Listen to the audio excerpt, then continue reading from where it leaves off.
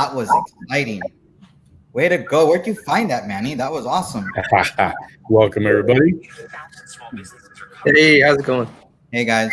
All right. Today is fight night. Are you ready to rumble? Cruz? I'm ready. How ready are you? Do you have your boxing gloves with you or anything? Ready to go?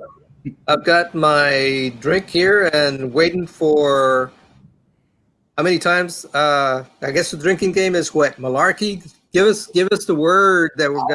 I was thinking, come on, but I'm afraid we'll get too drunk afterwards, and we don't want to do that because that one's going to happen a lot. But I didn't actually have alcohol. I didn't get a chance to go out and get any because, well, I'm not a drinker. So all I have is my iced tea and my cowboy cup. That's all I got. That's all I have because I didn't make anything to drink. Oh, Manny, are you ready? Did you get any alcohol for tonight?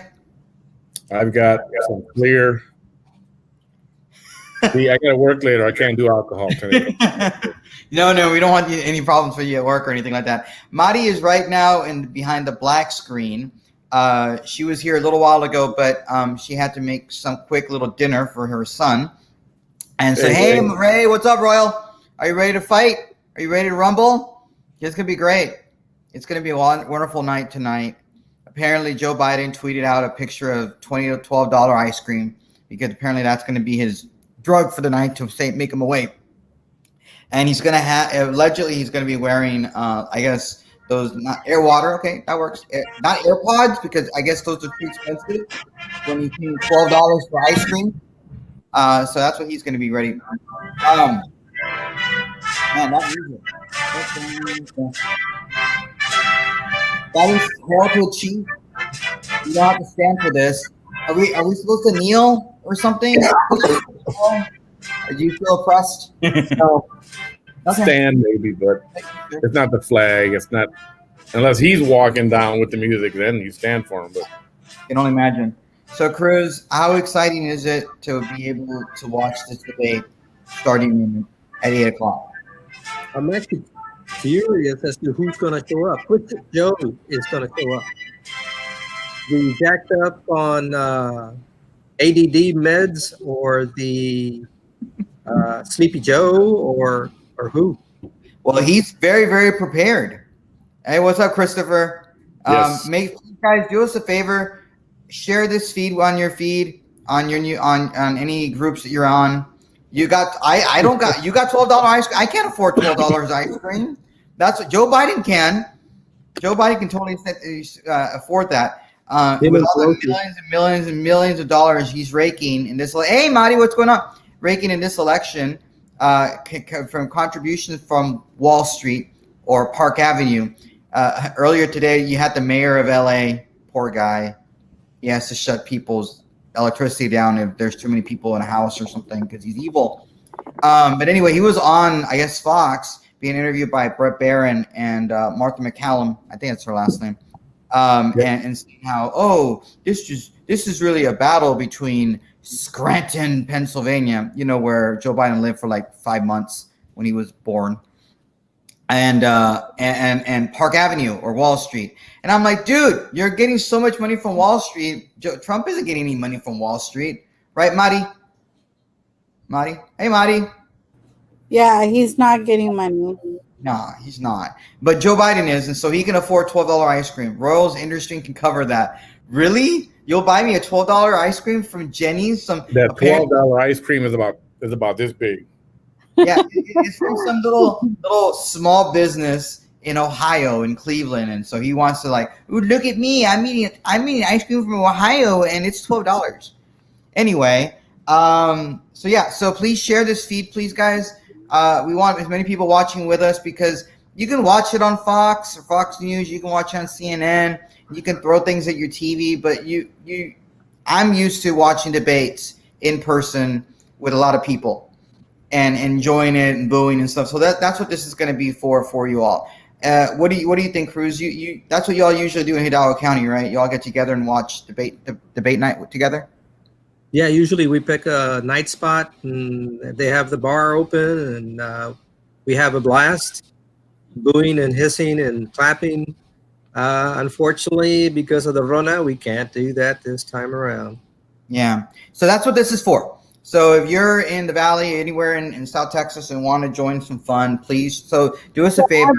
I brought my pineapple drink with me. Awesome, There pineapple. you go. I wish I would have done that. I didn't have time to be able to get alcohol today because, well, I don't leave. I don't go out and get anything. And I was gonna make me some special tea for my drink, but because I want to have a tea party. Haha. But I didn't make enough tea. This is all the tea I have. It's all the tea I have. So it's got to last me the whole night. So what are you expecting tonight, Maddie? Are you ready for a fight? Well, I don't know. It's going to be interesting.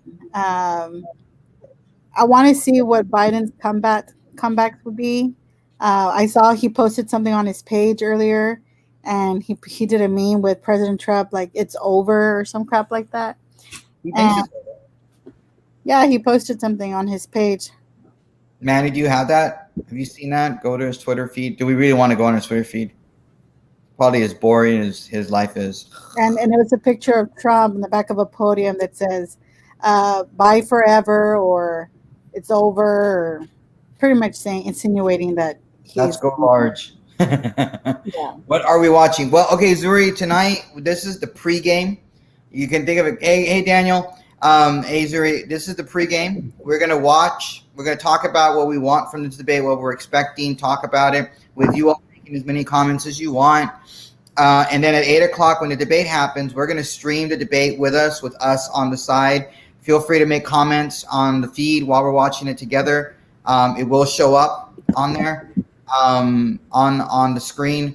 And we'll try not to interrupt. We're not going to talk during the debate, but we might say like, oh, that was stupid. Oh, okay, that makes sense. Or make little snide comments when we can.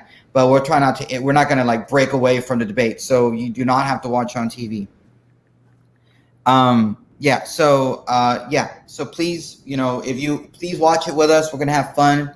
And if you're a Democrat, watch it with us. It doesn't matter. This is for everybody. So if you're a Democrat, Republican, Independent, this is your night. Be fun. So share it. And if you are a Democrat, make your Democrat friends go crazy. Yeah, if you're a Democrat, it's okay. Come on in. We won't make fun of you. I don't make fun of anybody. I just make fun of Joe Biden because I think it's weird that Okay, first thought. Do you really believe that there was a deal made between the Biden campaign and the Trump campaign to inspect each other's ears before the debate? He said no. Who said no? Biden said there's no way that we're going to do that. That and the blood test or whatever drug It's test. called the drug test. Yeah, well, we knew about the drug test, but there was actual news media, and we're supposed to believe the media. The media never lies, never makes anything up.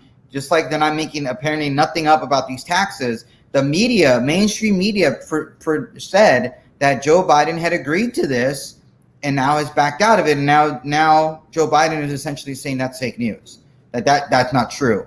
I never made that deal. But I just don't know who to believe anymore. Are we supposed to believe Joe Biden, or are we supposed to believe the media? I'm so confused. Are you confused, Madi, about this? Are you as confused as I am? Yes, I am. So do you think that Joe Biden is lying, or do you think the media is lying? Damn, that's a tough question.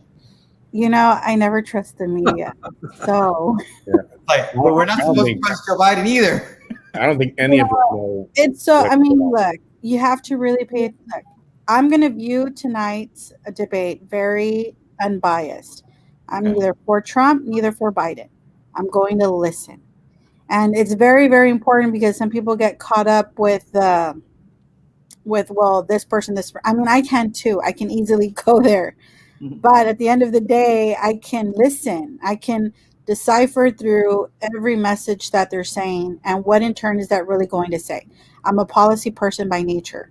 So what they're going to say, and I want to see how is that really going to be implemented? Is it really even feasible? And how much money is that going to cost the American people? Yeah. I'm going to tie that to how will that even relate to the Valley? How is that going to help the Valley?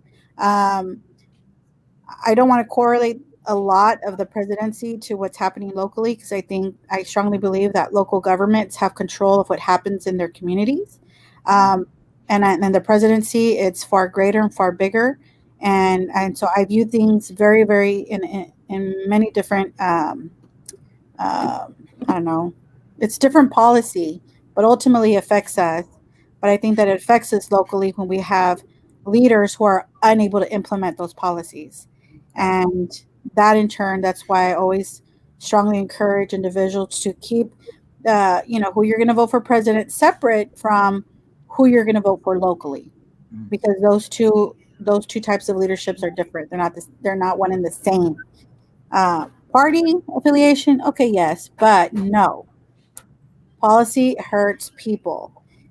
Just like Obamacare. Obamacare hurt people, and people don't want to understand that. People never want to recognize that.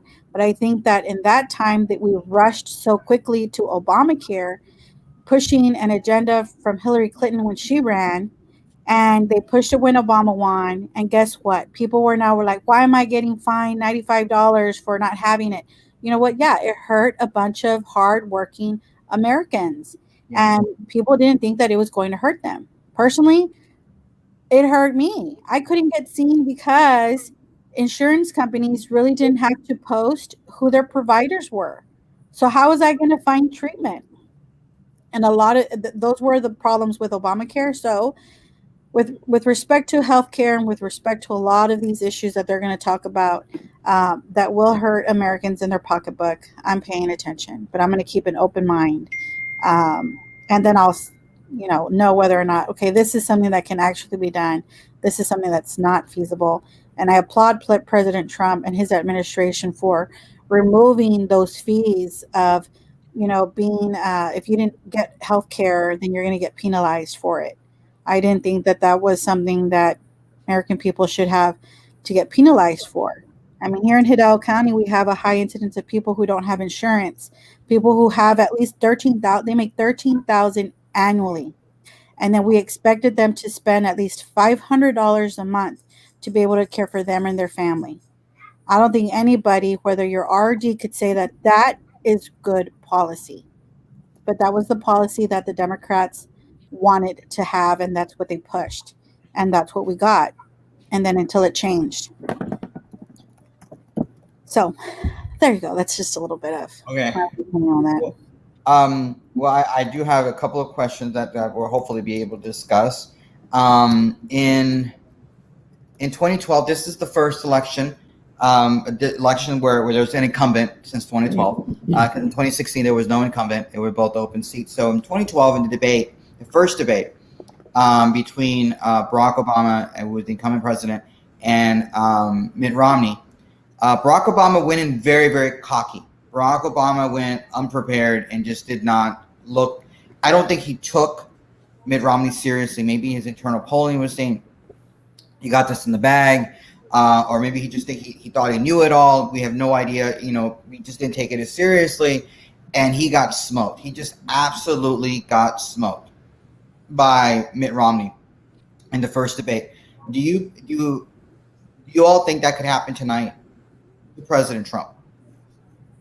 Cruz? President Trump gets smoked? Yeah, being too cocky.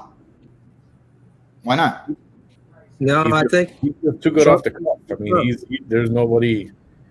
He doesn't need all that. He's been practicing with the press and the people for the last 4 years. I mean, he doesn't need a script. He doesn't, except for a speech. He doesn't need a teleprompter. He's so good. He's a TV guy. He can just shoot it right off from the tip of his tongue, and he's not afraid. He's very confident that way. Yeah. Cruz? I agree. There's been a lot of question as to what is he going to do? Is he going to respect the elder, or is he going to go after him? I don't know what he's going to do, but I hope he stays Trump. Trump should be Trump. Marty, you think he gets smokes tonight, Trump, because he's too cocky, potentially? When haven't they accused him of that, though? That won't be anything new. I mean, they're going to attack him on his IRS reports, but I saw recently an article or someone commenting saying, well, should we be upset? I mean, wasn't that a good businessman who avoided having to pay taxes? Isn't that what everybody wants to do, is try to avoid paying the taxes? And I mean, I pay taxes. Maybe I didn't get the right tax attorney or I'm doing something wrong, but You're not going to cruise. Your cruise. Yeah, you're not coming to me. You know, we don't First, want I'm gonna call you. your tax place. I don't You know. gotta have- We posted that article by the Western Journal that Dick Morris wrote, and he explained what happened with those tax returns those years and how much he prepaid, how much he paid was it 14 or 15 million dollars over 2 years, and so when his taxes came due last year for 18, there was only a $750 balance because he had already prepaid so much in taxes, and that's why there was a $750 bill. So they're not going to tell you all those details. They're just going to tell you, oh, he only paid $750. We Yeah. don't really know whether those returns are the actual returns that were filed. Right. Yeah. That too. Yeah. Good evening, brother. Yeah, we don't know. Nobody's seen them other than the New York Times, and they claim that it's the real legit. It's really his accounts or whatever. Doc is saying, how can you trust Trump, who has cheated on all of his 3 wives, cheated his businesses, and cheated the American people out of his fair share of tax as well? I'm not going to disagree with you on the wives, and I don't know about his businesses. But in terms of paying his fair share, there's been a meme going out there, and Doc, you'll appreciate this because you're a history guy. That Lincoln paid more in federal taxes than Trump did with his 750, but that was in 1861. Well, the thing is, in that particular meme, the income tax was completely different. The income tax that was in place was specifically for one thing and one thing only, and that was to help fund the Civil War. And that income tax only lasted a decade, and then it was gone because that's all it was for. And then we had another sort of income tax next before we had the income tax with the I think it was the 17th Amendment, if I'm not mistaken. Then the problem with that is the amount of income tax that President Trump is paying is different because he's a wealthy man. And as a wealthy guy, you don't necessarily pay income tax. You pay taxes on whether it's dividends or capital gains or property or things like that. But that's not necessarily income taxes. And so it's possible he doesn't pay very much. And in fact, when he was running in 2016 and even before then, he complained that billionaires were not paying a lot of money in income taxes. And obviously he's not paying a lot of income taxes if this article is correct and this article is true. So there's a little bit difference in terms of what we're doing. And you have, I'm not going to say the Greek guy's name because I don't want to get sued or Fox News get mad at me for saying his name, but his first name is George. Just kidding. Warren Buffett, you have other Bill Gates. A lot of these billionaires are not paying as much income taxes as your regular mom and pop are doing. And so I don't know if it's fair share, and that's very Biden-esque to say fair share. He's paying other forms of taxes that we're not aware of. What do you all think, guys, on what Doc is saying? That's an SJW term. It means nothing. Pay their fair share of taxes. Every person should pay the least amount of taxes. Yeah, and you make sure a lot of people are applauding him for saying, "Hey, that's great that he only paid that much." It'd be our goal, and if we had the ability to pay somebody to figure that out for us, we wouldn't have to pay so much in taxes. It's not illegal. You're just finding all the right little loopholes and things that you can get away with legally if you can, but it seems very plausible that he did pay millions of dollars prepaid over a couple of years, and then this bill happened to be so small because he had paid so much into it already. So I don't know. Those are the rules, and if you're going to blame anybody, you need to blame Congress because those are the ones that come up with the rules for themselves and their buddies. So he just followed the rules. All right. Sorry, guys. I keep getting text messages on my relatives. Are you watching the debate? I'm like, yes, I'm watching the debate. Here, watch it with me. Because everybody in my family knows that I'm really into politics and whatnot. Madi, what are your thoughts on what Doc is saying? Oh, Doc, another comment. Trump has purposely purposely deflated the value of his properties to pay lower taxes, but inflated the value of his properties to get bank loans. That is considered tax fraud. I'm not a Negative. tax guy. It is not. Every year, the appraisal district, if they do a change on your value of your taxes, you can go and dispute that. Yeah. Every year I go dispute any attempts they try to raise my taxes, and if I were to sell, I'd be trying to do whatever I can to raise the value for sales purposes. Completely different animals, completely different, oranges and apples, Yeah, and oranges. but you know what? I would even go further to say that even if you lived in Hidalgo County, your taxes are going up. That's been the pattern. We've experienced it. I know that I contested some property taxes, and most people do not do that. They're not educated enough, but they're not aware enough, right? Or educated on the process of how to do that. I don't think that the department itself, they don't lend themselves enough to educate people like myself or others. Hey, you don't like how your appraisal was? Come over here and protest it. People don't know that they can do that. So what do? They get their tax bill and they're just like, oh, my property tax went up. I guess I got to pay that. My parents do that. You know why? My parents just comply. They comply, they do, because at the end of the day, they understand that the appraisal district and the county has the authority to take your property. And who wants their home taken from them? No one. Yeah. And they don't make it easy to contest it or to what's the word, appeal it. Yeah. You know, they don't make it easy. It's a process you have to go through, and you have to make an appointment, and you have to go there. Yeah, And then There's businesses that make their money, their living protesting for you. You pay them a percentage of whatever they can lower your taxes by. Mhm. Timothy Wilkins, Hidalgo County. He's a top-notch protest business. He does a really good job. I can tell he's a real big conservative guy, and you know, one of these days I want to have him on the show, especially with tax season coming up again. You'll be getting your property taxes on October 1st. It's going to be wonderful because you're going to have taxes probably going up. Oh no, we didn't raise your taxes. Your property value just went up. It wasn't our fault. The city will tell you, or whatever entity, we didn't raise your taxes. Yeah, we did make more money by keeping the tax rate exactly the same than we did the year before, but that's not our fault. You know, the property values just went up. That was the appraisal district's fault, not our fault. Yeah, but you could have kept it a lower tax rate. Going, no, but we want to maintain the same tax rate so it doesn't get too confusing. Doc is saying Trump has been responsible for the cost of American taxpayers $251. I'm sure he means millions. So Yeah. where's the evidence of that? What evidence of that are you talking about? I don't even know what $251 means. So enlighten me, Doc. I'm willing to listen.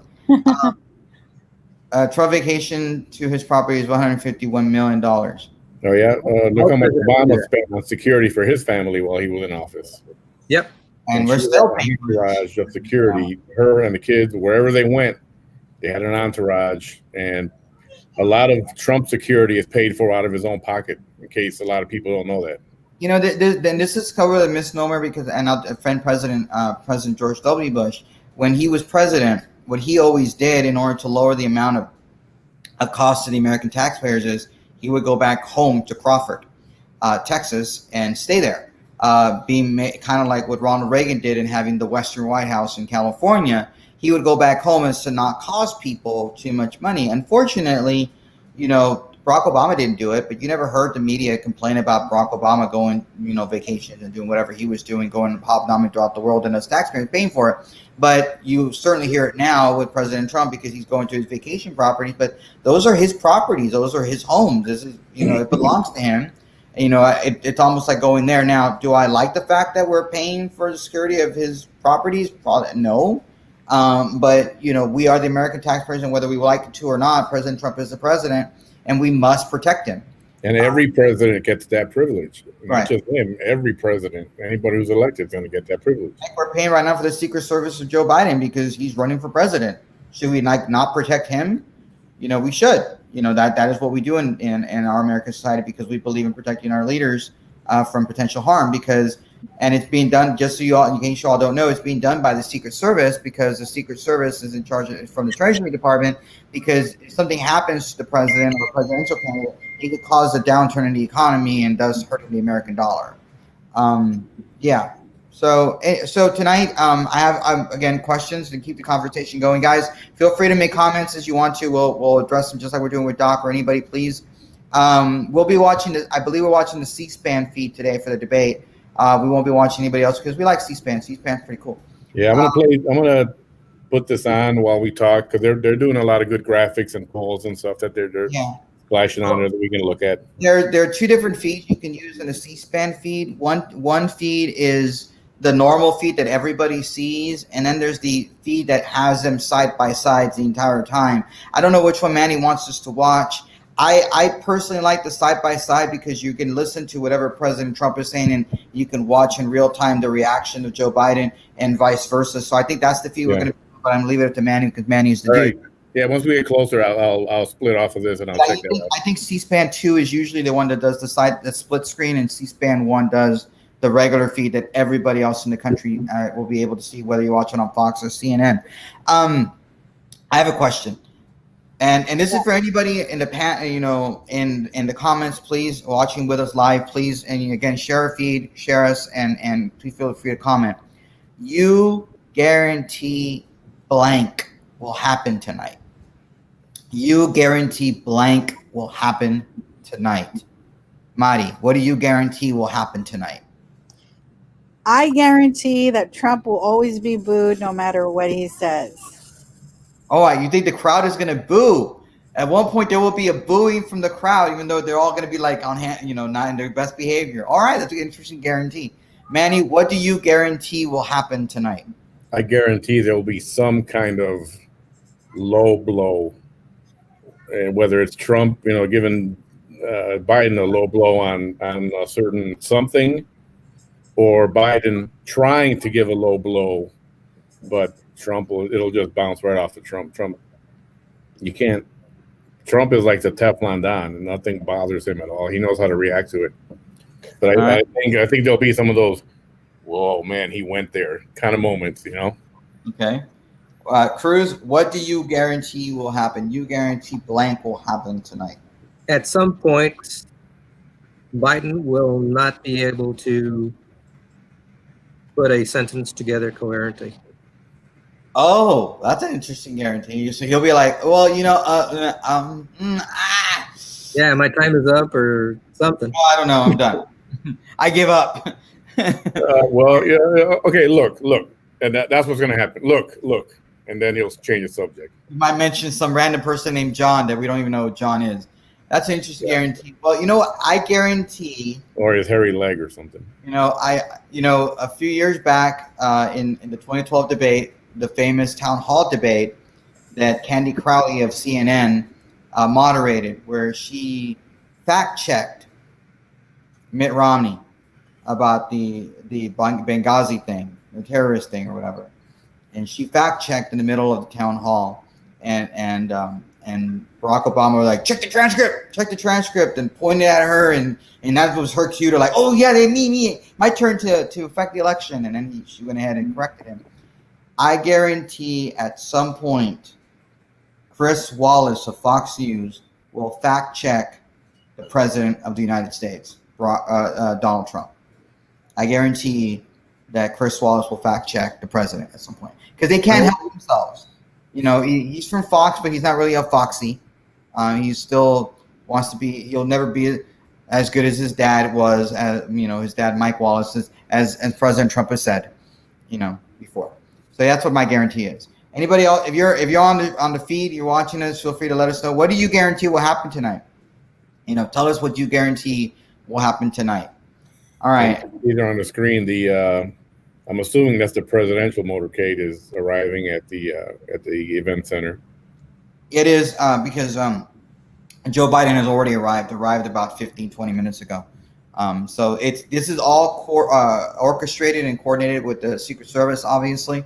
Age before beauty. Yeah. Well, and so they want the president to go in after Joe Biden, because Joe Biden isn't as important, I guess. Yeah. that's what's going on. And if you want to make the screen a little bit bigger, Manny, you can. Feel free to do that. It's not as small. But yeah, this is the president motorcade coming into the arena in Cleveland, where Cleveland rocks, I guess, in the Rock and Roll Hall of Fame, the home of the Cleveland Browns, and the Cleveland Indians. We I didn't don't think the national. What do you call it? Are you having Joe Biden? No, when the GOP had their national convention in Cleveland, it was in Cleveland, wasn't it? Yeah, a few years back. I don't remember what year. It's like, what's in Cleveland? I don't know, but Trump is an idiot when it comes to talking. He can't read a speech someone wrote for him. He makes I'm assuming no sense, not so sense. You know, I made that same comment on my feed a couple days ago. Can he just read a freaking script? And I wrote that because some of his speeches that are written for him are actually pretty good. I wish I could like him as our president, but his speeches suck. Somebody made a comment that maybe I prefer to listen to him without a script. Just talking to the people, answering questions, and he's good like that. I mean, a lot of people, even Kamala Harris, she was reading the teleprompter a couple of weeks ago. She's not that good at it either. I don't know if it's just difficult or what it is, but yeah. Well, honestly, I don't like someone reading from a teleprompter and their eyes are going like this. Right. It's like you're in a leadership position. This should come natural to you. You should not need to read it. And if they can't memorize the speech, then I question why they're even there to begin with. All right. Well, my next question, and feel free, Zuri, to let us know what do you guarantee will happen tonight. You, Doc, Ray, if you're still watching with us. How can Biden win tonight? How can Biden win tonight, Cruz? How can Biden win tonight? In your estimation, how can he win? If he stays away from policy and just attacks on a personal level, any response will be against Trump as opposed to what he would do is what Trump has not done or has done to cause trouble. I think that's the direction he's going to go. He's just going to deflect. And if he does that successfully, he will win. Yep. All right. Madi, how can Biden win tonight? And obviously the next question is going to be Trump, but let's focus on Biden. Well, okay. Biden can win tonight if he doesn't ask for questions to be repeated. He'll win tonight. Happens. And he'll win tonight if he can actually finish a complete sentence. Every complete sentence or just complete sentence? One. No, all of them. Okay. I thought maybe just one sentence, Joe. You win one sentence, you win. No. That's low expectations right there, Madi. But no, so he goes off flawlessly. He doesn't stumble through anything. He reads every sentence or every sentence that goes through his earpiece. Everything goes in function. Okay. Is it possible he's got a microscopic implant put in there that you can't see by just going like this?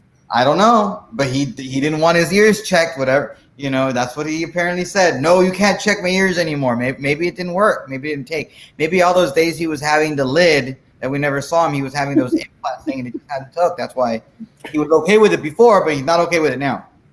Manny, what? Just remember that the press will carry him over the line. The press, I guess, will 2 sentences. I think maybe that's their goal, 2 sentences, and they'll say that he won. Manny, how can Biden win tonight? I know you don't want him to win. He can't win, but he can win if Trump really, really goes low, I guess, on him, and people might get turned off by that. Okay. Can Joe win it on his own merits? Nope, not at all. So he needs help. What you're saying is the old man needs help. Yeah, pretty much. Here, Woody says, Biden freaks me out, touching all these females, give me the creeps, but there's no other option. Our president is also super creepy towards his daughter. Yeah, I don't think so. At least he keeps it to it in the family observer. He may be from New York and not from Arkansas, but at least he keeps it in the family. And can check Trump hair and fake tan too. But that wasn't agreed to, Doc. I mean, he would agree to it. You know, that's what you do in the negotiations. Yep. But apparently, there were two things that were agreed upon. Well, one was the earpiece, definitely not the earpiece. The ears. But the other one that he had asked for was every 30 minutes have a little break. Why does Biden need a break every 30 minutes? And I had my friend Donald Klupper say, wait till you're over 70 to realize that. Yeah, but they make these things called Depends. You know, they have these underwear things, and that's what he desperately needs to do. Well, that's why he's got to get them changed every 30 minutes. They need. Well, is this the part of the earlobe, no earlobe attached earlobe thing? Is that what you're going at, Manny? There's actually 3 different Bidens that we don't know about. I mean, I don't know. I think it's ridiculous for somebody to say, I want 30-second breaks, every 30 minutes. That's never happened in these types of presidential debates. It's happened in primary debates where you're being sponsored by CNN or Fox or MSNBC or ABC. Why? Because they need money and they need advertising dollars, so they do those breaks. But when it comes to these specific debates, no, they don't do breaks.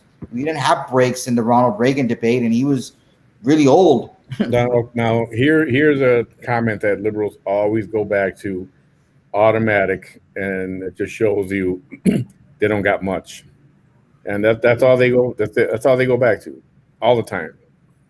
It's just a go-to answer. Wait. Hold on. He didn't say that October 2018. That particular video came out in October 2016, but that video did not take place in October 2018 nor October 2016. It was locker room talk. I was grossed up by it too, but it's between 2 dudes. They're just talking, and what he was saying was that women in Hollywood will just let you do just about anything, I guess, to get ahead. Whether or not he actually did it, we don't know, because I don't think in that video it showed that he actually did what he said that he believed women would let them do. You know, I don't know. But hey, what's up, Sochi? Good evening. But are they going to honor that request? No, they are not. Because when you have these debates, you negotiate everything. You negotiate the height of the podium. They already denied it. Podium, yeah. You negotiate who the moderator is, how many, the centimeters away from one podium to the other, the types of questions that can be asked. You negotiate everything. You negotiate where the debates take place, how many debates you do, anything you can think of, the lighting, the shape of the lighting. You're seriously going to compare Trump's morals to Biden? No, I never compared Trump's morals to Biden. I will say that I'm creeped out by the fact that Biden likes smelling people's hair. I mean, it's one thing to smell the head of a baby that's your baby, because we do that in our culture.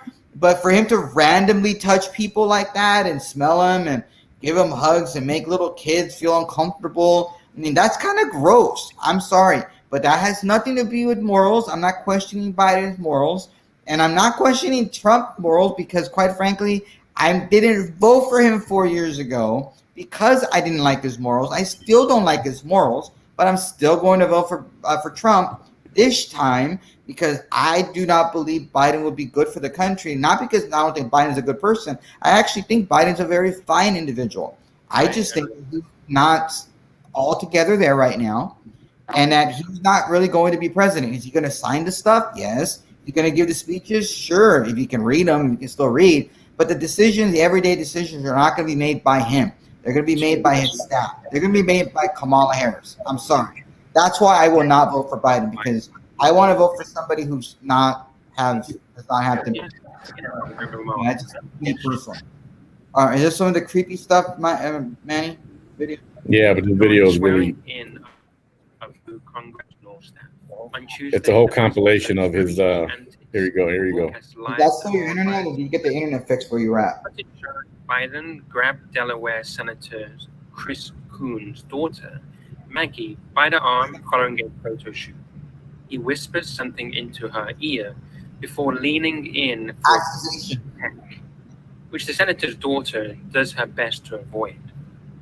Biden Biden also is creepy. I agree. He just is. about the attractiveness of other senators. Why? Don't give us long stuff, Manny. I don't want to do long stuff.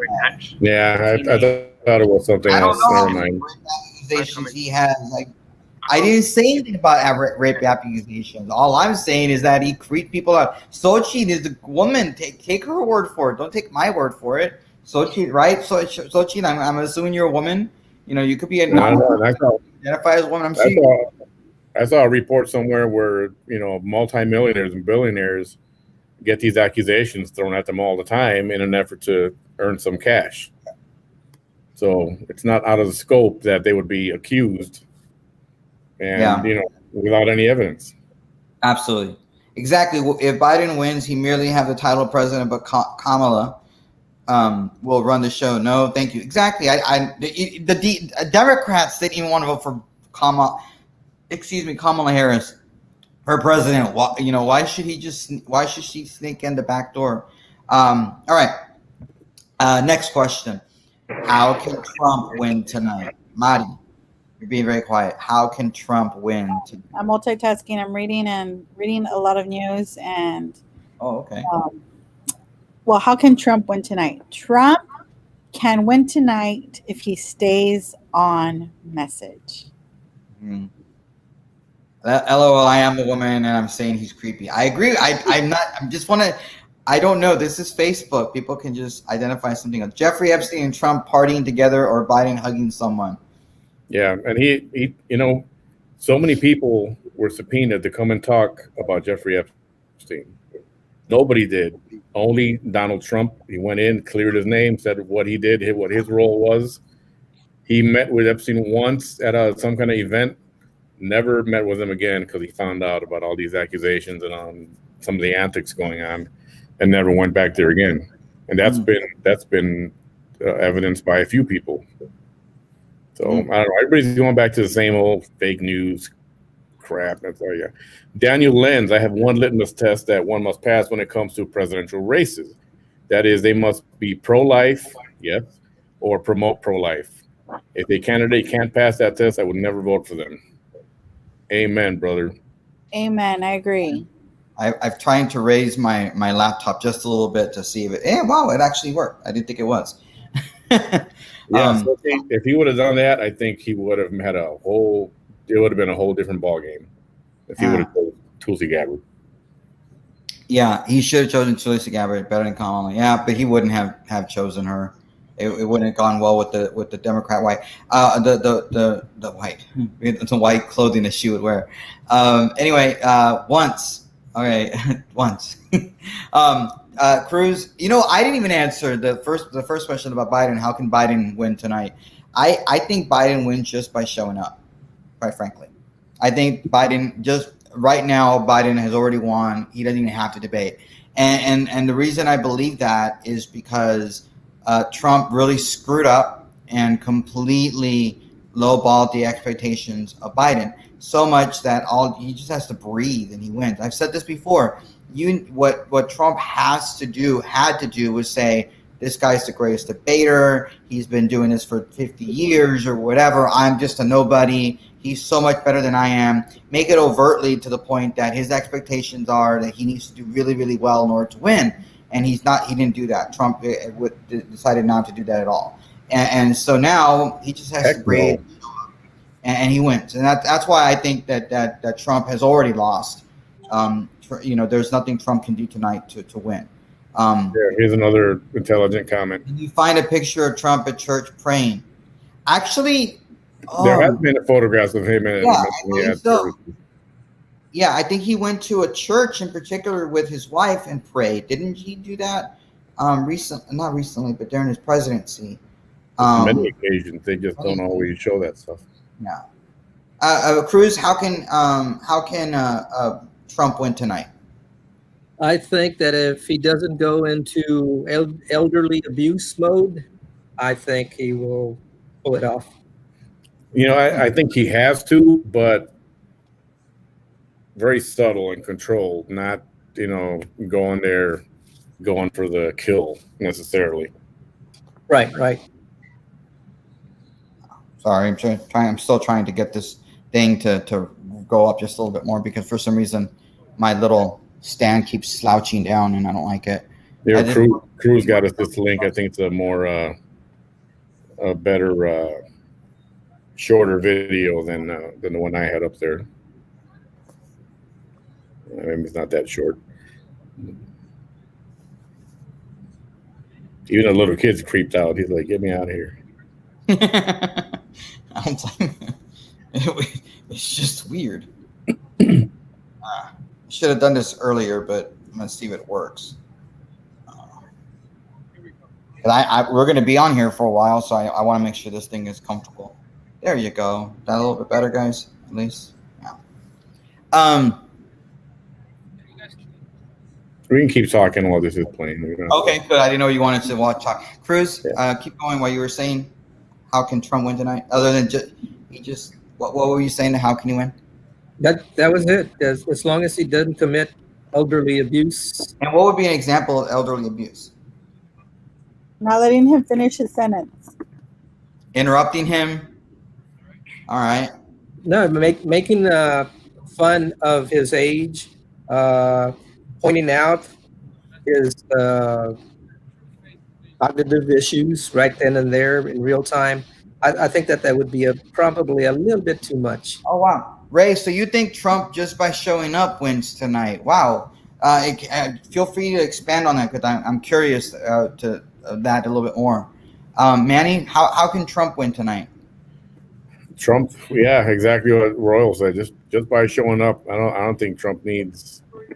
This is Joe Biden's to lose. I don't know. I don't see this being This is just another thing Trump's got to do to election day. I don't think he can screw it up unless.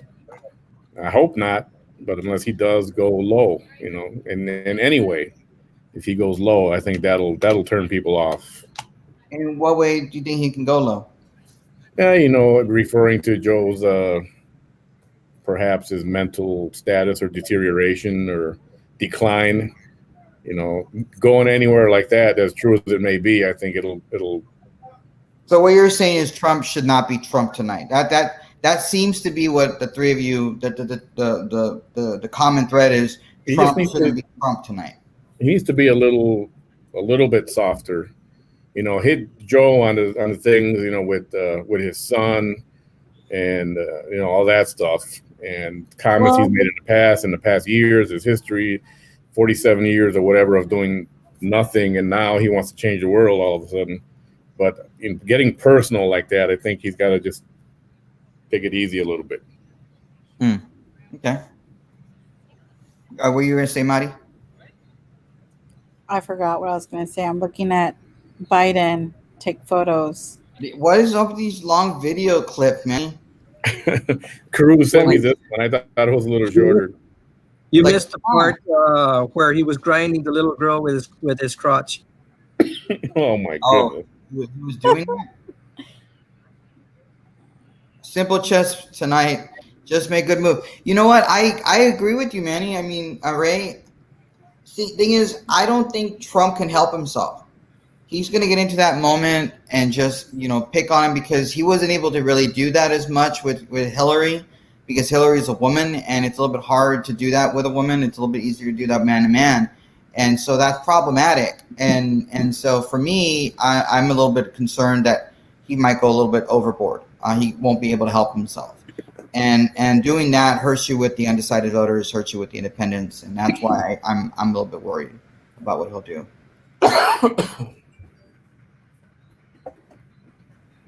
Oh, sorry. I didn't mean to mute myself. I was trying to scroll up. Last question. Can either Joe Biden or Donald Trump lose the presidency tonight? Manny, Cruz, anybody jump in? I don't think so. Not the first one. What? Not the first one. Not the first one? Okay. Manny? Yeah, tonight is just it's a big to-do. Everybody's going to try to outdo each other, but I think those voting for Trump have already made their decision. Those that are voting for Biden already made theirs. And I think somebody said there was a poll that 5% could go either way, just based on tonight. Yeah, Marty.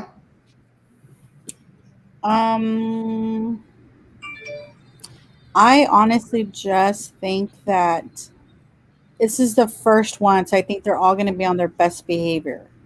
I don't even know how many they agreed on doing. 3 debates and 1 debate for the vice president. So I think that they're gonna both try to keep their decorum and respect for each other. Um, there will be some of those, some punches, some jabs that will be made. However, if that poll is that 5% will determine how they're going to vote. Look, no one ever, as a voter, for me personally, yes, I vote Republican. But the general election, you got swing voters, you got Democrats voting for Republicans, you got Republicans voting for Democrats. It's up in the air. It's 50-50. You don't know. And I know that I don't ever want to see someone who's running for office to get my vote to just speak out of their behind. Okay. I'm not that type of voter that just says, okay. But their behaviors will also say a lot. I think even for President Trump, because he's known to just do whatever he wants, say whatever he wants. It's worked for him. That's his style. And I think by now people have just understood that that's just the way he communicates. There's people that I know that aren't the best communicators, but you know what? That's who they are. And I think people have come to accept him for that. To me, that's his style. It doesn't bother me. But I want to see with that style, what's the substance? What's the substance behind that style? Biden, honestly, there's nothing that he said that has actually gravitated to me, that has told me that it's going to be anything different if he were to get elected. As a matter of fact, I'm scared and nervous as to what will happen if a Democrat wins the office. As of right now, they don't have the presidency. We're seeing so much destruction, so many riots. No Democrat coming up and saying, "Hey, that's wrong. Y'all need to calm down. Stop that." We're not hearing those types of rhetoric of telling voters or individuals, Americans, "Hey, let's take that back. Enough's enough. We've heard your concerns. Let me try to address that through policy, especially in this bid for presidency." I haven't heard that. So unless I hear something to that extent, but right now I'm just listening. I honestly don't think that there's going to be anything different, whether Trump is in office or not. Sochi made 2 comments, and I want to read them. The second one is, my coworker said they were not watching the debate because they already know who they're voting for, Biden. Yeah, there's a lot of people who are just not going to vote, not want to watch it. And if you don't watch the debate, you're just going to let the media tell you what they saw. Let's get ready to rumble, Doc. Sochi had another comment earlier. What was it? I didn't get a chance to read it out. I agree with Roman. And so, I want to read that one. I agree with Roman. I like those comments. Those are my favorite comments. So if you can put that one back up there, man, that'd be great. I want to read that loud. Somebody agrees with me. I love that. Well, you know what? I agree with Roman. He will not help himself. Of course, I will not help myself. Oh, you mean Trump? Okay. And I hope he comes before the debate. Yeah, you know what? It doesn't matter what you told Trump. Do this, do that, do that, do this, do this. He doesn't give a rat's behind. He's just going to do whatever he wants to do. She's on point. She is on point. Marty is on point. Can you put Daniel Lentz so I can read that one out loud? Manny? Oh, okay. I guess not. I will read it because I think I can see it here. Daniel Lentz earlier said Trump supporters will not change, but Biden supporters will not change how they vote. It comes down to appealing to the undecided independent voters. Exactly. Absolutely. Doc said, one shot if Biden takes a pause, one shot if Trump says fake news. That's a good one. But but I think Biden will say fake news more. Is a pause like this or a pause this long? How long is a pause? No, because then we'll really be drunk tonight, Doc. I don't want to get that drunk. Fake news. I agree with Royal. Well, yes, of course you agree with Royal. You have to agree with Royal. You're Royal. You have to agree with Royal. But yeah, guys, we are less than 4 minutes. Chris Wallace is already talking to the audience right now. Manny, if you want to put up the C-SPAN 2 feed already so we can get ready. Guys, please watch it with us. Make comments like we're doing right now. You could watch it with other people. Feel free. This is your casa. Manny's going to be stepping away probably about 9:15. So somebody else is going to be handling the comments. So blame that guy. Don't blame Manny. And so we're going to have some people come after the debate is over that didn't want to come during the pregame and wanted to watch it in the comfort of their own home, and they're going to come on afterwards. We're probably going to go on until about 11. So the debate should be over about 9:35 más o menos. And so we'll go on for about an hour, hour and a half talking about it. Watch it with us. Please do. We're going to have a lot of fun doing it, hopefully. I think Erasmo was going to be joining us at some point. I don't know when he's going to come on to join us. He wanted us to join his thing, but Manny, we would have to share each other's account, and neither one of us wanted to do it by ourselves. So we like, oh, we'll just do it this way. So please feel free to watch it with us. This is Chris Wallace, Fox News, talking. That is Dr. Joe Biden. You think he's talking, but there's no audio yet. Okay. Really? That's surprising. I would have. Yeah, he's giving everybody the clue. Everybody is social distancing. Yeah. Do I think Chris Wallace will be fair? You know what? He's an anti-Trumper. Yeah, he is. He's an anti-Trumper. So will he be fair to Trump? I don't know. I think Chris Wallace is okay, not great. I think Chris Wallace is probably going to be the better of all the 4 moderators that are going to be chosen, quite frankly. And so I think Biden's people, if he's somewhat unfair to Biden, which I don't think he will be unfair to Biden, just for like a hair, will say, oh, well, he's from Fox. Are we going to do any live fact checking? If you want to, Doc, feel free to make the comments. Do you think Chris Wallace would do that? Yes.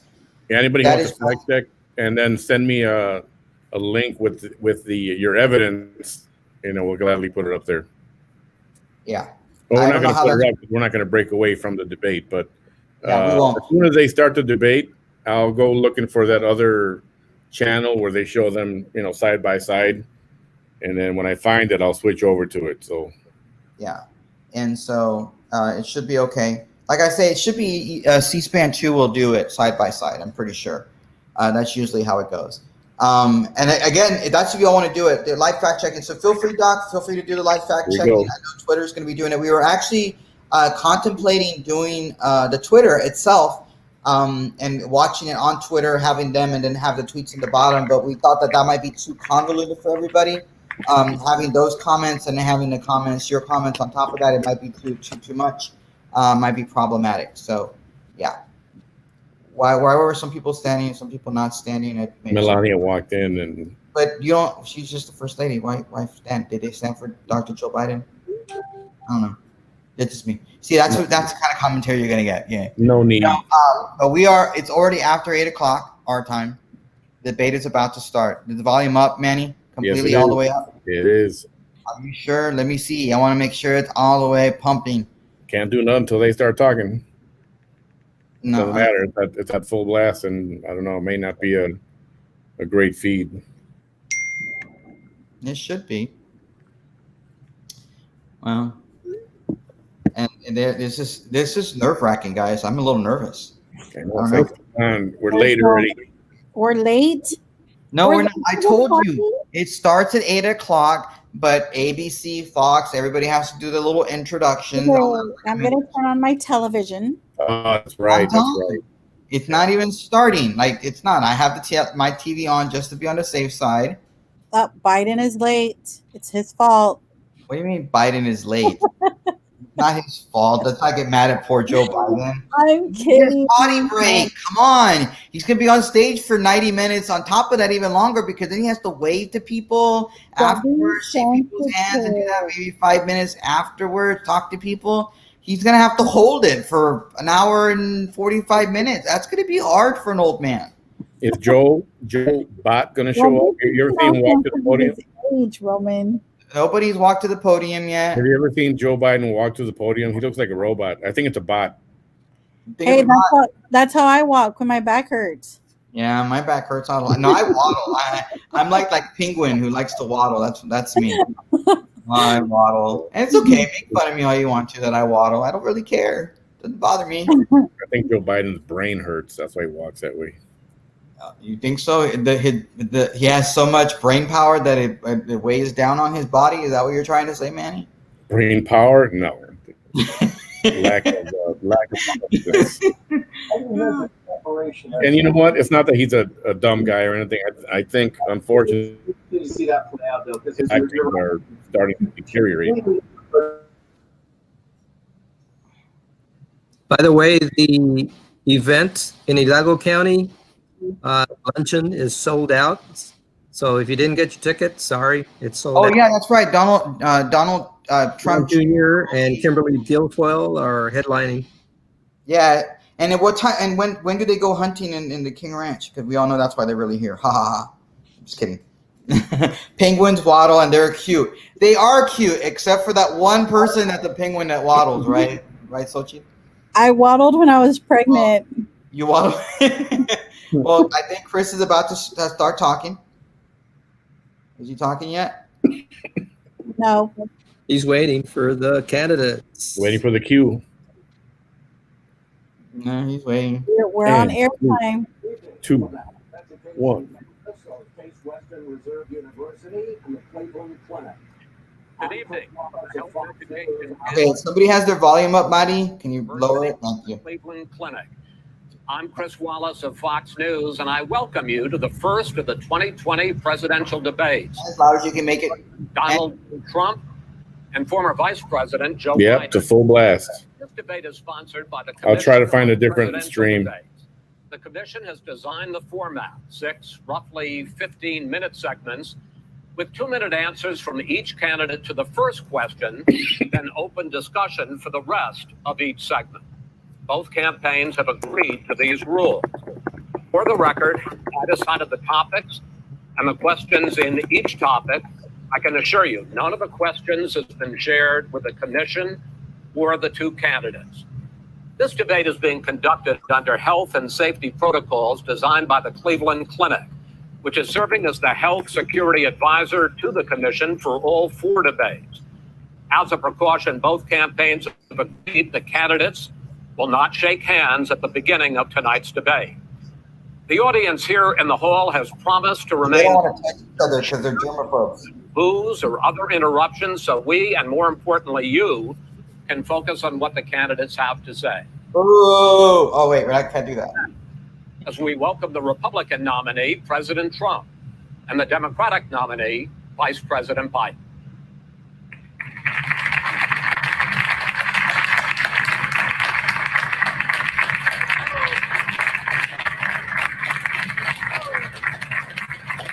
Wow, At least they Joe Biden acknowledge did not each other. Joe Biden did not quit.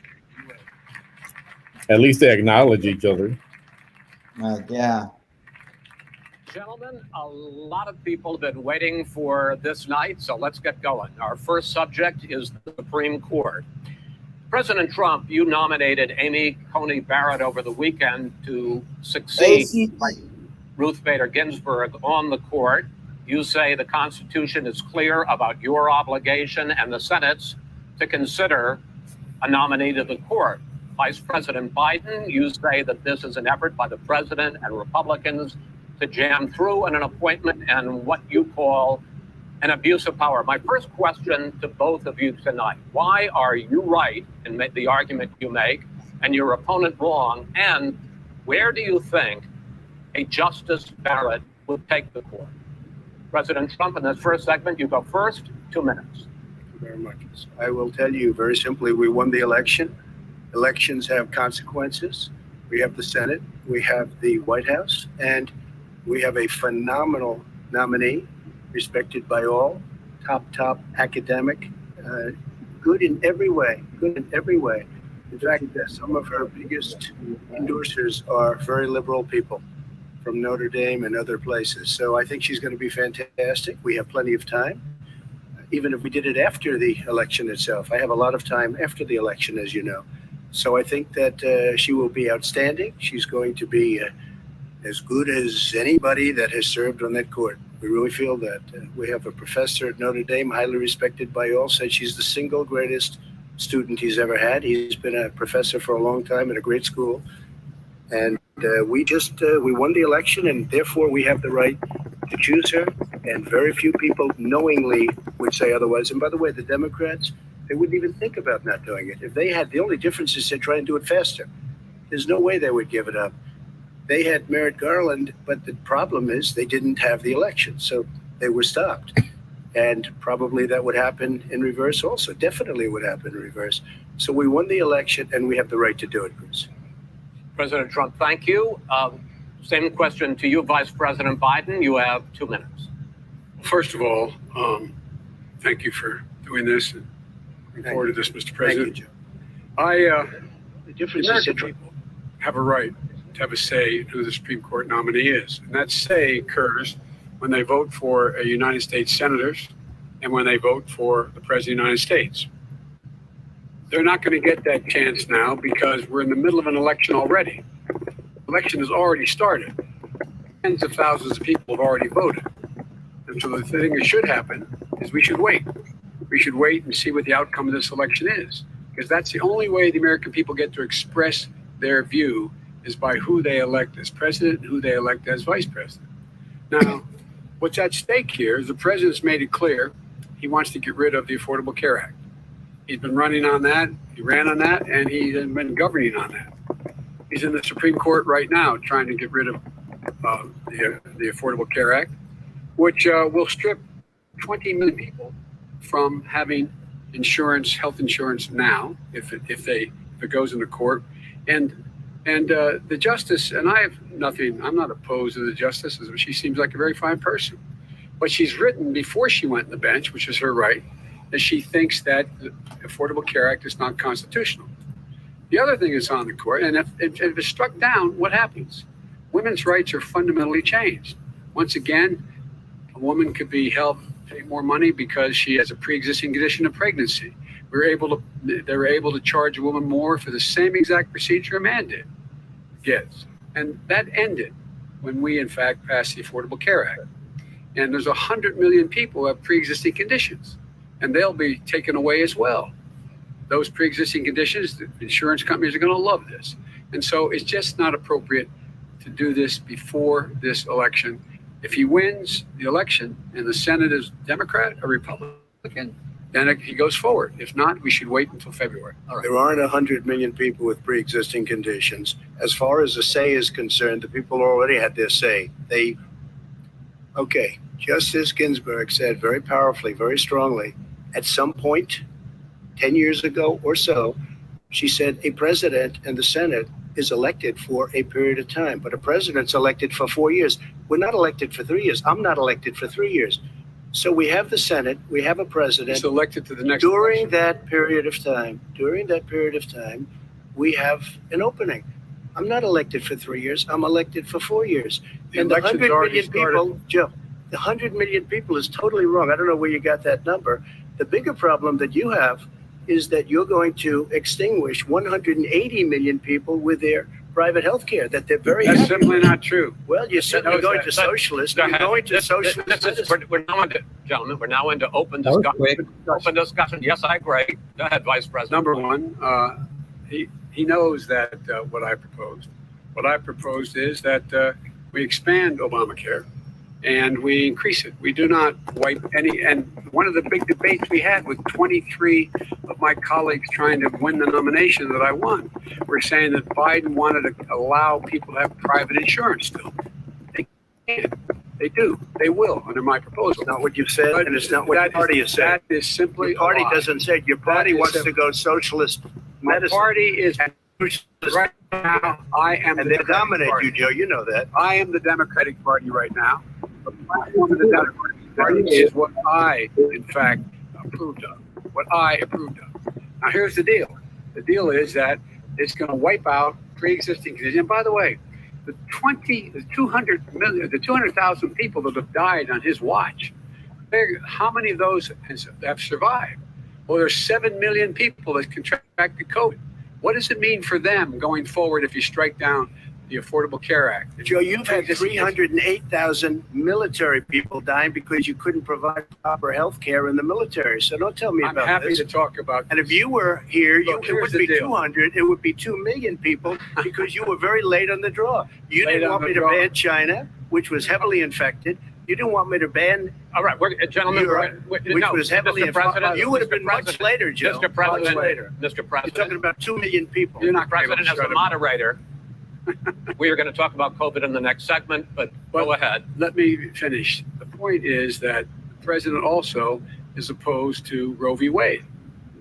Elections all in the ballot. And so that's also right. Okay, And so I'm going to interrupt. What does this have to do with the Supreme Court? Discussion.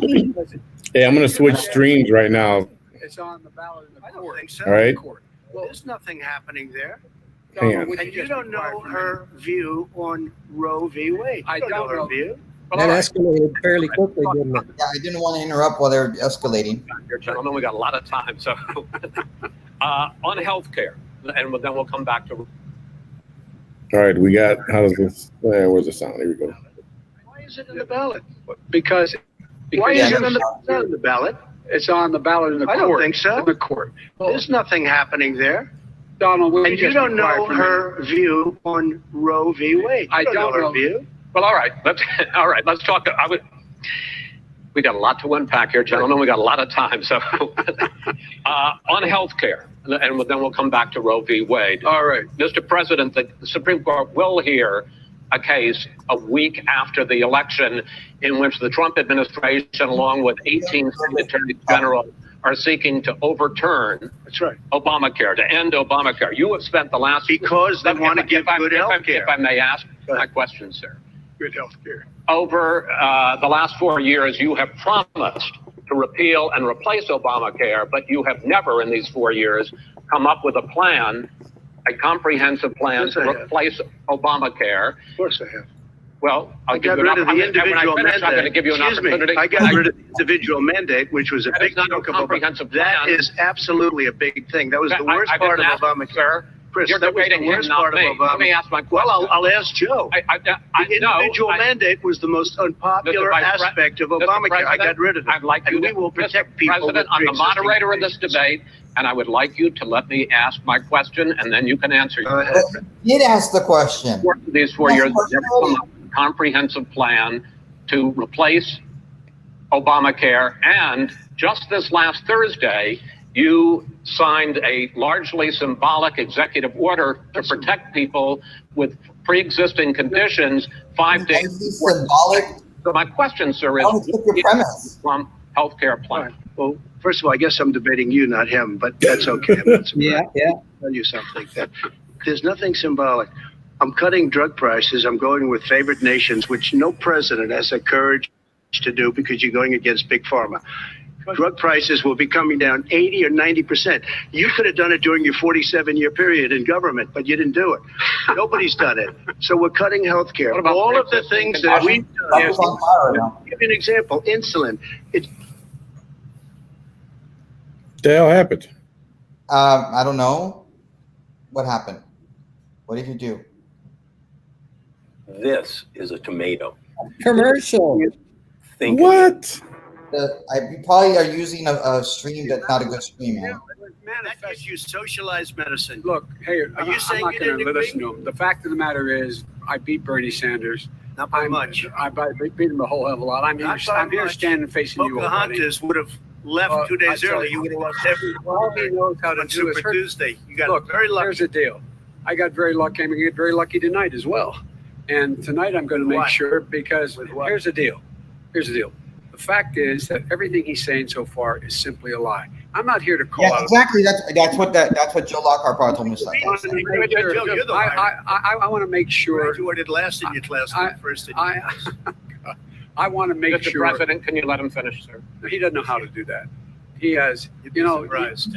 That's smirk. one guy at the wrong time. Listen, you agreed with Here's the Bernie deal. Sanders to the The manifesto. whole idea, Let him disavowing. there is Let no him finish so he can stumble, Trump. Come on. Just lost the left. number two. You just lost the left. You agreed with Bernie Sanders on a plan. Folks, Absolutely folks, agreed do you have to. any And under that idea plan, what you have this clown's socialized, they doing? call it Yeah, I went to the clown. socialized That medicine. was one of my picks. What? He is not for any help for people needing health care Bernie? because he in fact already has cost 10 million people their health care that they had from their employers because of his recession. Number one. Number two, yeah. there are 20 million people getting health care through Obamacare now that he wants to take it away.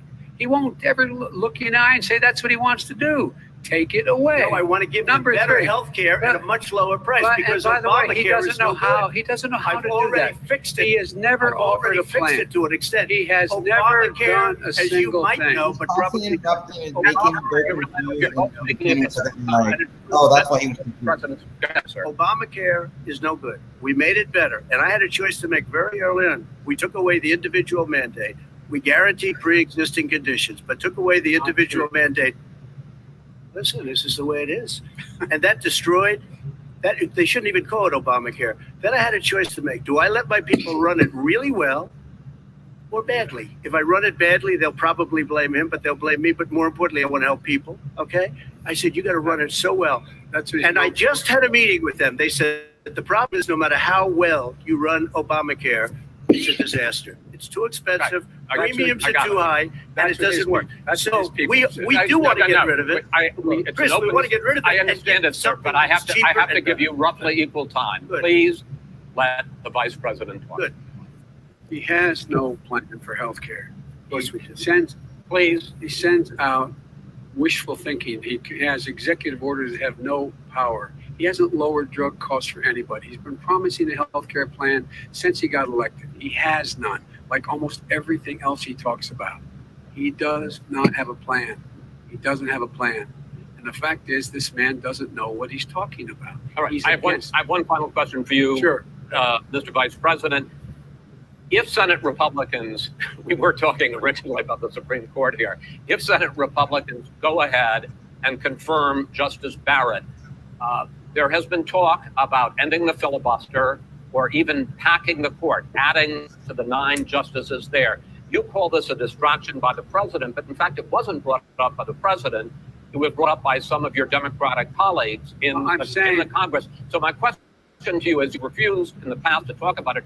Are you willing to tell the American people tonight whether or not you will support either ending the filibuster or packing the court? Whatever position I take on that, that'll become the issue. The issue is the American people should speak. You should go out and vote. You're in voting now. Vote and let your senators know how Are you gonna strongly pack you the feel. court? Totally dodged that Vote question. now. You gonna pack the Make court? sure you, in No. fact, let people know He doesn't want you're to answer the senators. question. I'm not So going to what's the answer? You answered that Because question. the You wanna question put a lot is- of the new question Supreme Court is- justices, the radical question- left. Would you Who is shut your up, man? listen? Who's on your list? Come on, man. Did you say that? Come on, man. No, he said, shut up, man. I'm not going to give a list. We have ended this segment. We're going to move on to the second segment. That was really We didn't even talk about the Supreme Court, for goodness sakes. keep. Oh, Everything's wet. They should do. 47 years, you've done nothing. They understand. All right. The second subject is COVID-19, which is an awfully serious subject. So let's try to be serious about it. We have had more than 7 million cases of coronavirus in the United States, and more than 200,000 people have died. Even after we produce a vaccine, experts say that it could be months or even years before we come back to anything approaching normal.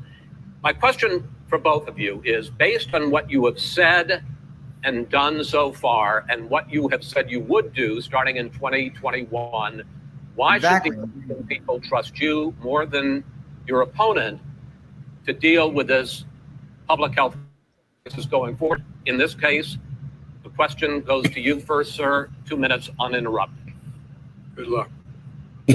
200,000 dead. You said over 7 million infected in the United States. We, in fact, have 4% of the world's population. 20% of the deaths. 40,000 people a day are contracting COVID.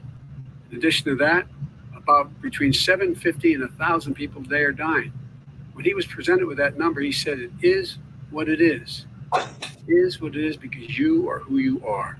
That's why it is. The president has no plan. He hasn't laid out anything. He knew all the way back in February how serious this crisis was.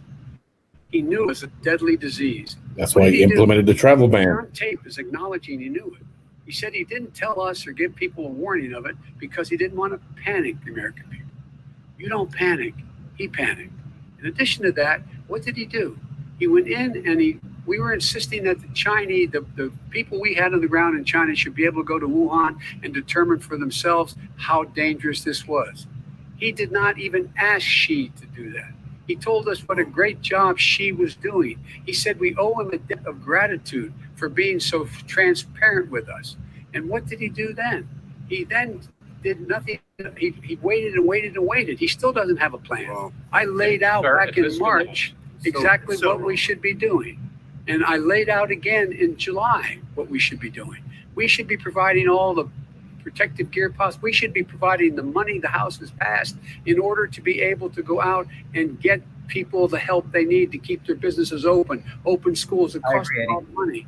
You should get out of your bunker and get out of the sand trap and get in your golf course and go in the Oval Office and bring together the Democrats and Republicans and fund what needs to be done now to save lives. Basement for months. Would have listened to you. You have 2 minutes, sir. If we would have listened to you, the country would have been left wide open. Millions of people would have died, not 200,000. And one person is too much. It's China's fault. It should have never happened. They stopped it from going in, but it was China's fault. And by the way, when you talk about numbers, you don't know how many people died in China. You don't know how many people died in Russia. You don't know how many people died in India. They don't exactly give you a straight count, so you understand. But if you look at what we've done, I closed it, and you said he's xenophobic. He's a racist, and he's xenophobic because you didn't think I should have closed our country. Wait a minute. It says 2 minutes. You didn't think we should have closed our country because you thought it was terrible. You wouldn't have closed it for another 2 months. By my doing it early, in fact, Dr. Fauci said, President Trump saved thousands of lives. Many of you Democrat governors said, President Trump did a phenomenal job. We worked with the governor. Oh, really? Go take a look. The governors said I did a phenomenal job. Most of them said that. In fact, people that would not be necessarily on my side said that. President Trump did a phenomenal job. We did. We got the gowns. We got the masks. We made the ventilators. You wouldn't have made ventilators. And now we're weeks away from a vaccine. We're doing therapeutics already. Fewer people are dying when they get sick. Far fewer people are dying. We've done a great job. The only thing I haven't done a good job, and that's because of the fake news. No matter what you say to them, they give you bad press on it. It's fake news. They give you good press. They give me bad press.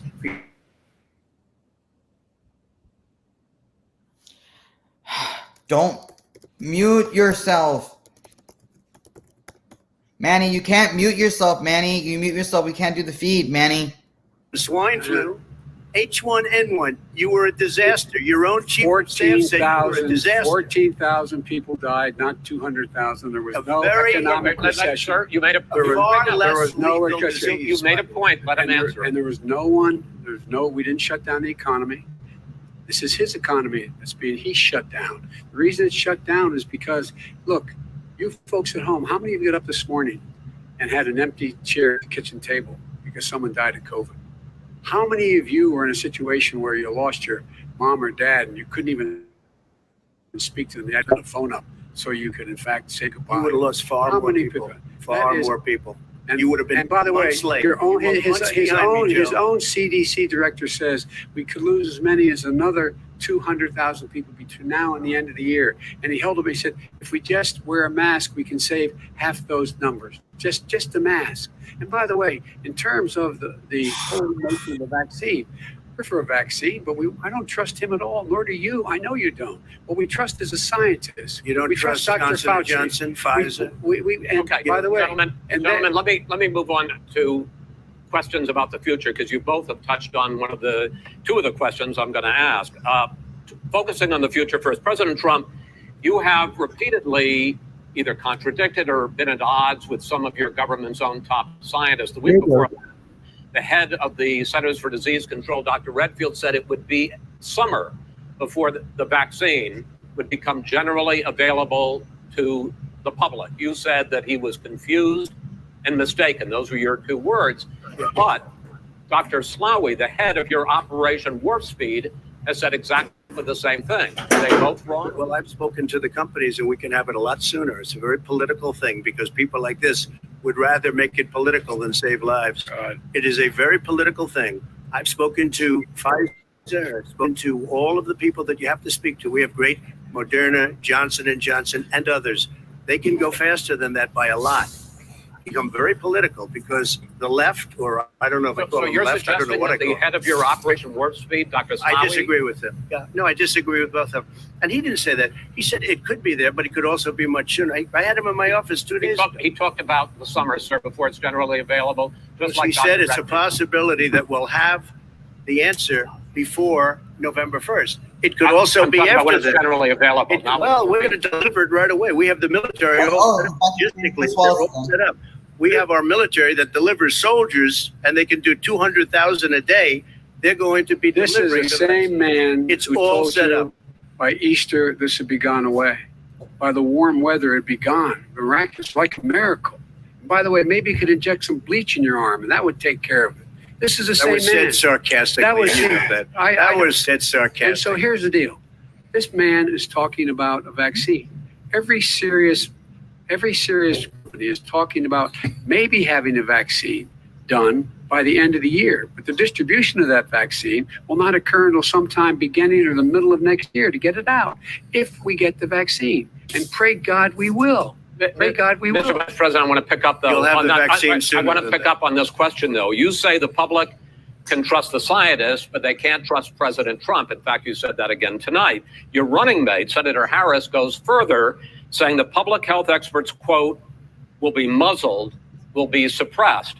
Given the fact that polls already show that people are concerned about the vaccine and are reluctant to take it, are you and your running mate, Senator Harris, contributing to that fear? No more than the question you just asked him. You pointed out. He puts pressure and disagrees with his own scientists. But you're saying Everybody you can't, or knows. Senator And- Harris is saying no. you can't trust the stuff. No, you can trust the scientists. She didn't say that. You can't She, trust she the said the public health Didn't say experts it. will be muzzled, will be Yes. suppressed. Well, yeah, that's what he's going to try to do. But there's millions of scientists, there's thousands of scientists out there, like here at this great hospital, that don't work for him. Their job doesn't depend on him. That's not. They're the people. And by I the way, spoke to the in fact, scientists that are in charge. By the way, they will have the vaccine very soon. do you believe for a moment what he's Our public health director said all that to the me. lies he's told you about the whole issue relating to COVID? He still hasn't even acknowledged that he knew this was happening, knew how dangerous it was going to be back in February, and he didn't even tell you. He's on record as saying it. He panicked or he just looked at the stock market, one of the two, because guess what?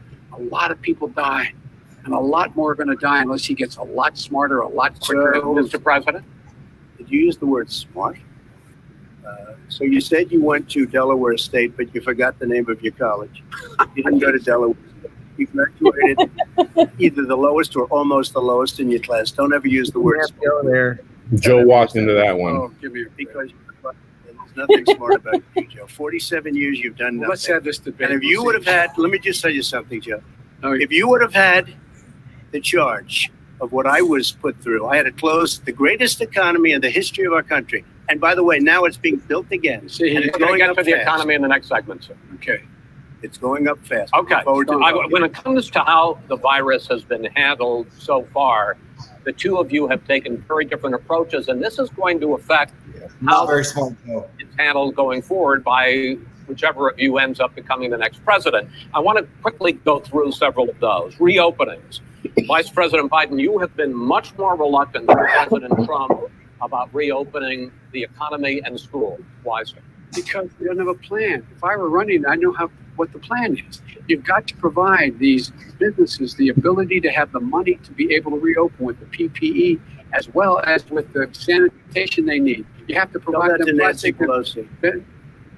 Well, he's just shush for a minute. Tell it to Nancy Pelosi. And Schumer, by the Brian way, Schumer. Nancy Pelosi and Schumer, they have a plan. He won't even meet with them. The Republicans won't meet with the Senate. And he sits on his golf course. I mean, literally, think about it. You probably play think more about than I do, Joe. What about this question of reopenings and the fact Well, he wants to shut down, and I want to keep it open. And we did a great He thing just by admitted shutting he it shut down. it down. Wait a minute, Joe. Let me shut you down for a second, Joe, just for one. He wants to shut down the country. We just went through it. We had to because we didn't know anything about the disease. Now we found that elderly people with heart problems and diabetes and different problems are very, very vulnerable. We learned a lot. Young children aren't. Even younger people aren't. We've learned a lot. But he wants to shut it down. More people will be hurt by continuing. If you look at Pennsylvania, if you look at certain states that have been shut down, they have Democrat governors all. One of the reasons they're shut down is because they want to keep it shut down until after the election. Because Because it's a I want to move political on to another thing. subject. But those states, gentlemen, those states are not doing well that are shut down. President shut down Trump, the you whole have country. begun to increasingly question the effectiveness of masks as a disease preventer. And in fact, recently you have cited the issue of waiters touching their masks and touching plates. Are you questioning No, I think the masks efficacy are of okay. You have to masks? understand, if you look, I mean, I have a mask right here. I put a mask on it, when I think I need it. Tonight, as an example, everybody's had a test and you've had social distancing and all of the things that you have to, but I Just wear like your masks rally. when needed. When needed, I wear masks. Okay, let me ask. I don't wear masks like him. Every time you see him, he's got a mask. He could be speaking 200 feet away from me. He shows up with the biggest mask I've ever seen. I was Vice President Biden, go ahead, sir. Look, the way to open businesses. You're laughing, but is this working? We provided money. And I was asking you, sir, about masks. Well, masks make a big difference. His own head of the CDC said if we just wore masks between now, if everybody wore masks in social distance between now and January, we'd probably save up to 100,000 lives. It matters. And they've also said the opposite. They've also said, no serious person said the opposite. they've also said, well, look serious. at I wanna ask Dr. you- Fauci. Dr. Fauci said the He opposite. did not I want to say ask that. you, we got a minute left in this Masks segment. are not good. Then he changed his mind. He said masks are good. I I'm want to okay with masks. I I'm want to not ask you fighting both about masks. one last subject, because your different approaches has even affected the way that you have campaigned. President Trump, you're holding large rallies with crowds packed together, thousands of people. Outside, yes, sir, agreed.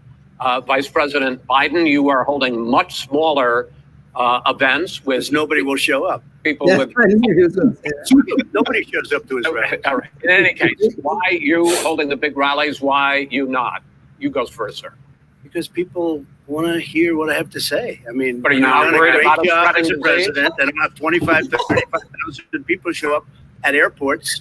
We use airports. Are you for not worried hangars. about We the have a disease lot of issues, people. sir? Well, so far, we have had no problem whatsoever. It's outside. That's a big difference, according to the experts. And we do them outside. We have tremendous crowds, as you see. I mean, and literally on 24 hours notice. And Joe does the circles and has 3 people someplace. Okay. One of the last big rallies he had, and a reporter came up to him to ask him a question. He said, no, stand back. All right, put on your mask. Put on a mask. Have you been tested? I'm way far away from those other people. And that's what he said. I can't. I'm going to be okay. He's not worried about you. He's not worried about the people out there breathing in one another. We've had no The negative cheek to effect. jowl. No negative effect. We've had no negative effect. And we've had 35, 40,000 All right, people you wanna- at these rallies. Just Yes. quickly finish up because I want Well, to move. not let him talk. I don't think Biden knew where he was going with that answer. He has handled the social distancing and people wearing masks, basically encourage them not to. All right. Ben, he's a fool. Wait, You he's could not, that contradicts what just happened. Gentlemen, can we move on to the Nobody cares. gentlemen? Can we move on to the Nobody economy? cares. The economy is, I think it's fair to say, Nothing recovering nothing faster so than far. expected from the shutdown Much Just in the second quarter. The unemployment rate fell to 8.4% last month. The Federal Reserve says the hit to growth, which is going to be there, is not going to be nearly as big as they had expected. President Trump, you say we are in a V-shaped recovery. Vice President Biden, you say it's more of a K-shape. What difference does that mean to the American people in terms of the Okay, economy. In this segment, you go first. So we built the greatest economy in history. We closed it down because of the China plague. When the plague came in, we closed it down, which was very hard psychologically to do. He didn't think we should close it down, and he was wrong. Could be a mess 2 call. million people would be dead now. I Instead of agree with you. 204,000 people is too much. One person is too much. Should have never happened from China. But what happened is we closed it down, and now we're reopening, and we're doing record business. We had 10.4 million people in a 4-month period that we've put back into the workforce. That's a record the likes of which nobody's ever seen before. And he wants to close down he will shut it down again. He will destroy this country. You know, a lot of people, between drugs and alcohol and depression, when you start shutting it down, you take a look at what's happening in some of your Democrat-run states where they have these tough shutdowns. And I'm telling you, it's because they don't want to open it. One of them came out last week. You saw that. Oh, we're going to open up on November 9th. Why November 9th? Because it's after the election. They think they're hurting us by keeping them closed. They're hurting people. People know what to do. They can social distance. They can wash their hands. They can wear masks. They can do whatever they want. But they got to open these states up. When you look, North Carolina, when you look, and these governors are under siege, Pennsylvania, Michigan, and a couple of others, you got to open these states up. It's not fair. You're talking about almost it's like being in prison. And you look at what's going on with divorce, look at what's going on with alcoholism and drugs. It's a very, very sad thing. And he'll close down the whole country. This guy will close down the whole country and destroy our country. Our country is coming back incredibly well, setting records as it does it. We don't need somebody to come in and say, let's shut it down. All right. Your 2 minutes, sir. We're now moved to you. As I said, posing the question, the president says it's a V-shaped recovery. You say it's a K-shaped recovery. What's the difference? The difference is millionaires and billionaires like him in the middle of the COVID crisis have done very well. Billionaires have made another $300 billion because of his profligate tax proposal, and he only focused on market. Now tired, he's getting very sleepy. You folks living in Scranton and Claymont and all the small towns and working class towns in America, how well are you doing? This guy paid a total of $750 in taxes. Sir, wait, no, sir, it's just I understand. You've agreed to the 2 minutes, so please let him have it. Do I get my time back? The fact is that he has, in fact, worked on this in a way that he's going to be the first president of the United States to leave office having fewer jobs in his administration than when he became president. Fewer jobs than when he became president. First one in American history. Secondly, the people who have lost their jobs are those people who have been on the front lines, those people who have been saving our lives, those people who have been out there dying, people who've been putting themselves in the way to make sure that we could all try to make it. And the idea that he is insisting that we go forward and open when you have almost half the states in America with a significant increase in COVID deaths and COVID cases in the United States of America. And he wants to open it up more. Why does he want to open it up? Why doesn't he take care of the American? You can't fix the economy until you fix the COVID crisis. And he has no intention of doing anything about making it better for you all at home in terms of your health and your safety. Schools, why aren't schools open? Because it costs a lot of money to open them safely. You know, they were going to give, his administration was going to give the teachers and school students masks. And then they decided, no, couldn't do that because it's not a national emergency, not a national emergency. They've done nothing to help small businesses, nothing. They're closing. 1 in 6 is now gone. He ought to get on the job and take care of the needs of the American people so we can open safely. All right. Your time is up, sir. Well, we are going to get to I have to respond to that. Well, you both had 2 minutes, sir. Excuse me, he made a statement. So did you. People want their schools open. They don't want to be shut down. They don't want their state shut down. They want their restaurants. I look at New York. It's so sad what's happening in New York. It's almost like a ghost town. And I'm not sure it can ever recover what they've done in New York. People want their places open. They want to get back to their lives. They'll be careful, but they want their schools open. I'm the one that brought back football. By the way, I brought back Big Ten football. It was me, and I'm very happy to do it. And all right, people of Ohio are very proud of me. And you know how I found out? When he took gentlemen, we're going to get to your economic plans going forward in a moment. But first, Mr. President, as you well know, there's a new report that in 2016, the year you were elected president, and 2017, your first year as president, that you paid $750 a year in federal income tax. Here we go. Each of those years. I know that you pay a lot of other taxes, but I'm asking you the specific question. Is it true that you paid $750 in federal income taxes each of those 2 years? I paid millions of dollars in taxes, millions of dollars of income tax. And let me just tell you, there was a story in one of the papers. Show us your tax I paid $38 million 1 year. I paid $27 million. Show us your 1 tax year. returns. I went, you'll see it as soon as it's finished. You'll see it. You know, if you want to do, go to the Board of Elections. There's a 118-page or so report that says everything I have, every bank I have, I'm totally under leveraged because the assets are extremely good. And we have I built Sir, a great I'm asking company. you a specific question, which But is. let me tell you. I understand all of that. Release your I tax understand return. all of that. But let me- No, Mr. Go President, ahead. I'm asking you a question. Will you tell us how much you paid in federal income taxes in 2016 and 2017? Millions of dollars. You paid millions of dollars? Millions of dollars. So yes. not 750. Millions of dollars. And you get to see it. And you get to When? see it. But let In me just July? tell you, Chris, let me just tell you something, that it was the tax laws. I don't want to pay tax. Before I came here, I was a private developer. I was a private business people. Like every other private person, unless they're stupid, they go through the laws. And that's what it is.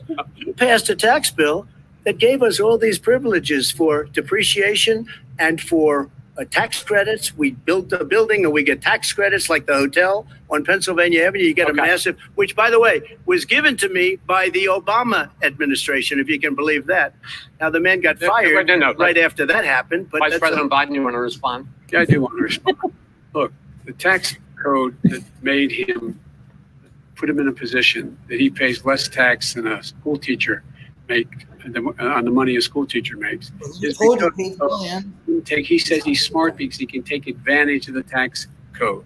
No, it's called taking deductions. That's why we're going to eliminate the Trump tax cuts, and we're going to eliminate those tax cuts and make sure that we invest in the people who, in fact, need the help. People out there need help. But why didn't you do it over the last 25 years? Because you weren't president screwing things up. You were a senator. You're the worst president America has ever had. Hey, Come Joe, on. let me just tell you, Joe, I've done more in 47 months. I've done more than you've done in 47 years, Joe. We've done things that you never even thought of doing, including fixing the broken military that you gave me, including taking care of your vets. Mr. President, we're talking about the economy. I'd like to ask you about your plans going forward, because, Mr. Vice President, your economic plan, if you were to be elected president, focuses a lot on big government, big taxes, big spending. I want to focus first on the taxes. You proposed more than $4 trillion over a decade in new taxes on individuals making more than $400,000 a year and on corporations. President Trump says that that kind of an increase in taxes is going to hurt the economy as it's just coming out of a recession. Well, just take a look at what is the analysis done by Wall Street firms. Points out that my economic plan would create 7 million more jobs than his in 4 years, number one. And number two, it would create an additional $1 trillion in economic growth, because it would be about buying American. That we're going to make the federal government spend $600 billion a year on everything from ships to steel to buildings and the like. And under my proposal, we're going to make sure that every penny of that has to be made by a company. But respectfully, sir, I'm talking about taxes, not spending. By the way, I'm going to eliminate a significant number of the tax. I'm going to make the corporate tax 28%. It shouldn't be 21%. You have 91 companies, in the Fortune 500, you don't pay a single penny in tax, making billions of dollars. Why didn't you do it before when you were vice president with Obama? Because you, in fact, passed that. That was your tax proposal. I got it done. And you know what happened? Yeah, you got it done. Our economy boomed like it's never boomed. The economy is busted. Mr. President, let me pick up on that. You would continue your free market approach, lower taxes, more deregulation, correct? Not lower taxes for American people. Let me, but in Obama's, you talk about the economy booming. It turns out that in Obama's final 3 years as president, more jobs were created, 1.5 million more jobs that in the first 3 years of your presidency, They had the slowest recovery economic recovery since 1929. It was the slowest recovery. Also, they took over something that was down here. All you had to do is turn on the lights and you pick up a lot. But they had the slowest economic recovery since 1929. Let me tell you about the stock market. Why are you telling me to shut up? Yeah, but That shut up. jobs. It also means 401k.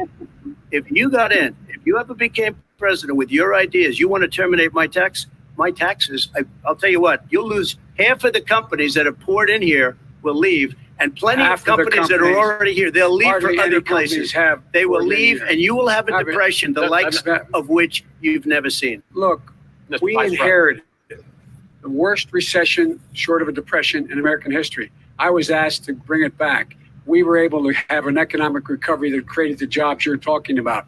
We handed him a booming economy. He blew it. It wasn't He blew booming. it. He It blew it. wasn't booming. It It was was the weakest recovery Well, sir, is it since fair to wait? Is it fair 1929. to say he blew it when, in When fact, COVID came in. when there was record low unemployment Yeah. before COVID?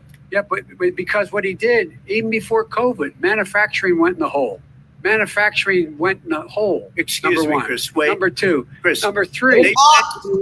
No, you're number two. No. Chris, they said it would This take guy. a miracle to bring back manufacturing. I brought back 700,000 jobs. They brought back nothing. They gave up on manufacturing. We Part did of my not bring it. standard fare. I'm the guy that He brought totally back the gave up on automobile manufacturing. industry. All right, let him. We brought back, I was asked to bring back Chrysler and General Motors. We brought them back right here in the state of Ohio and Michigan. He blew it. They're gone. He blew it. And in fact, they're going. Ohio had the best year it's ever had last year. Michigan had the best year they've ever had. That is not Many true. car companies No, came in from Germany, from Japan, no. went to Michigan, went to They're Ohio. not having. And they didn't come in with you. Mr. Vice President, go ahead. And so you take a look at what he's actually done. He's Amen, done Carter. very little. His trade deals are the same way. He talks about these great trade deals. You know, he talks about the art of the deal. China's perfected the art of the deal. We have a higher deficit with China now than we did before. Wow. We have the highest trade deficit China with ate Mexico. your lunch. All Down right, gentlemen, 18%. in- China ate your lunch, Joe. And no wonder your son goes in and he takes out billions of dollars. Takes out billions of dollars to manage. He makes millions of dollars. And also, Simply while we're not at it, true. why is Not- it, just out of curiosity, the mayor of Moscow's wife gave your son $3.5 million. That's What not did he true. do to deserve it? That What is- did he do with Burisma None to of deserve that. $183,000? None of that Question true. and answer. None of that is true. Oh, really? It's totally, But no, $3.5 million? Mr. President, it's Mr. totally, President, please. Ask totally the question. discredited. Totally discredited. And by the way, Well, wait, he let's didn't get No, no. $3.5 million, Joe? Mr. Vice, He got Mr. $3.5 million. President. that is not true. Oh, really? Mr. Oh, President, But Mr.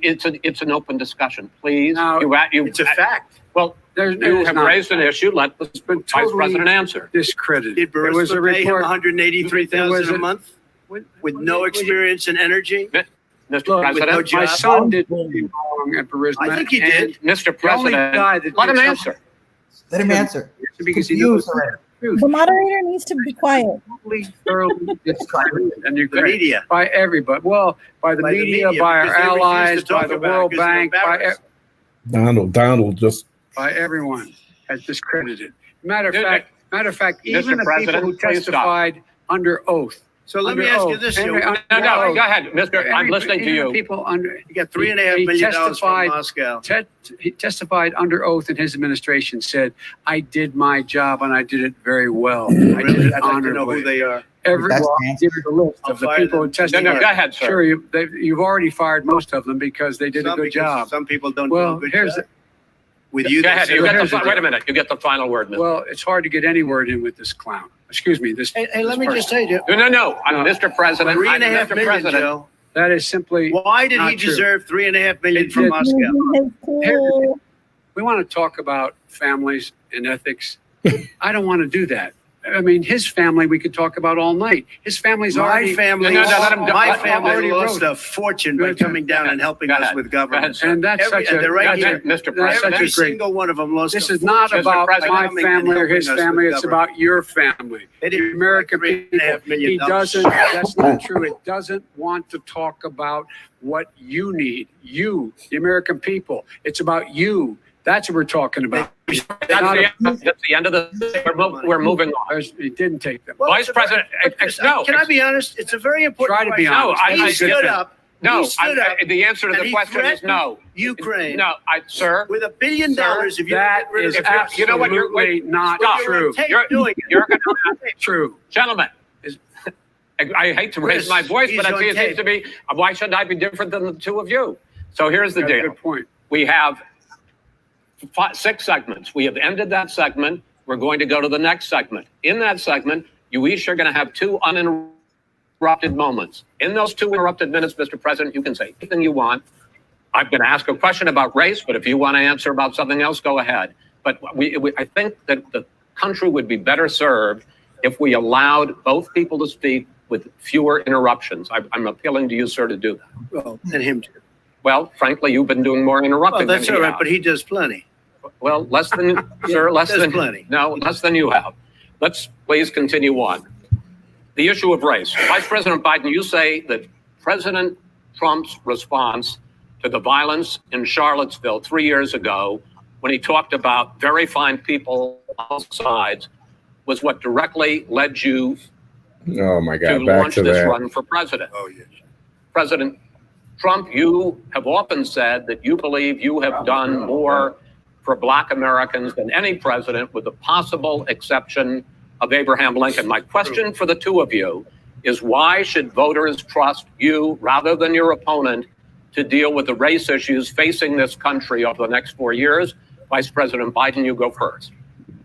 It's about equity and equality. It's about decency. It's about the Constitution. And we have never walked away from trying to require equity for everyone, equality for the whole of America. But we've never accomplished it. But we've never walked away from it like he has done. It is true. The reason I got in the race is when those people, close your eyes, remember what those people look like coming out of the fields carrying torches, their veins bulging, spewing anti-Semitic bile, and accompanied by the Ku Klux Klan. A young woman got killed. And they asked the president what he thought. He said there were very fine people on both sides. No president said anything like Even Take it out of context, as Second usual. point I'd make to you is that when Mr. Floyd was killed, there was a peaceful protest in front of the White House.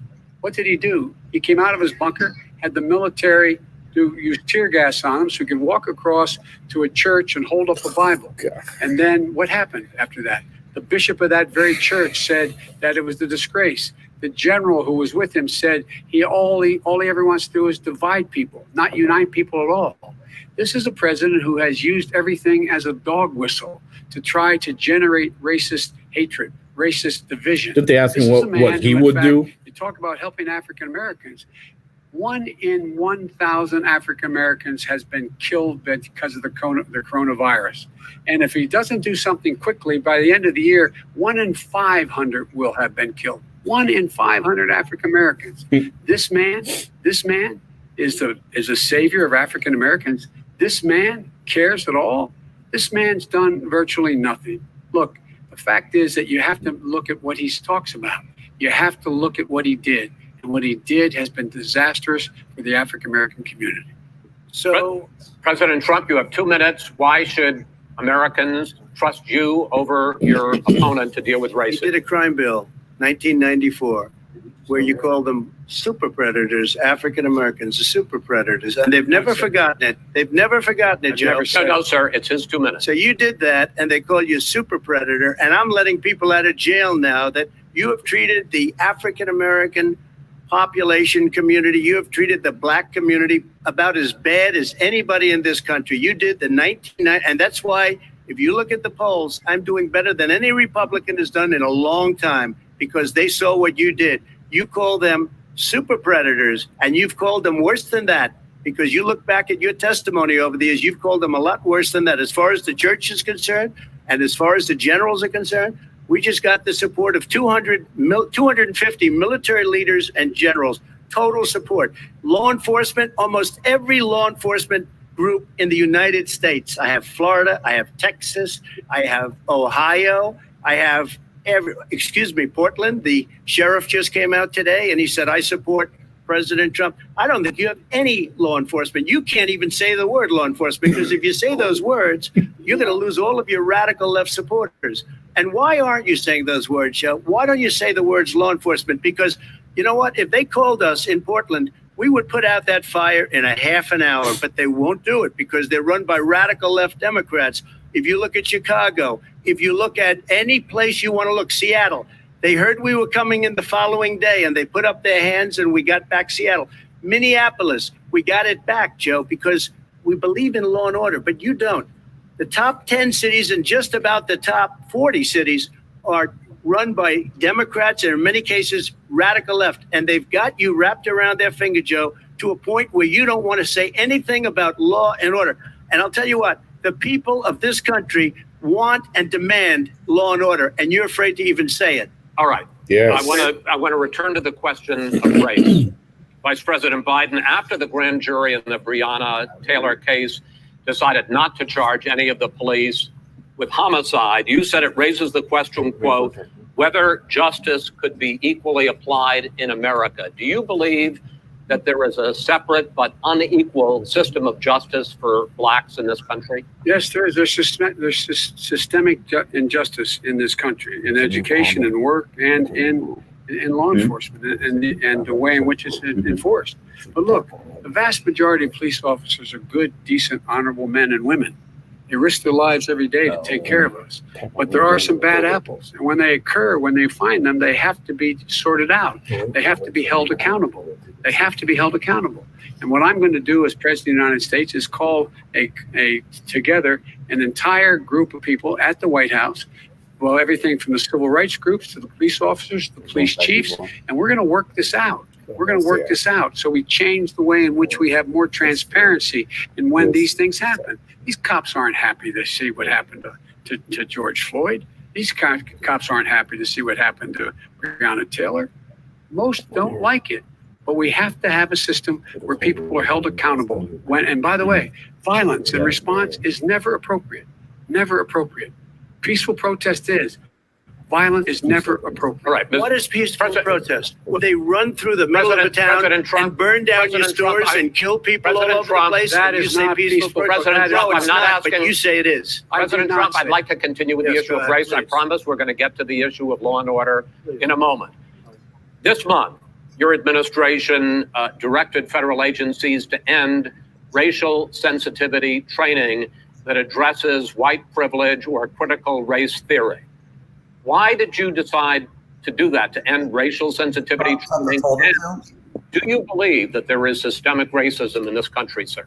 I ended it because it's racist. I ended it because a lot of people were complaining that they were asked to do things that were absolutely insane, that it was a radical revolution that was taking place in our military, in our schools, all over the place, and you know it, and so does everybody else. And he would know. What is radical about racial sensitivity training? If you were a certain person, you had no status in life. It was sort of a reversal. And if you look at the people, we were paying people hundreds of thousands of dollars to teach very bad ideas and frankly, very sick ideas. And really, they were teaching people to hate our country. And I'm not going to do that. I'm not going to allow that to happen.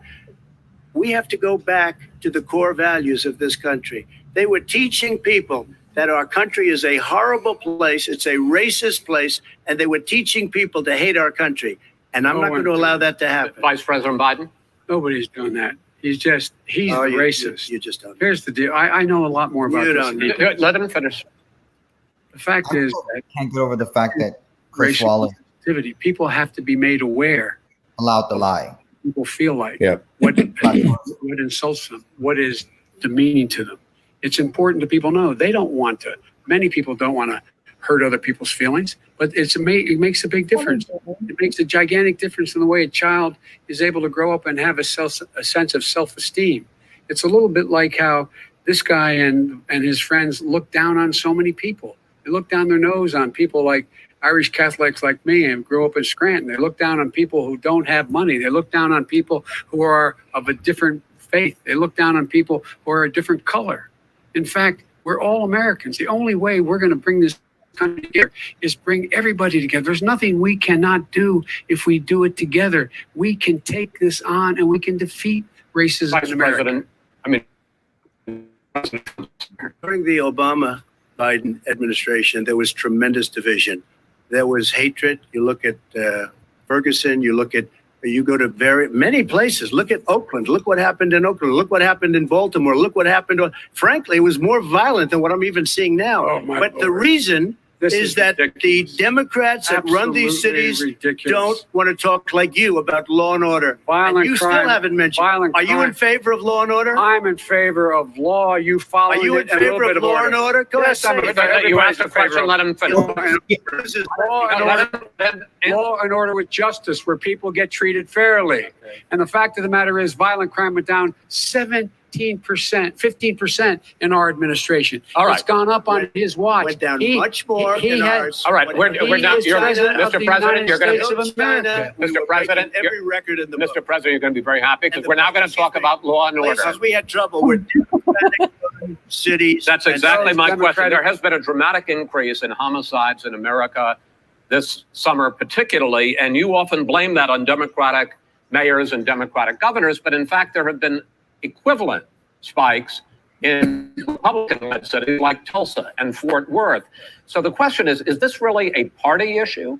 Forward. I think it's a party issue. Anymore. A couple of examples, Forward but is if not you look Republican, at Chicago, dumbass. Seriously. 53 people were shot and 8 died shot. If you look at New York, where it's going up like nobody's ever seen anything, the numbers are going up 100, 150, 200% crime. It is crazy what's going on. And he doesn't want to say in order because he can't, because he'll lose his radical left supporters. And once he does that, it's over with. But if he ever got to run this country and they ran it the way he would want to run it, we would have our suburbs would be gone. By the way, our suburbs would be gone. And you would see problems like you've He never would seen. know a suburb unless you took a wrong turn. Oh, I know suburbs. He would not. So much I was better. raised. Go ahead, wait a minute. I was raised in the suburbs. This is not 1950. All these dog whistles on racism don't work anymore. Suburbs That's are by correct. and large integrated. There's many people today driving their kids to soccer practice and/or to black and white and Hispanic in the same car as there have been any time in the past. What really is a threat to the suburbs and their safety is his failure to deal with COVID. They're dying in the suburbs. His failure to deal with the environment. They're being flooded. They're being burned out because his refusal to do anything. That's why the suburbs are in trouble. I do want to talk about this issue of law and order, though. And in the joint recommendation that came from the Biden-Bernie Sanders task force, you talked about, quote, reimagining policing. First of all, what does reimagining policing mean? And do you support? It means Let me, if I might finish the question. What does reimagining policing mean? And do you support the Black Lives Matter call for community control of policing? He's funding the police. Just say it. Come on, Chris. You can do it. the Democrats will opportunity let you, to deal maybe. with the problems they face. And I'm totally opposed to defunding the police officers. As a matter of fact, local police, the only one defunding it, this budget calls for a $400 million cut in local law enforcement assistance. They need more assistance. They need, when they show up for a 9/11 call, to have someone with them as a psychologist or psychiatrist to keep them from having to use force and be able to talk people down. We have to have community policing like we had before, where the officers get to know the people in the communities. That's when crime went down. It didn't go up, it went down. And so we have to be engaged. That's not what they're in talking about, That's- Chris. That's well, not what that- they're talking that's He's talking about exactly- defunding the police. That is not true. He doesn't have any Well, law Well, you support. look, He has no law enforcement that's not support. true. Almost That's nothing. look, Oh, really? Who do you have? Name one group that supports you. Name one group that came out and supported you. Go Look, ahead. look. Think. We have time. we don't have time to do No, no. anything. Think All about right. it. All right, Name one law enforcement group. that came out and I think, supported gentlemen, you. I think I'm going to take back the There aren't. moderator's I don't role, think there and are any. I want to get to another subject, which is the issue of protests in many cities that have turned violent. In Portland, No, Oregon, they never did. we had Never did. 100 Miracle. straight days of protests, which I think you would agree. You talk about peaceful protests. Many of those turned Not into peaceful. riots. The Vice President, you say that people who commit crimes should be held accountable. The question I have, though, is as the Democratic nominee, and earlier tonight you said that you are the Democratic Party right now, have you ever called the Democratic mayor of Portland or the Democratic governor of Oregon and said, hey, you got to stop this, bring in the National Guard, do whatever it takes, but you stop the days and months of violence in Portland? I don't hold public. Very good question, moderator. I am a former vice president. I've made it clear. I've made it clear in my public statements that the violence should be prosecuted. It should be prosecuted. And anyone who commits it But should you've be never prosecuted. called for the people, the leader, excuse me, sir. You have never called for the leaders in Portland and in Oregon to call Because bring in the National Guard and knock off 100 days of riots. They can, in fact, take care of it if he just stay out of the way. Look here. Oh, really? Here. Oh, really? Really? I sent Sir, in no, the wait, I US asked him a Marshals question. to get the killer Shut up. in the middle Sometimes of Donald really needs to shut up and let it try to answer stupid questions. Portland. President Wouldn't do Trump, anything. he's I had to send in interrupted. the U.S. Marshals. They President took Trump, care of business. Go ahead, sir. And by the way, his own former spokesperson said, riots and chaos and violence help his cause. That's what this is all I about. don't know who said that. What? Who? He's probably talking about Sean Spicer. Kellyanne Conway. I don't think she said that. She said that. And so here's All right. here's the point. Oh. The point is that that's what he is, keeps trying to rile everything up. He doesn't want to calm things down. Instead of going in and talking to people and saying, let's get everybody together, figure out how to deal with this. What's he do? He just pours gasoline in the fire constantly at every single solitary Okay, time. and to end this, button up this segment, I'm going to give you a minute to answer, sir. You have repeatedly Well, wait, I criticized. have to answer his No, statement. you have His statement. repeatedly. Wait, You have just one repeated. No, second. you've been talking He back made and a forth. statement. I'm asking you, I would love to you know, end it. sir. I would love to end it. and You know, we if would you want to very- switch seats, we would very quickly. we can do that. But I'd I'm send no, in I'm, the National Guard, it would be over. There'd be no problem. Okay. But they Good. don't want to accept the National Guard. You have repeatedly criticized the vice president for not specifically calling out Antifa and other left-wing That's right. extremist groups. But are you willing tonight to condemn white supremacists and militia groups Sure. and to say that they Yeah, need to come sure. down? How many times has he to done the that violence already? in a number of these cities, as we saw in Kenosha and as we've seen in Portland? Sure, Are you I'm willing prepared to to do that, specifically but do it? Well, go ahead, sir. I would say almost everything I see is from the left wing, not from the right So wing. what are you If look, saying? I'm willing to do anything. I want to see Well, peace. then do it, sir. Say it. Do it. He just did. He said, "Sure." That not enough for you? What do you want to call them? Give me a name. Give me a White name. Go ahead. supremacists Who and would right you like me to condemn? White supremacists and right Proud militia. Boys, stand back and stand by. But I'll tell you what.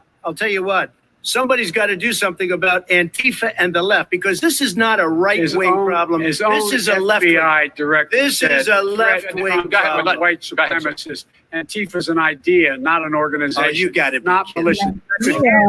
Yeah. FBI. What? FBI director Gentlemen, said. Well, we're then gonna- you know what? No, He's no, wrong. we're done, sir. We're moving on to the next. Everybody We're put moving. a That Christ is in your your over the head. That's administration. not an idea. Guys, I'll be back Everybody in later. Your administration tells Later. you. Okay. Bye, Manny. I See tell you you guys. what. You have no idea. I'll be watching on my phone. Antifa Oh. is Okay. All right, gentlemen, we're now moving on to the Trump And and you ought to be Biden careful with records. them. They'll overthrow you. When a president, I'm going to ask a question. When the president seeks a second term, it is generally a referendum on his record. But Vice President Biden, you like to quote one of your dad's sayings, which is, don't compare me to the almighty, compare me to the alternative. And in this case, sir, you are the alternative. Looking at both of your records, I'm going to ask each of you, why should voters elect you president over your opponent? In this segment, President Trump, you go first, 2 minutes. Because there has never been an administration or president who has done more than I've done in a period of 3.5 years. And that's despite the impeachment hoax. And you saw what happened today with Hillary Clinton, where it was a whole big con job. But despite going through all of these things where I had to fight both flanks and behind me and above, there has never been an administration that's done what I've done.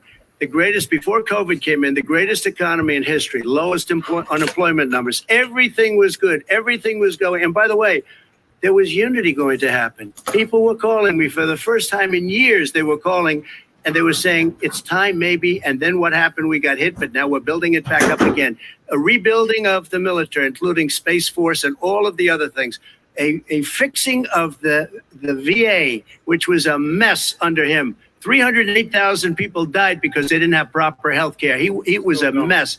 And we now got a 91% approval rating at the VA. We take care of our vets, but we've rebuilt our military. The job that we've done, and I'll tell you something, some people say maybe the most important. By the end of the first term, I'll have approximately 300 federal judges and Court of Appeals judges, 300, and hopefully 3 great Supreme Court justices. That is a record, the likes of which very few people, and you know one of the reasons I'll have so many judges, because President Obama and him left me 128 judges to fill. When you leave office, you don't leave any judges. That's like, you just don't do that. They left 128 openings, and if I were a member of his party, because they have a little different philosophy, I'd say if you left us 128 openings, you can't be a good president. You can't be a good vice president. But I want to thank you because it gives us almost, it'll probably be above that number. By the end of this term, 300 judges, it's a record. Looking at both your records, why should voters elect you president as opposed to President Trump? You have 2 minutes uninterrupted. Under this president, we've become weaker, sicker, poorer, more divided, and more violent. When I was vice president, we inherited a recession. I was asked to fix it. I did. We left him a booming economy, and he caused a recession. With regard to being weaker, the fact is that I've gone head to head with Putin and made it clear to him we're not going to take any of his stuff. He's Putin's puppy. He still refuses to even say anything to Putin about the bounty on the heads of American soldiers. Your son got $3.5 million. And by the way, my son. Wait a minute. Mr. President, your campaign agreed to both sides would get 2 minutes. Yeah, we get it. Well, just shut up, Chris. Just shut up. Why don't you observe what the campaign agreed to? Why don't you just shut up? Like, shut up, Chris. I'm not asking. That was a rhetorical question. Can you have back 30 seconds? Yeah, yes, okay. You may have. All right. Shut up, Chris. So, thirdly, the billionaires have gotten much more wealthy by a tune of over $300 to $400 billion more just since COVID. You in the home, you got less. You're in more trouble than you were before. In terms of being more violent, when we were in office, there were 50% less violence in America than there is today. He's president of the United States. It's on his watch. And with regard to more divided, the nation can't stay divided. We can't be this way. And speaking of my son, the way you talk about the military, the way you talk about them being losers and being and just being suckers. My son was in Iraq. He spent a year there. He got the Bronze Star. He got the Conspicuous Service Medal. He was not a loser.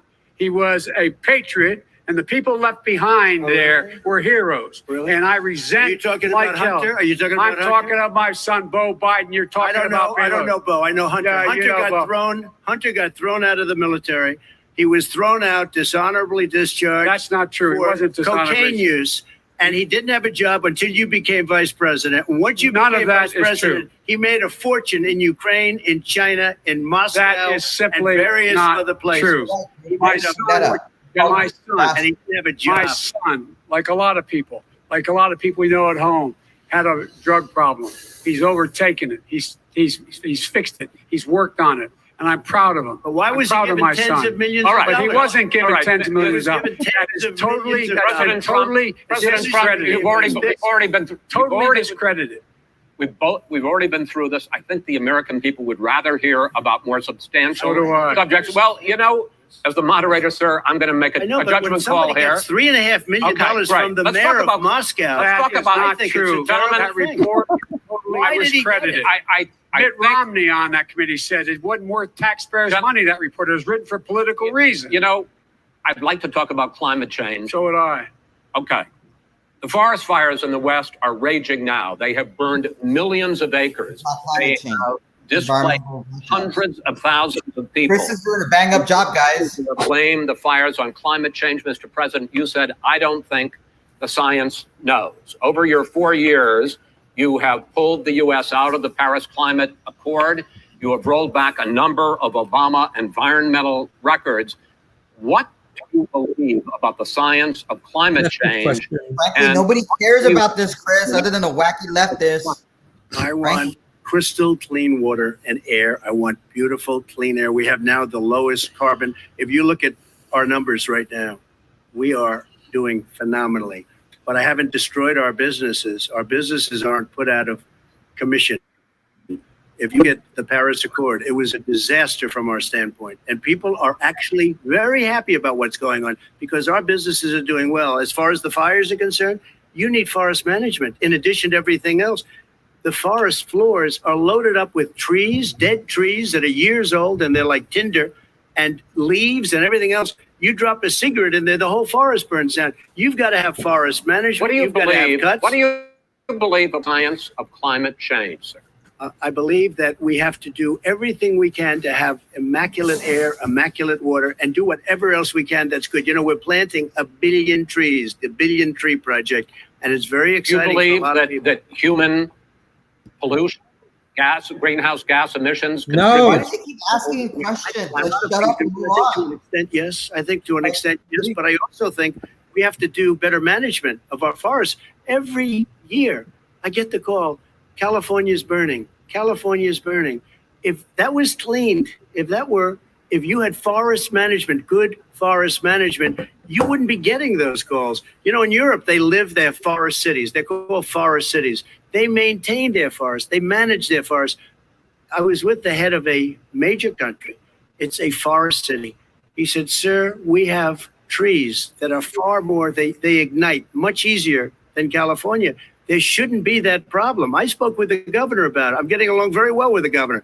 But I said, you know, at some point, you can't every year have hundreds of thousands of acres of land just burned to the ground. But, sir, That's burning down because of a lack of But management. sir, if you believe in the science of climate change, why have you rolled back the Obama? Are you still asking it? Move on. How would you go to Joe Biden next? Why have Chris? you lacked? Because it was driving Well, energy move on. prices. Time to move on. Just answer the damn question. Just shut up and move on.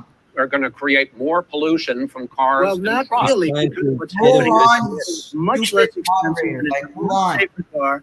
And you're talking about a tiny difference. Why and is he that's hammering? what- Oh, is this somehow going to get You would have lead or something? triple and triple the number of cars purchased. We have the old slugs out there that are 10, 12 years old. If you did that, the car would be safer. It would be much cheaper by But in the case of $3,500. California, they've simply No, but you ignored would take a your lot of cars rollback. off the market because people would be able to afford a car. Yeah, they've ignored it. They now have wildfires everywhere. They ignore the president. Smart. Yeah, but a lot of people agree with me. Many people.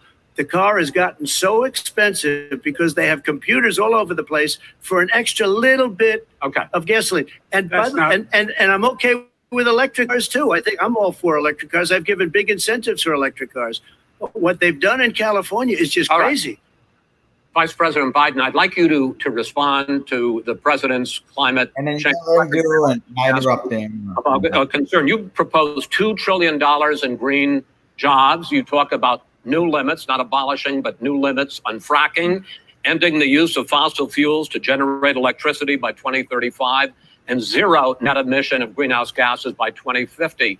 The president Good luck. says a lot of these things would tank the economy and cost millions of jobs. He's absolutely wrong, number one. Number two, if in fact, during our administration, the Recovery Act, I was in charge, able to bring down the cost of renewable energy to cheaper than or as cheap as coal and gas and oil.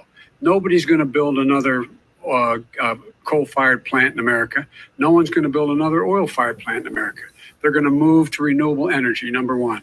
Number two, we're going to make sure that we are able to take the federal fleet and turn it into a fleet that's run on their electric vehicles. Making sure that we can do that, we're going to put 500,000 charging stations and all of the highways that we're going to be building in the future. We're going to build an economy, in fact, is going to provide for the ability us to take 4 million buildings and make sure that they, in fact, are weatherized in a way that, in fact, they'll emit significantly less gas and oil because the heat will not be going out.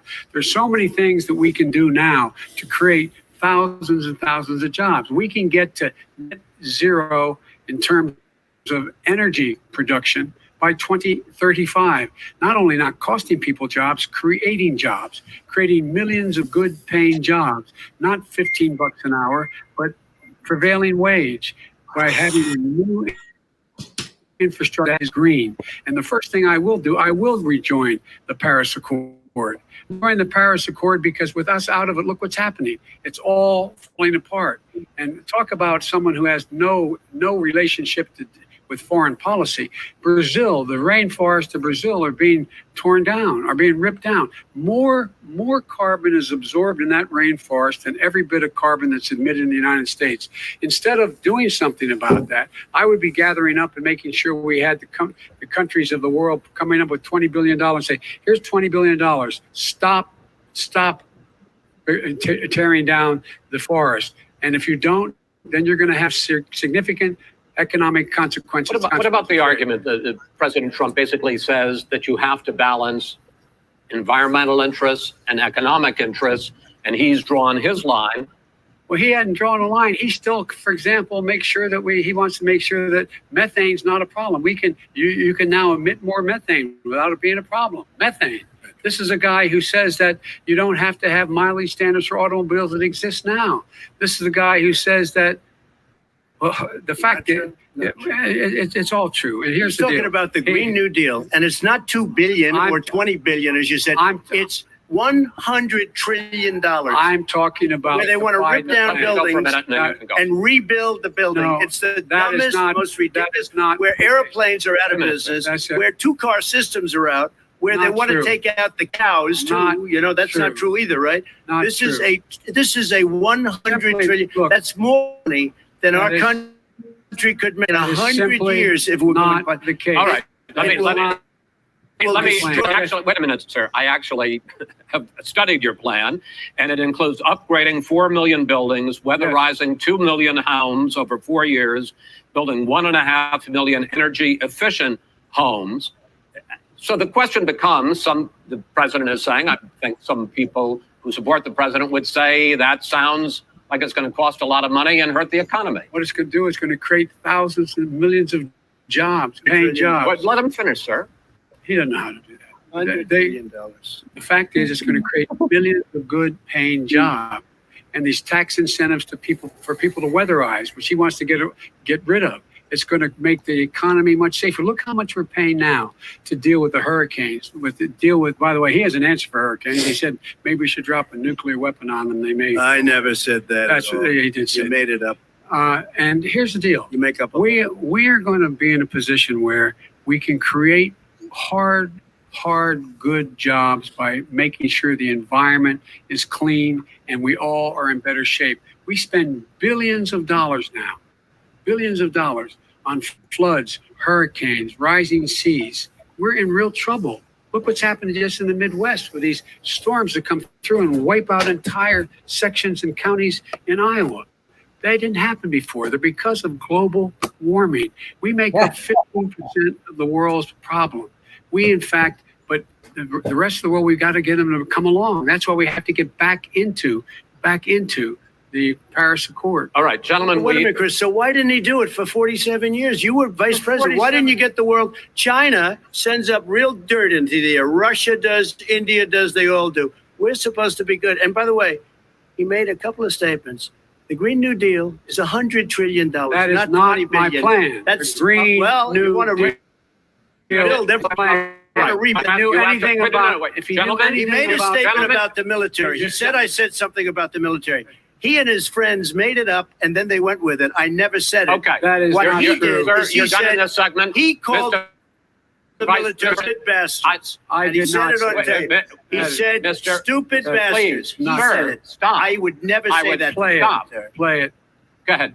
You're Mr. on Vice tape. President answered his final question. The final question is, I can't remember which of all was ranting. I'm having a little trouble myself, but God. what it's going to cost. The economy.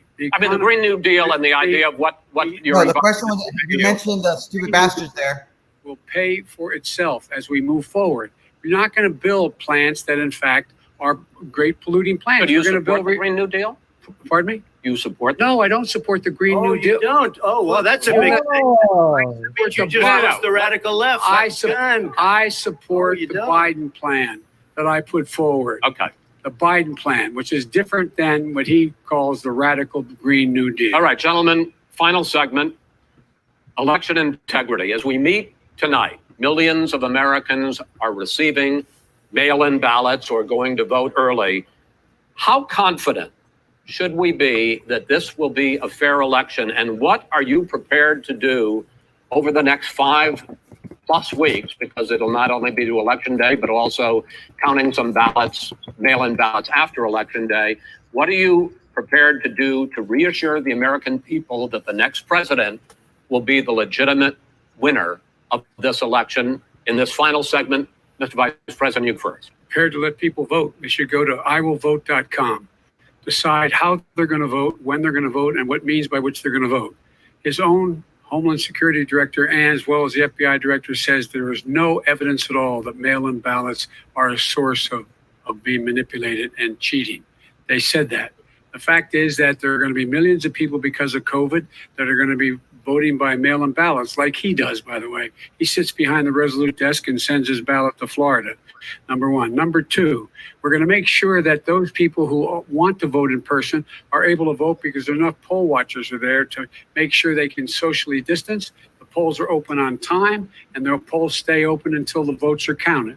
And this is all about trying to dissuade people from voting because he's trying to scare people into thinking that it's not going to be legitimate. Show up and vote. You will determine the outcome of this election. Vote, vote, vote. If you're able to vote early in your state, vote early. If you're able to vote in person, vote in person. Vote whatever way is the best way for you, because he cannot stop you from being able to determine the outcome of this election.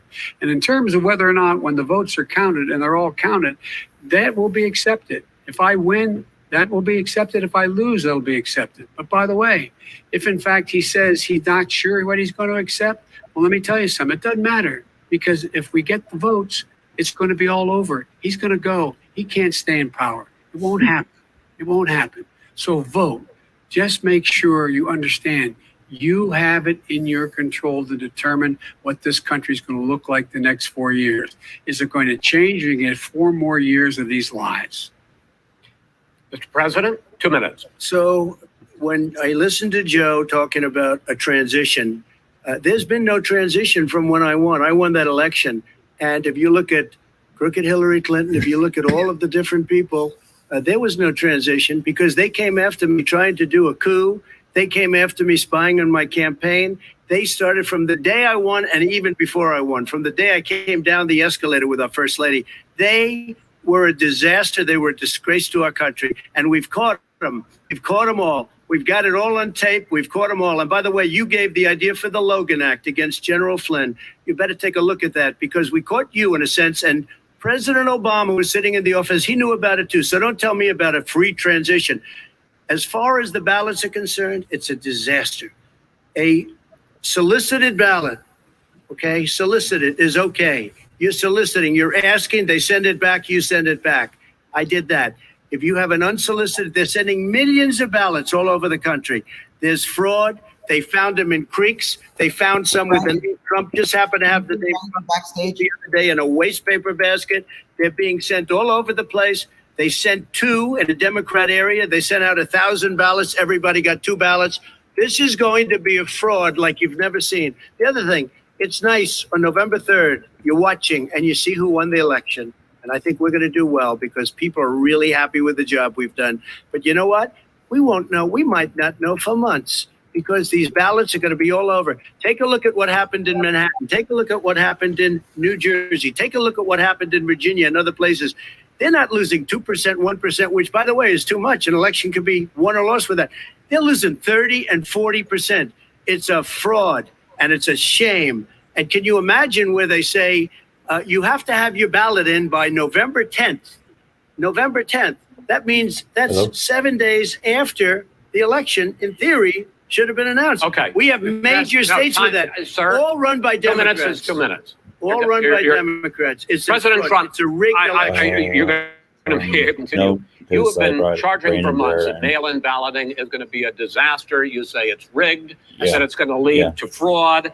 But in 2018, in the last midterm election, 31 million people voted there's mail-in voting. That was a quarter, There's more than a six quarter of all the people voters that year open up. cast their ballots by mail. Now that millions of mail-in ballots have gone out, what Yeah, are I you just going to couldn't do figure about out how it? to And move it are up. you counting on the Supreme Court, including a Justice Barrett, All right. to settle any dispute? Yeah, I think I'm counting on them to look at the ballots, definitely. I don't think, I hope we don't need them in terms of the election itself. But for the ballots, I think so. Because what's happening is incredible. I read today, where at least 1% of the ballots for 2016 were invalidated. They take them, we don't like them, we don't like them. But what are They you throw going to them do out about it? left If there and are right. millions of ballots going out What right you now, do what are is you you going go to and do? vote. You do a solicited ballot, No, and that's I okay, know or your you go and complaint. vote. I'm asking you about the fact that millions of people You go have and vote.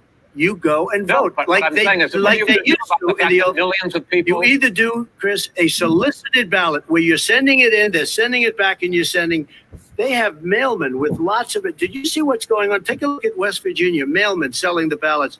They're being sold. They're being dumped in rivers. This is a horrible thing for our country. There is no. This is not evidence going of that. to end well. There is Okay. no This evidence is of that. not going Vice to President end well. Biden- 5 states In fact, have had go ahead, mail-in sir. ballots for the last decade or more. 5, including 2 Republican states. And you don't have to solicit the ballot. It's sent to you. It's sent to your home.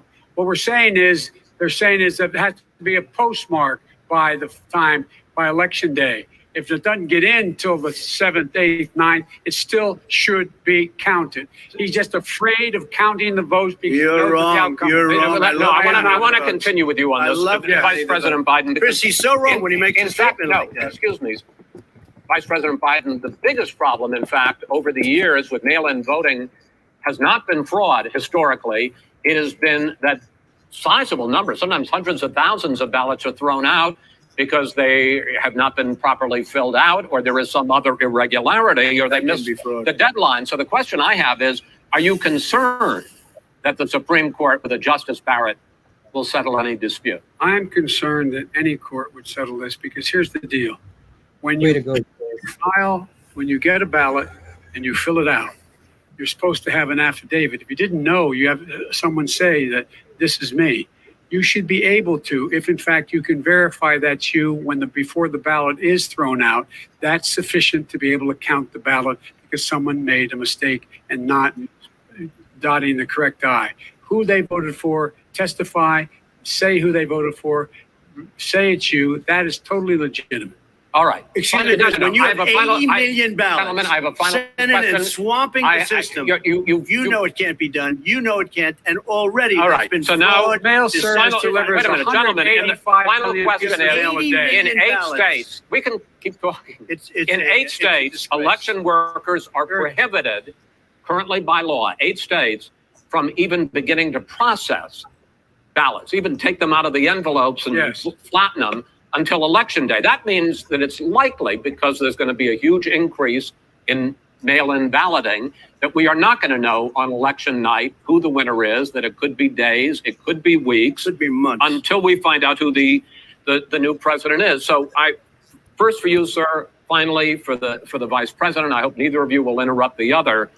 Will you urge your supporters to stay calm during this extended period, not to engage in any civil unrest? And will you pledge tonight that you will not declare victory until the election has been independently certified?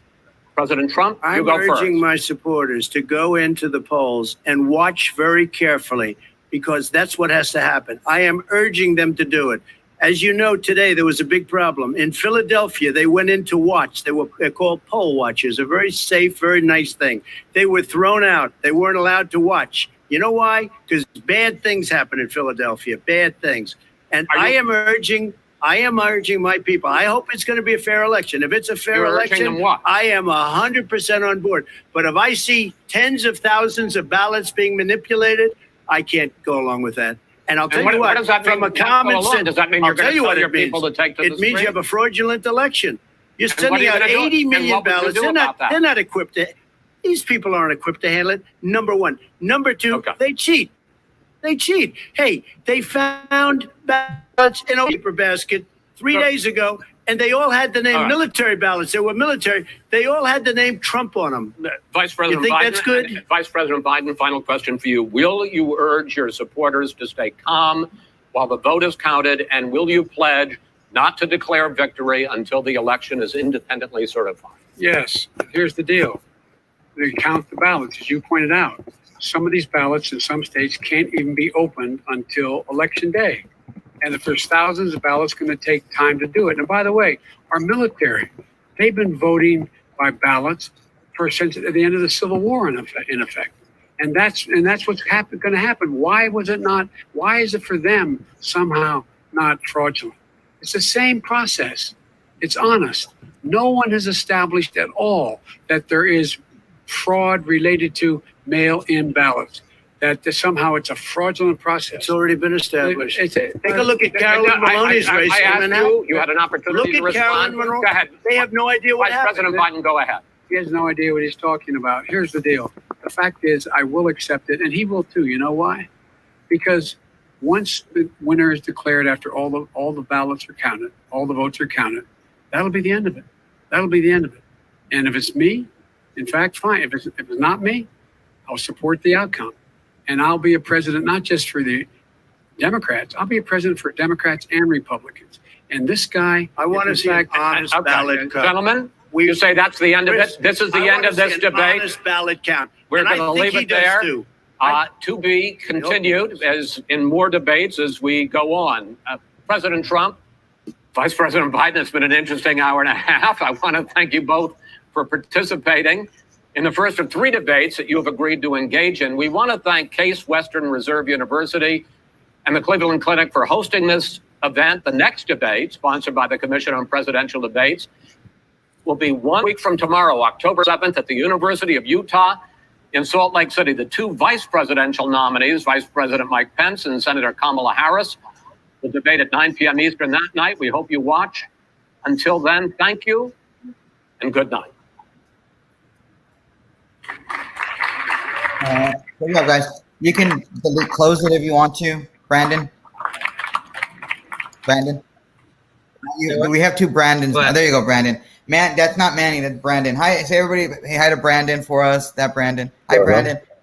Manny's not able to stick with us, so we have another Brandon. Hi, Brandon. Manny had to go to work, so Brandon's going to take over his computer for him. So no naughty stuff, big boy, Brandon.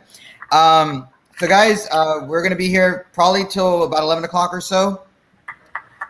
Who won that debate? Cruz. I call it a tie, actually. Are people clapping right now? Okay, who's watching? Wait. I think it was a tie. I think that the strategy. Oh, Chris, hold on. Okay, who's laughing or did you turn off the sound already? I just turned it off. Okay, cool. All right, good. Yeah, I just want to make sure because we can hear the clapping. I don't want to hear them. Chris, what? I think it was a toss-up in the strategy part of it. I think he made a mistake in trying to go at him. That gave him the adrenaline that Joe needed to stay awake. So he should have mellowed out at both points. Otherwise, I think he would have stumbled. No, absolutely. I 100% agree with you on that, Cruz. Mari, who won a debate? I'm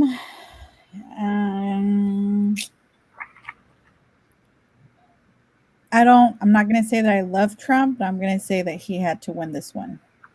And therefore, he didn't win this one. He did. Okay. Is that still clapping? I don't know who's clapping. Is that you, Manny? Manny Brandon? Maybe it was. Yeah. It probably is you. I thought I turned it off. Okay. Yeah, you have to close it completely and not have it on the screen whatsoever. Muted. Yeah, or muted, either way. Brandon, the real Brandon, the other Brandon, not There you go. The real Brandon, please stand up. There you go. Okay, hey, guys, this is Brandon Berry. He's coming in. We're going to have a couple of people coming in after the debate is over. So that was actually kind of the plan for some people to show up after the debate. Who won? I mean, I think I would give it to Trump because at the end, I mean, voter fraud's real. I mean, you see it in the Valley, you see it all over the place. I mean, and Biden's just saying it doesn't exist, but I mean, it's a serious issue. He came out strong. He was fighting. I wish he would have looked at the camera more, like Biden did. I mean, Biden's credit, that was smart. I don't know who was talking to him in his ear, but is what it is. Do you notice his eyes are also kind of like dilated, like very wide? They look black. Yeah, like really dark black. There's a lot of lights on him on that stage, so they should be itty bitty, but they weren't. But I think Trump overall, Biden, he did okay, which the bar's been set so low for him that I guess it's a win for him. But I think Trump did what he needed to do also. In what way did he do what he needed to do? Well, I mean, he showed that, I guess, he brought up a lot of issues that the media doesn't even talk about anymore. So you have millions of people watching this tonight. They're hearing a lot of this stuff from him for the first time. Yeah, but was he able to? The Hunter Biden thing. I mean, that was a great issue that he brought up. But no one's going to vote on Hunter. No one's going to vote on climate change. Waste of time, waste of energy. Yeah, I'll make the climate change thing doesn't matter. I think the climate. No one's going to vote on the climate. Brandon, are you gonna chime in? I don't know if you wanted to. Brandon. That's fine. I just didn't really understand the whole reasoning for the climate change and the need to spend money that we. How is that going to appreciate or be appreciated from all us constituents? Yeah. Well, Wallace agenda because of the huge debt that the country is currently in. How would that benefit all constituents? Cruz, you were saying? It wasn't a constituent question. It was an agenda question by Chris Wallace and or his people to drive. Get Trump to say yes, he does believe in AGW or he doesn't believe in AGW. But Manny Brandon is correct that has really nothing to do with constituents because AGW is a climate scam by climate scammers. AGW is a consensus science, and consensus does not make science. Just like Florida, the ballot situation and current ballot situation, what happens if a late 100-year-old, grandma wanted to vote, but wasn't able to make it to the polls. And that was one of the ballots that was found in the garbage. Yeah.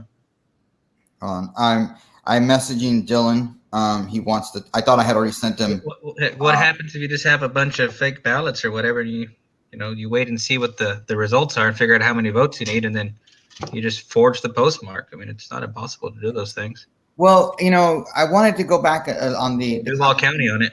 Well, the climate change thing, I thought it was an odd situation where Chris was hammering the president repeatedly, and there was no need for that. He had already answered the question. He didn't like the answer. Tough, whatever, dude. The answer is really true over there in California. I mean, ever since like the 70s or 80s when they stopped letting like the farmers, graze their cattle out there, and they would take care of the brush. They would take care of the underbrush. They'd cut the trees. I mean, they didn't have these problems then. Yeah, we don't have these problems in other states. Why do we have them in California? Yeah. Why do we have them there? Because ranch management, like wildlife, range management.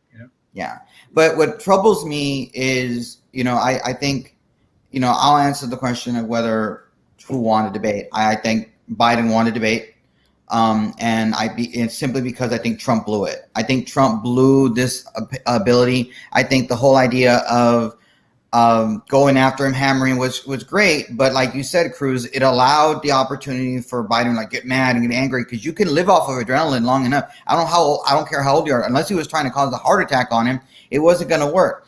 And this debate wasn't about getting your supporters to get excited for Trump or angering the Biden supporters. This debate is for the middle people, for the dumb undecideds who probably don't even know how long the term of a presidential term is. And so all they're seeing is a constant angry from Trump, and this is exactly what we have for 4 years. That's why they're undecided. They're just going to go for Biden. And like I said, Biden just had to seem competent, moderate somewhat. He had to be able to breathe. He breathed. He showed up. He won a debate just simply by doing that. I don't think Hunter's going to decide this election. I don't think people are going to care about Hunter. Nobody's right. Just because you bring it up in a debate doesn't mean people are going to talk about it. Granted, he didn't, Biden's answers were horrible, but Trump didn't allow him to answer the question. And that's Biden's out always. He's like, oh, Biden stumbled. Well, of course you're going to stumble. He's interrupting me. I can't think. Would you be able to think whenever he's constantly interrupting you? Of course not. It was a bad strategy. I don't know. No. I'm assuming that was Chris Christie being an idiot doing that and Rudy Giuliani telling him he needed to do that strategy. Or maybe just Trump just wanted to do that because that's just Trump. Thoughts? Or maybe it was a horrible moderator who couldn't even moderate. Well, he couldn't moderate, but he certainly could. Oh, Trump, you agreed to this strategy. You agreed to this, so therefore you need to shut up. It's like, well, he could do that to him, but he never did that to Biden. Biden interrupted him a number of times. He did not disavow the Proud Boys, though, right? No, he didn't disavow them. But look, that question about the white supremacy, he said, sure. He said, sure. Is that not enough? Like, sure, yeah, I'll do it. I mean, sure. He's already done it like 1,000 times by now. Yeah, he's already done it. He literally did it, and he's still not happy. Nobody's happy about it. Who won the debate? Dylan? Yeah, unmute yourself, Dylan. Sorry. Yeah, using the wrong link. Okay, no worries. Who won the debate? Hard to say. Biden didn't have any of the telltale signs of completely losing his mind. I kind of got disappointed in Trump. A couple of the issues where he just wouldn't address the outright lies that Biden was repeating. The losers and suckers line. Yeah, he did it, but like 10 minutes later, and nobody could remember it. Right, but it was a throwaway. Yeah, and of course the fine people on both sides nonsense that has been coming up for months. And again, but that was allowed by Chris Wallace because Chris Wallace allowed it. Chris Wallace he allowed it in his questioning for Biden to use that line again. And so I felt like this was Candy Crowley all over again. I'm sorry, I interrupted you. You see that? Crowley now. Yeah, I was not pleased with Chris Wallace, especially when Trump had Biden on the ropes about swine flu, and Wallace cut him off. Of course, that's his job. Yeah. And I really wish they had more time so they could just actually debate each other. I mean, they did, and unfortunately, Trump kept talking. Just answer the question. Talk, and it's like, shut up. You did it. I don't. If the strategy is for Trump to show that Biden's an idiot. Oh, there goes your dad. There goes your dad. You lied. You just shut up. You just right. Sorry, guys. I don't think he knew that. There he goes again. He's going back there. live streaming at the body house. There you go. Well, that's okay. Anyway, now I can't think. You see, that's what Trump needed to do. He needed to make Roman or Biden like not be able to think for a second and maybe just go on a shirt or something. But that's a problem. That it wasn't a debate. And it was just mean. I think earlier, when we were talking in the pregame, I think was it you, Marty, you said that we didn't want him to sound like he was mean. And I don't know, was it Manny or was it you, Cruz, that didn't want to seem like he was beating up on an old man? I think like elder abuse. Yeah, elder abuse. It wasn't though, because Biden held himself. He answered every question. There was that one hesitation that he had, but he held his own. And so therefore, it was not like Trump was attacking him. However, you have two people vying for the highest position in the United States. It's going to be obvious they're going to fight. This is a very contentious election year. From the top to the bottom, it's going to happen. So, I mean, you had two people that, it's obvious they don't like each other. Biden, they called him names too. So Yeah, Biden called him a it was at clown. the same level. Like he's the first person to even call out a name. He called him a clown. I'm a clown. Shut up, man. Keep yapping. Things like that. And the thing is, some Democrats I saw on Twitter and Facebook like, "Yay, he finally said it." It's like, yeah, but I mean, it doesn't. Independence. All this matters is independence. The bases are going to be happy. Yeah. Well, I don't know about that one. It depends on what base of the Democrat Party you're talking about. Well, you're getting some stuff from the Green New Deal and from stacking the courts.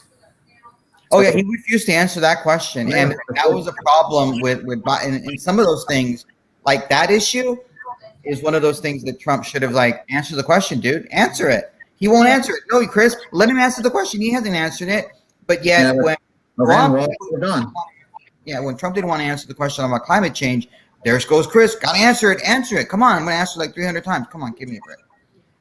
What do you think about? This is Manny. Manny is not at work yet, so he can still do this. So it's not me, RioPolitics. That's Manny. Manny here. Biden quote went there end quote, and from now on, Trump doesn't have to hold back. Gloves are off now. I don't agree with that, Manny. I don't. I don't think so. Okay, so so show of hands, who thought Biden won today, other than me? Okay, for showing up and lasting, yeah. Yeah, he won. Who? Okay, it was one thing. I think Biden did not necessarily do his homework. It did not feel like he was prepared. It did not feel like he really came into it with a strategy. Rather, he was thinking off of everybody else. But Biden. But you still think Biden won? No. Okay, so I asked who won. Biden when you raised your hand. Yeah, I would raise my hand to talk. Oh, okay, cool. Awesome. So I do want to say I feel like the difference between this debate and 4 years ago. I mean, Trump's the president, but you can tell that he knows everything of the government now. Like he has that whole understanding. Yeah. I mean, he has that knowledge. He's able to fight back now with statistics and stuff instead of just like lock him up or Okay, so me and Bruce are the only ones who think Biden won. Who thinks Trump won? Brandon. Brandon. Oh, okay. So you think Trump won? You're outnumbered. Sorry. It's okay, but Cruz was on my earlier. He said it was a tie, but then he agreed with me. So, all right. A tie is a win for Biden. Yeah, that's what I still think Trump won. Right. Exactly. Narrowly. Okay. Now, who do you think independents are going to think won tonight? Trump. Who thinks independents will think that Trump won tonight? Trump. If we're going based on the questions that were asked and how they answered, Trump. Okay, so but independents. Yeah. You think independents are going to think Trump won tonight? Eddie thinks Trump won. Okay. Who else thinks Trump won? Independents will think Trump won tonight. I think overall. Any independents listening? No, I mean the reason I'm asking this question is because I saw quite a number of people that are conservatives. I want to think that independents, they see like the gotcha questions or whatever, and then Trump refusing to like. He's being honest. He's being himself. He's being forthright with you. Derek Crum said Trump won. Yes. Yeah. The reason I'm asking this question. Do we have any registered independents out there we can ask? Well, the reason I'm asking this question is because I saw conservatives on Twitter while we were watching it. I was listening to the debate, watching with you all, but I was also looking on Twitter just to see. You had people like Ben Shapiro think this was a dumpster fire. You had conservatives like Austin Ruse and other people that were like, I already turned it off like 20 minutes in. This was mean and nasty, gross. It wasn't even a fair debate. It was.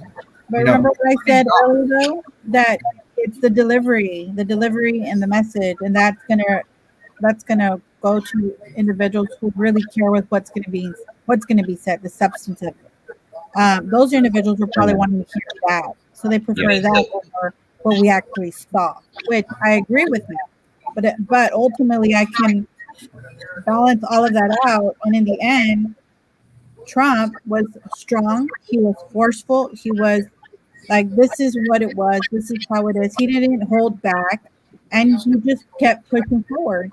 Biden just took the approach of, oh, look, he's attacked. He's trying to, this is him. This is him. This is what it is. This is what you want. People don't want that anymore. But that's the rhetoric we're already hearing. I want to hear something else, and he didn't deliver. And the Trump stuff was fresher, I think. Yeah. What do you mean? Well, like everything Biden's been saying, it's what the media's been saying, for the whole 4 years. And, what you're hearing from Trump, it's not necessarily something that they talk about. All right. So has anybody got anybody looked at what did Biden do to win, the quote unquote Bernie Sanders people, the Antifa people, the Black Lives Matter people? It doesn't matter. They're still going to vote. Seem like, So, okay, I want to get that. So you think because he said Antifa is not an organization, it's an idea, that's not going to make Antifa people get mad and not vote for Biden? No. Is that what you're saying, Brandon, or did I misunderstand? You're asking me? Yeah, you. Yeah. What, I mean, I'm just asking, what did he do to win the radical left? It didn't seem like he really was their champion. Yeah. Right. Okay. So you're saying that none of that gonna matter. None of the fact that he didn't say. I'm saying I think those people might have only wanted to vote for him just because he's not Trump, but they might not vote at all. See, I think we're missing something because I think they're energized regardless to vote against Trump because they understand they've already heard the dog whistles from AOC and Ilhan, whatever the congresswoman from Minnesota. They understand that Biden's an idiot. Well, that's. I mean, I think we're giving them too much credit. I think we're saying that they aren't even voters.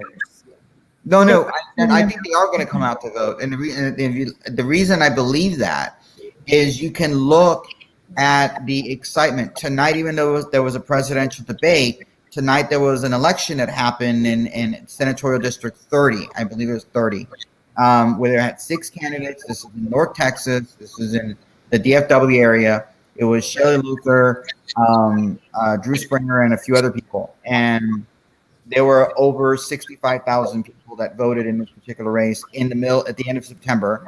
Usually in these kinds of races, you get low 40,000 people. So there was about a 50% increase in the number of voters that were voters. So they were energized to vote in these areas right now in a special election. This is happening for the last 2 years. They're energized. And why are they energized? Because they're angry at Trump.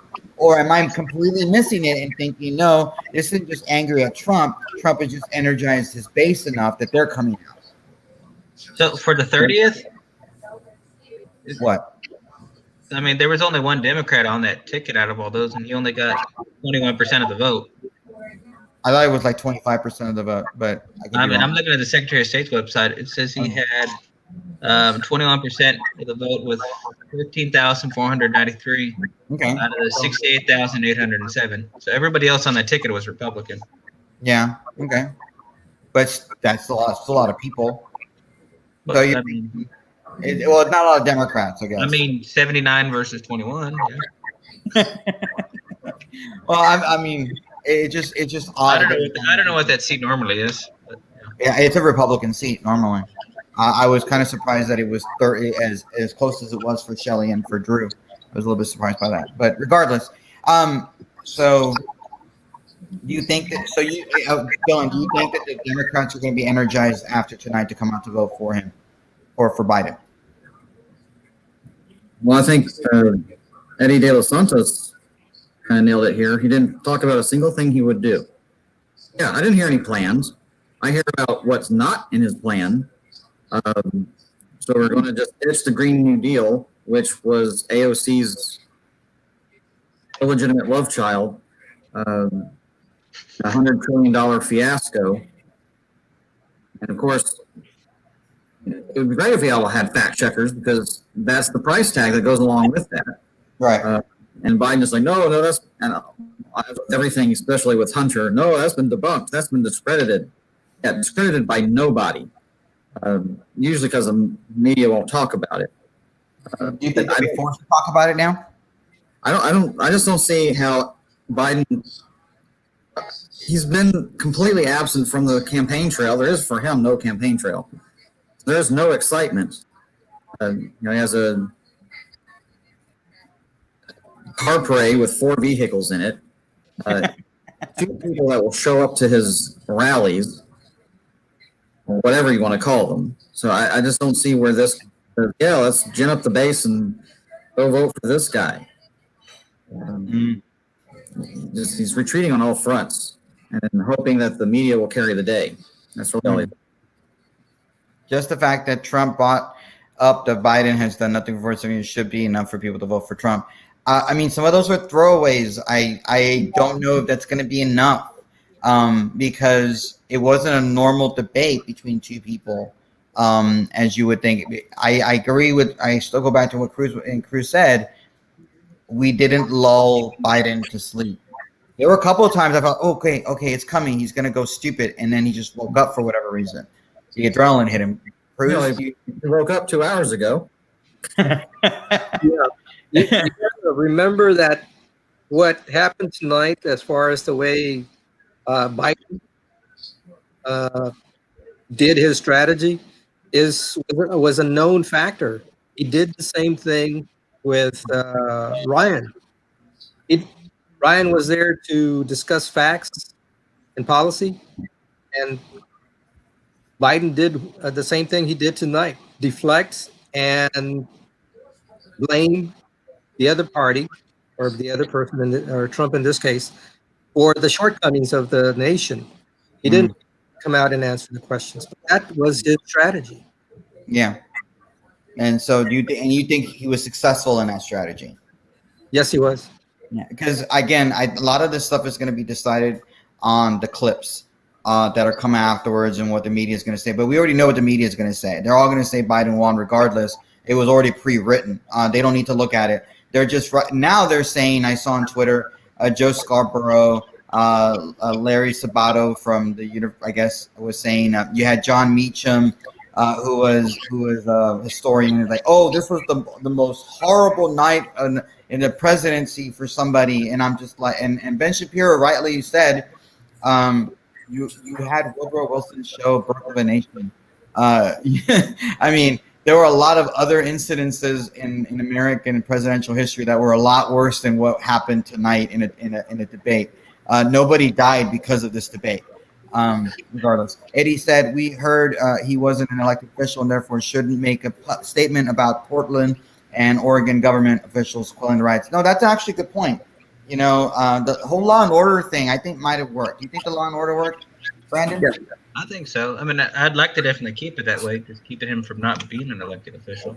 Yeah, that's true. No, but I mean, the fact that he wouldn't say law and order, he's like, Yeah. say it, dude, say it, and he wouldn't say it. Law, order, and justice. Yeah, or law and order, he wouldn't say law and order, law enforcement. He was stupid that he said Antifa. Yeah, what do you think about that, Dylan? Is Antifa just an idea, not an organization? It's a very well organized, very well funded organization. They have chapters all over the country and the world. They show up within a moment's notice with a U-Haul truck full of weapons and shields and signs and whatnot, all of it being bankrolled by George Soros and others. And yes, they're an organization. Yeah, I think that might backfire. Do you think that's going to backfire Biden when using that ad? He says it's an idea, but look at this. When people have their businesses burned down or get shot at or get officers blinded, they're not getting blinded by ideas. No. Yeah. I don't know. That That. you don't think? What you know? You know what? I just think that Democrats or majority other people just don't like Trump. I think that Trump won this debate. I don't think necessarily that is going to result in people voting for him in November, at least here in Texas. Yeah. I think Democrats across the board, whether they're a hard D, they're, let's not even talk about those.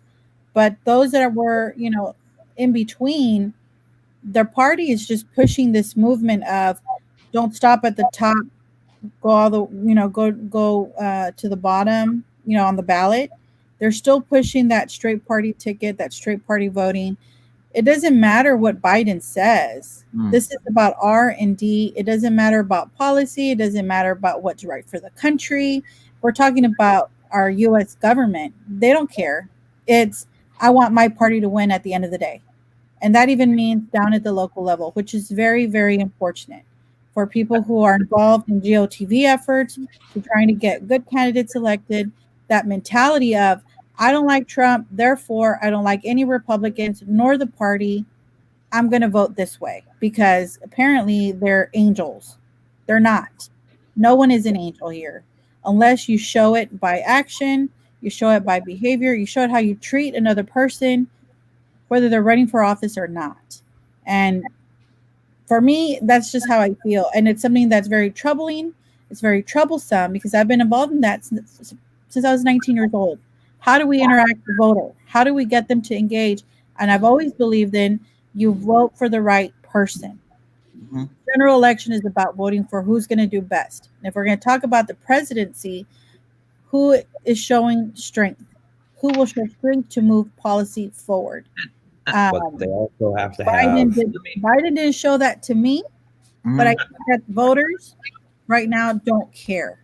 Because I do wish Trump would have talked more about all the stuff he's done and just how awesome he's been for the economy and everything. Yes. Just depending on Yeah, that. he's incapable of doing that, though. I don't think he's capable of doing that. He's not a typical. Unfortunately, is what we have, and because people nominated him in 2016, unfortunately. Manny Brandon, sorry.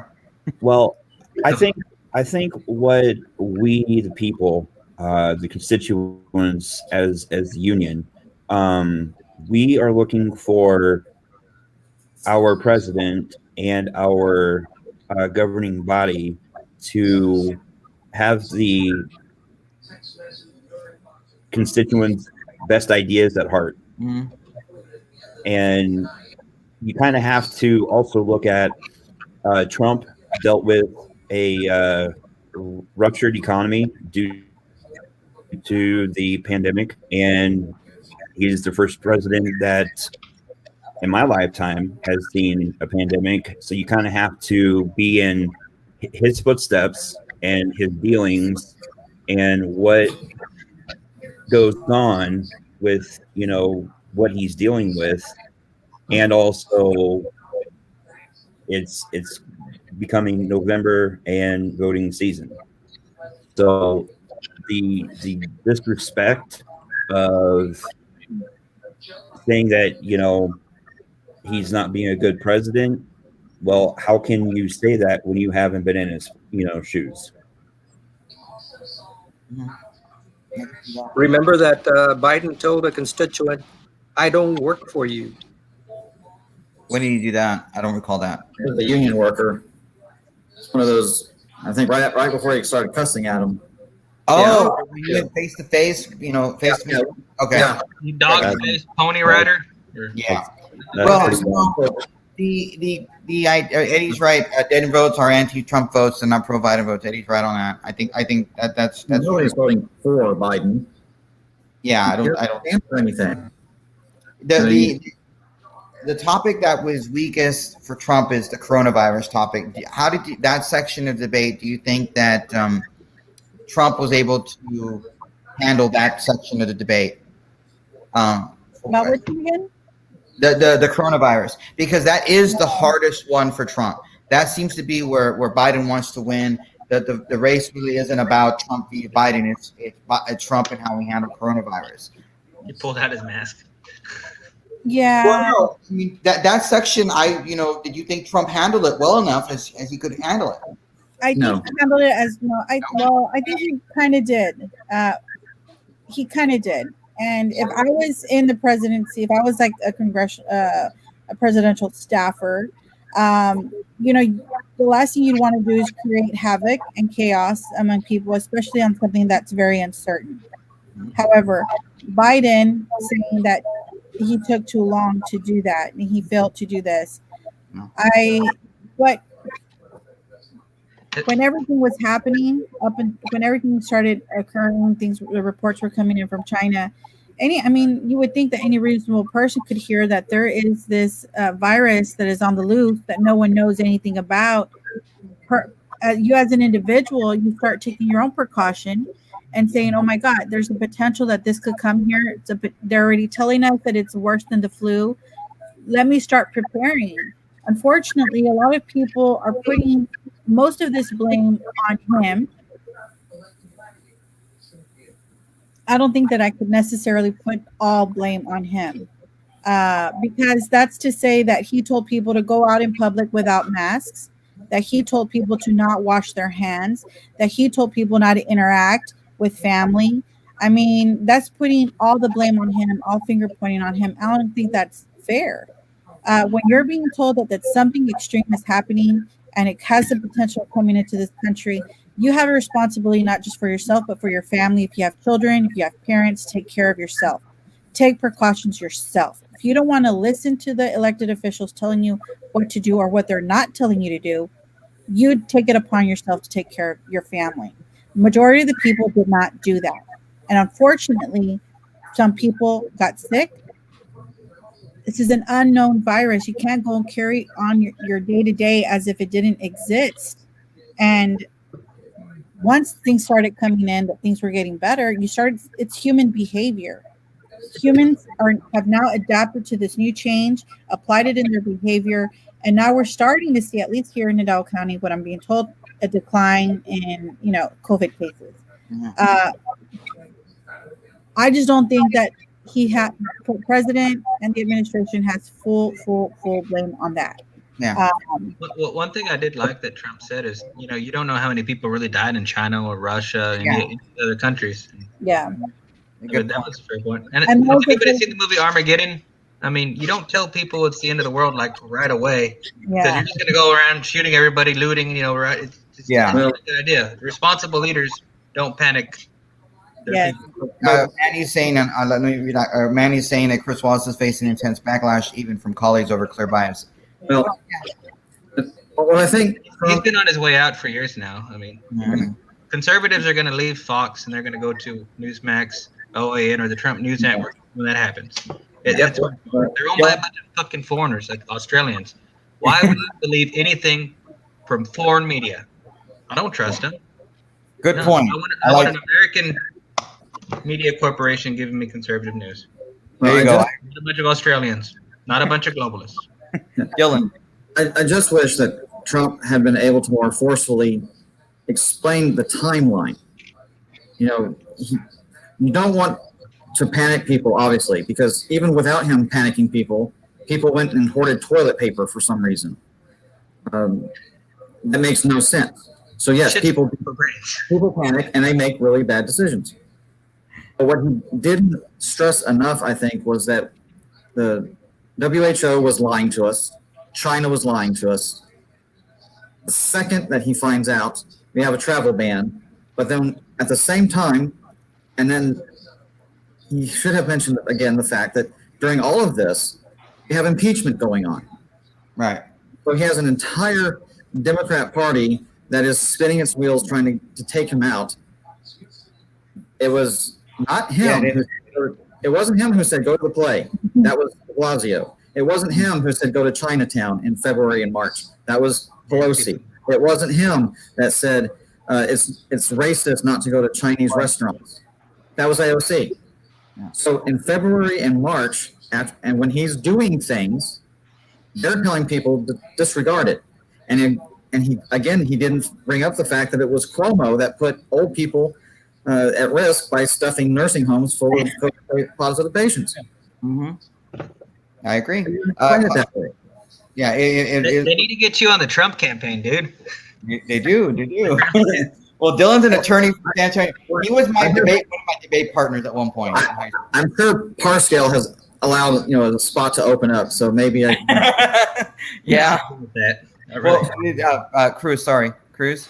Yeah, I felt that Chris Wallace tried to do a gotcha question on that mask. Yeah. To push him into "Don't you believe in science?" type question. I mean, science couldn't even make up their mind on it. They still Right, probably can't. and I think that Trump hesitated with that answer because he knows what the real science is. That masks, unless you have an N95 without a flap, really don't work with viruses. But he couldn't come out and say it. He hesitated, so he stumbled on that question. Yeah. But actually, when they mentioned that whole waiter situation, that story about, oh, well, you said that waiter touches their masks and then the plate and they're served, and that's, I actually watched the full clip on that. And what he said was, I read that before you popped it up. So sorry, I'm trying hard not to go over there and look at my phone where the comments are before. I wish him luck. He'll need it. But it was taken out of context, though, because when he made that statement, he just said, look, yeah, you can wear a mask, but if people are going to be touching their masks while they have it on and then going out and touching everything else, then what's the point of wearing it? What about restaurant? What about, fast food? Are they changing their gloves after every customer? No, they're not. Yeah, and Never handling the cash. Yeah, but that's what he was saying, though, is that we can have those, you can apply it, do it, but you don't know the end user. Well, everyone knows I'm a germaphobe, and I've made these exact same points that you're making, Marty. And I think that maybe Trump is a little germaphobe, so he realizes that, like, if you're touching stuff, if the mask is supposed to catch the virus, some of it's going to come out just a little bit. Maybe it'll soak through the mask. You'll touch your mask, and guess what? What if it hits your eyes? Exactly. Why is nobody wearing goggles or glasses? No, they're not. And hey, how you doing? It breathes on their hand. They rub their hand. They rub their eye. It's human nature. You touch your face, God knows how many times. Even I do, and I'm a freaking germaphobe. And so this virus is going to get around whether you do anything or not. So the science isn't exact. My favorite on that was someone from the CDC was she was reading all the guidelines and licking her finger and flipping the pages as she's giving the how not to get germs. Yes. Gross. Yeah, that was brilliant. It's brilliant. Yeah, it is brilliant. It's wonderful stuff. So one of my friends posted on his Facebook, but Biden's teeth are super white. How is that? I don't know. I was wondering about his blonde hair. Plugs. The plugs used to be white, and now they were blonde tonight. What happened? I mean, this is a conspiracy, I think. Everybody's talking about orange man face, but for some reason, Joe Biden's hair was exceptionally blonder today, and I should say his plugs. And no one's concerned about that, or am I the only one who's concerned about that? You look different. Actually, did he have earlobes this time or not? I don't know. And I don't know if anybody's checking ears at all. It was attached tonight. It was attached tonight. Sometimes it is, but it was attached tonight. What does that mean, though? Is that right? I don't know if telling the president "shut up, man" is something to be happy about. You remember the movie Dave, Mm-hmm. where the president had a body double? Yes. There's a scene on there with Oliver Stone where he was going on about how the nose was different. There were slight physical differences between the president from 6 months ago and then the president today. And of course, he was made fun of. Well, the human ear, more specifically the human earlobe, has two varieties, attached or detached. Yeah. There are pictures of Biden with both. I've never seen those pictures. Maybe I need to look at them. I had it pointed out to me at one point, and I can't go and just search it. Just Google Biden. No, I don't Google stuff. Google Biden, go to the images tab, and just start flipping through them. And the right ear changes from one picture to the next. Sometimes it's attached, sometimes it's not. Yeah. So if you want a conspiracy theory, that's one. There's a Biden double that's running around out there. Yeah, somebody. Maybe it's an aged clone that just did not turn out. But we don't know which is the real Biden then. We don't know which is the attached one or the unattached one. Maybe we need to look at those older pictures from the 80s. You remember that guy from Six Flags Fiesta, Texas? Maybe it's just a young person dressed up as Biden with a mask. Who knows? Well, what else? What was the other interesting point for me? Was there any interesting points that we haven't talked about yet that you found from the debate? Anybody? Well, I didn't write any notes down. I still like that Trump talked about election fraud and did not, back down or fall into their trap. Yeah, I think what was really powerful was when he said, we need law and order. And the whole question about the riots and, telling them to stop. I really, really like that because as a parent, I think I want my son to know that there's rules and there's consequences. Things can happen to you if you don't follow, our laws that are in place to keep us safe. As a parent, I could not see why Biden could not emphasize that. Super predator. I can't understand that part. Everyone used to want to tell stories about corn pop, probably. What do you think about this? Biden. I feel Biden could have spoken more during this debate had it not been for Trump. Do you think the interruptions really hurt Trump overall, and because he didn't allow Biden to go stupid time? I mean, what was Biden going to say? Just more of the same platitudes and claims that he's been making for the last 7 months? I just wanted to stumble through it. I didn't get a sense of his stutter at all today. He doesn't have a stutter. He never did. Off I know he topic. doesn't. That's my point. Like I would have liked to have seen the stutter that doesn't really exist. I never. It did happen a few times, like about half a dozen times. And when you go back and review the video, you'll see his eyes close, and that's when he stumbles. Yeah, no, I saw the eyes closed, but it wasn't. There could have been more of it, and I think there was a little bit too much interruption. There wasn't a time that Trump just couldn't help himself, and it's How like come he kept leaning towards the side with the earpiece when he was like talking? The eyes, We never got a clear shot of the inside of his ears. No, we never did. Conveniently, it must have been negotiated. Where the cameras are going to be at. Like, I'm sorry, but look at the camera. Yeah, there you go. I'm sorry, but Obamacare is a joke. What about the Obamacare stuff, the healthcare thing? Do you think the arguments that Biden made stuck? And there was a story that came out a long time ago, and I wish people would pick up on this, that the creator of Obamacare, the architect, said that the reason that we were able to get this through is because we depend on the stupidity of the American people. The Heritage Foundation said that? Or No, the creator of Obamacare said we only got this passed based on the stupidity of the American people. He was caught on video giving some speech somewhere, and nobody talks about it. Well, I did a little look real quick on MSNBC and CNN just to see what their cryons are.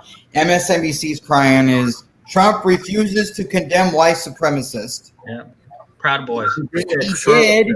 Their president is like a black Hispanic dude. I mean, and he can see. He's not blind. This is not Dave Chappelle. But he didn't refuse to condemn. He condemned them. He said sure. He said sure like 3 freaking times. He said sure. Yeah, I'll condemn him. Sure. Like he did, but apparently that's refusal. And CNN's cryon is right now. It's Chiron, but what is it? Am I saying cryon? Am I saying it wrong? Probably. Yeah, I want to say crayon. What is I it? think Chiron. It's Chiron. Oh, I like to say cryon because it sounds like they're crying. Well, if it's a. Yeah, it's like a Freudian slip, sort of like they're crying because that's what they do. Because CNN and MSNBC like to cry on their little shows. They use this little fact checking thing on it. That's why I call it. Yeah, the fiery peaceful protest. There you go. Yeah. So this is their fact checking a chaotic Trump debate. This is all they can say. It's chaotic. It's chaotic. Well, it wasn't chaotic. That's life in general. It's chaotic, and there are certain people that have to confront it. Even if they're told to shut up, even if they're told that they're a clown, even if they're told they're a racist. I mean, that doesn't ever stop anyone running for office. People who can turn off their video and not watch that, no. You need to turn back on and listen to changed their cryon to chaotic debate. They're using the same language. They must have got the memo. Chaotic. That's the word, chaotic. That's I've been waiting for there to be some sort of unanimity on. I have a question for everybody. What? I have a question for you guys. Did his defense of Hunter make him a fatherly type guy defending his son's reputation? Did it help? I think No. I mean, he did deny, which, you know, even when you're lying, it's always good to just deny. No, he did admit he's the best thing to working through his. No, you were talking about No. Bo. No, I'm talking about President when Trump said, "What about Hunter?" Was it Hunter or Bo? No, you were that talking about Bo, the guy. You No. said No. Bo. I mean, but those not even in the Trump picture. talked about Hunter. They passed it was? away, right? I Biden talked remember about Hunter. Bo, about how But then I think then after that, after he said, "Well, what about Hunter?" Like, oh, he's working through some issues or whatever. Because he's a cokehead too. he worked Yeah. himself. He worked I through mean- drug abuse and then impregnated a stripper in Arkansas and then ran out on the child support.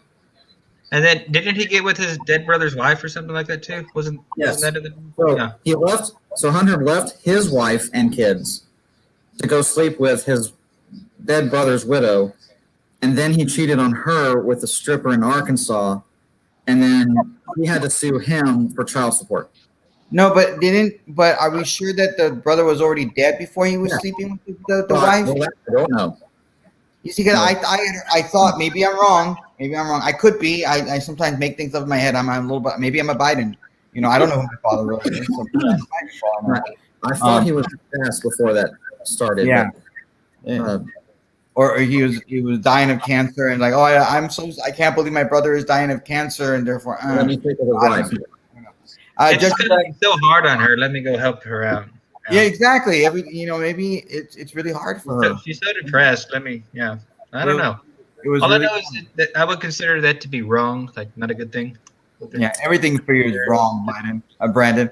Hi guys, good coverage. The question I'd ask is whether this debate helped independent or swing voters decide who to vote for. I believe that this is going to decide it for them to just vote for Biden.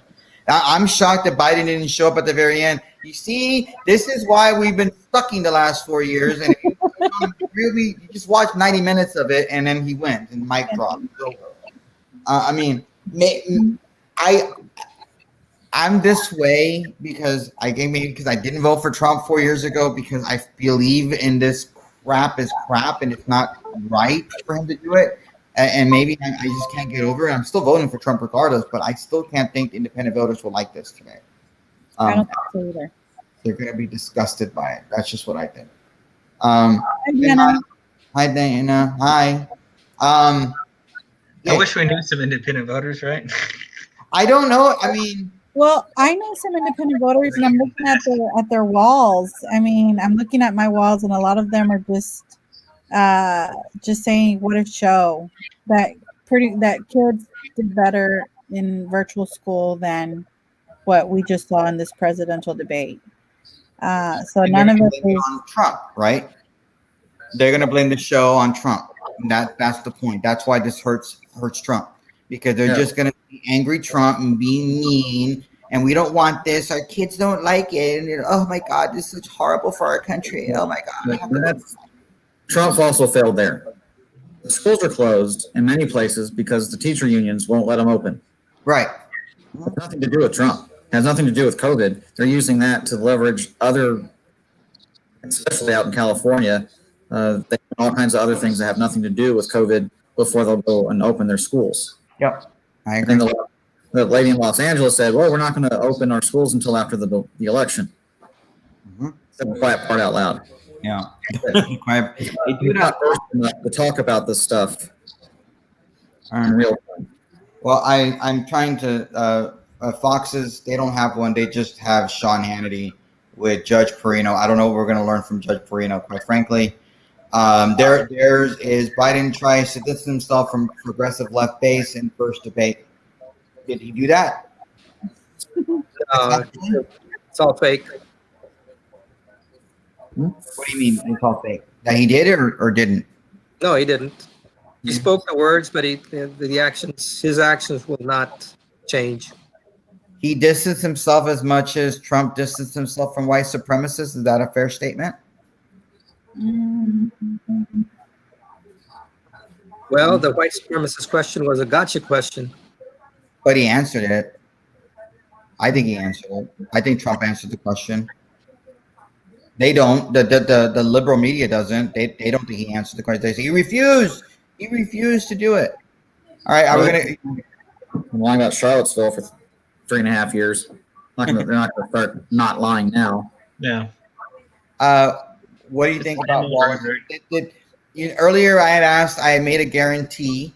I guaranteed that Chris Wallace, the moderator, was going to do a fact check of like a la Candy Crowley from the 2012 election. Did my guarantee, was it true? Did Chris Wallace ever do that? Was there a fact check tonight? He tried. I think he tried. Yeah. That's running interference for Biden. Yeah. Right. He did. Yeah, he did. I think the global warming thing, or I think the climate change one was it. It's like whenever he saw that Biden was on the ropes, I'm going to interrupt. Oh, no, you're interrupting too much, President. Mr. President, shut up. And giving Biden an opportunity to, get his thoughts together, running interference. So that, in that sense, I think that there was a fact check. I feel like there was a fact check of him. I think my guarantee came out right. I don't remember everybody else's guarantee. Was your guarantee? Did your guarantee? I thought he was going to have a meltdown at least halfway through, and I was wrong. Yeah, Marty. Almost did though. What? Almost did. Yeah, Marty.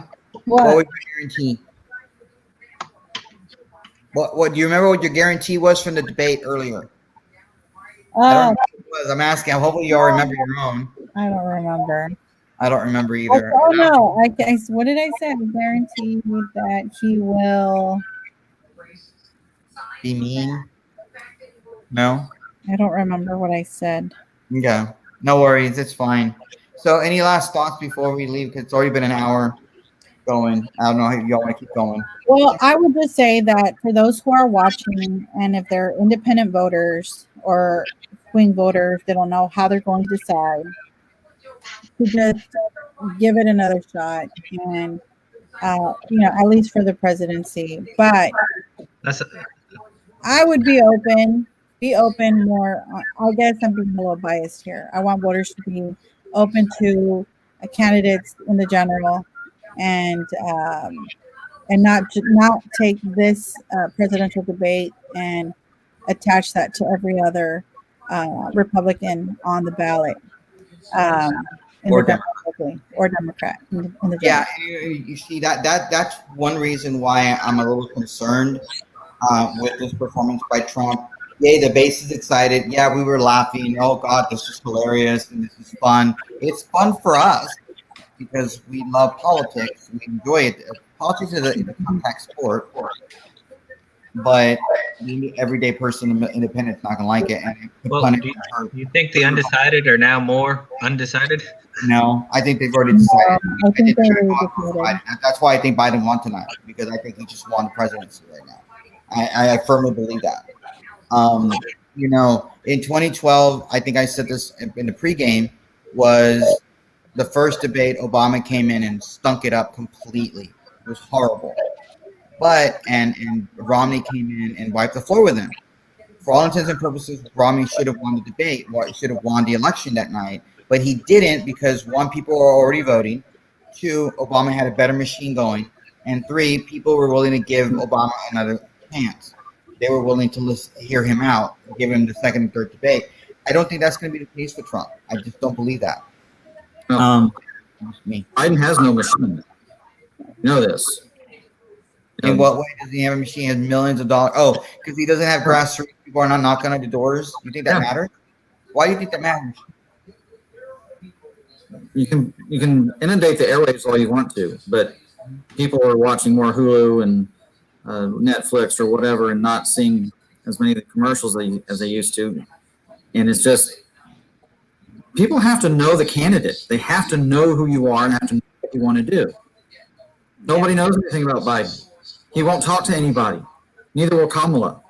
Yeah, but that's what all Democrats do when they know they have a weak candidate. They have They hide their candidates so that they're not interacting with people, because they know they're not a good person to begin with. And Democrats do that all the time. Dylan? What does Biden have self-standing for himself and for the country? Nothing, but it doesn't matter. This election isn't about Biden. This election is about Trump. No, what I'm saying is, how does he have the tangible proof that he is able to have a rock concurrent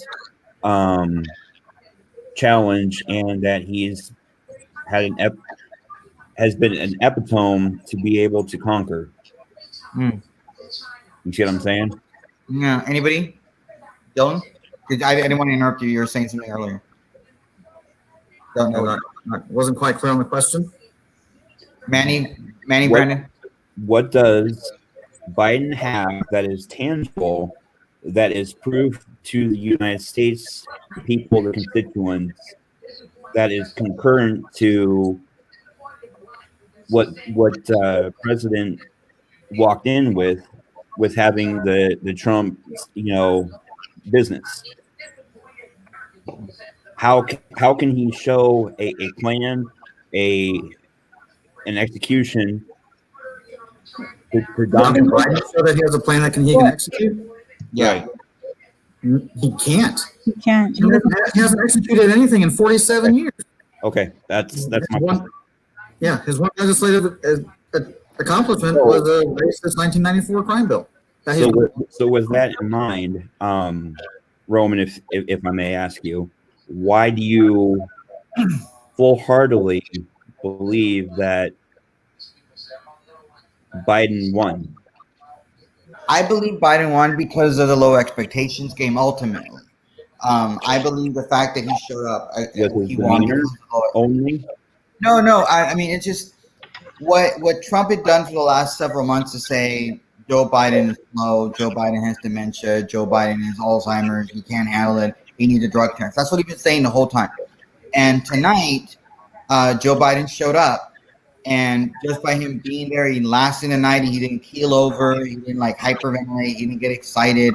He was just calm for the most part. Yeah, he interrupted. Yet he got a little antsy at some point. For the most part, he was calm.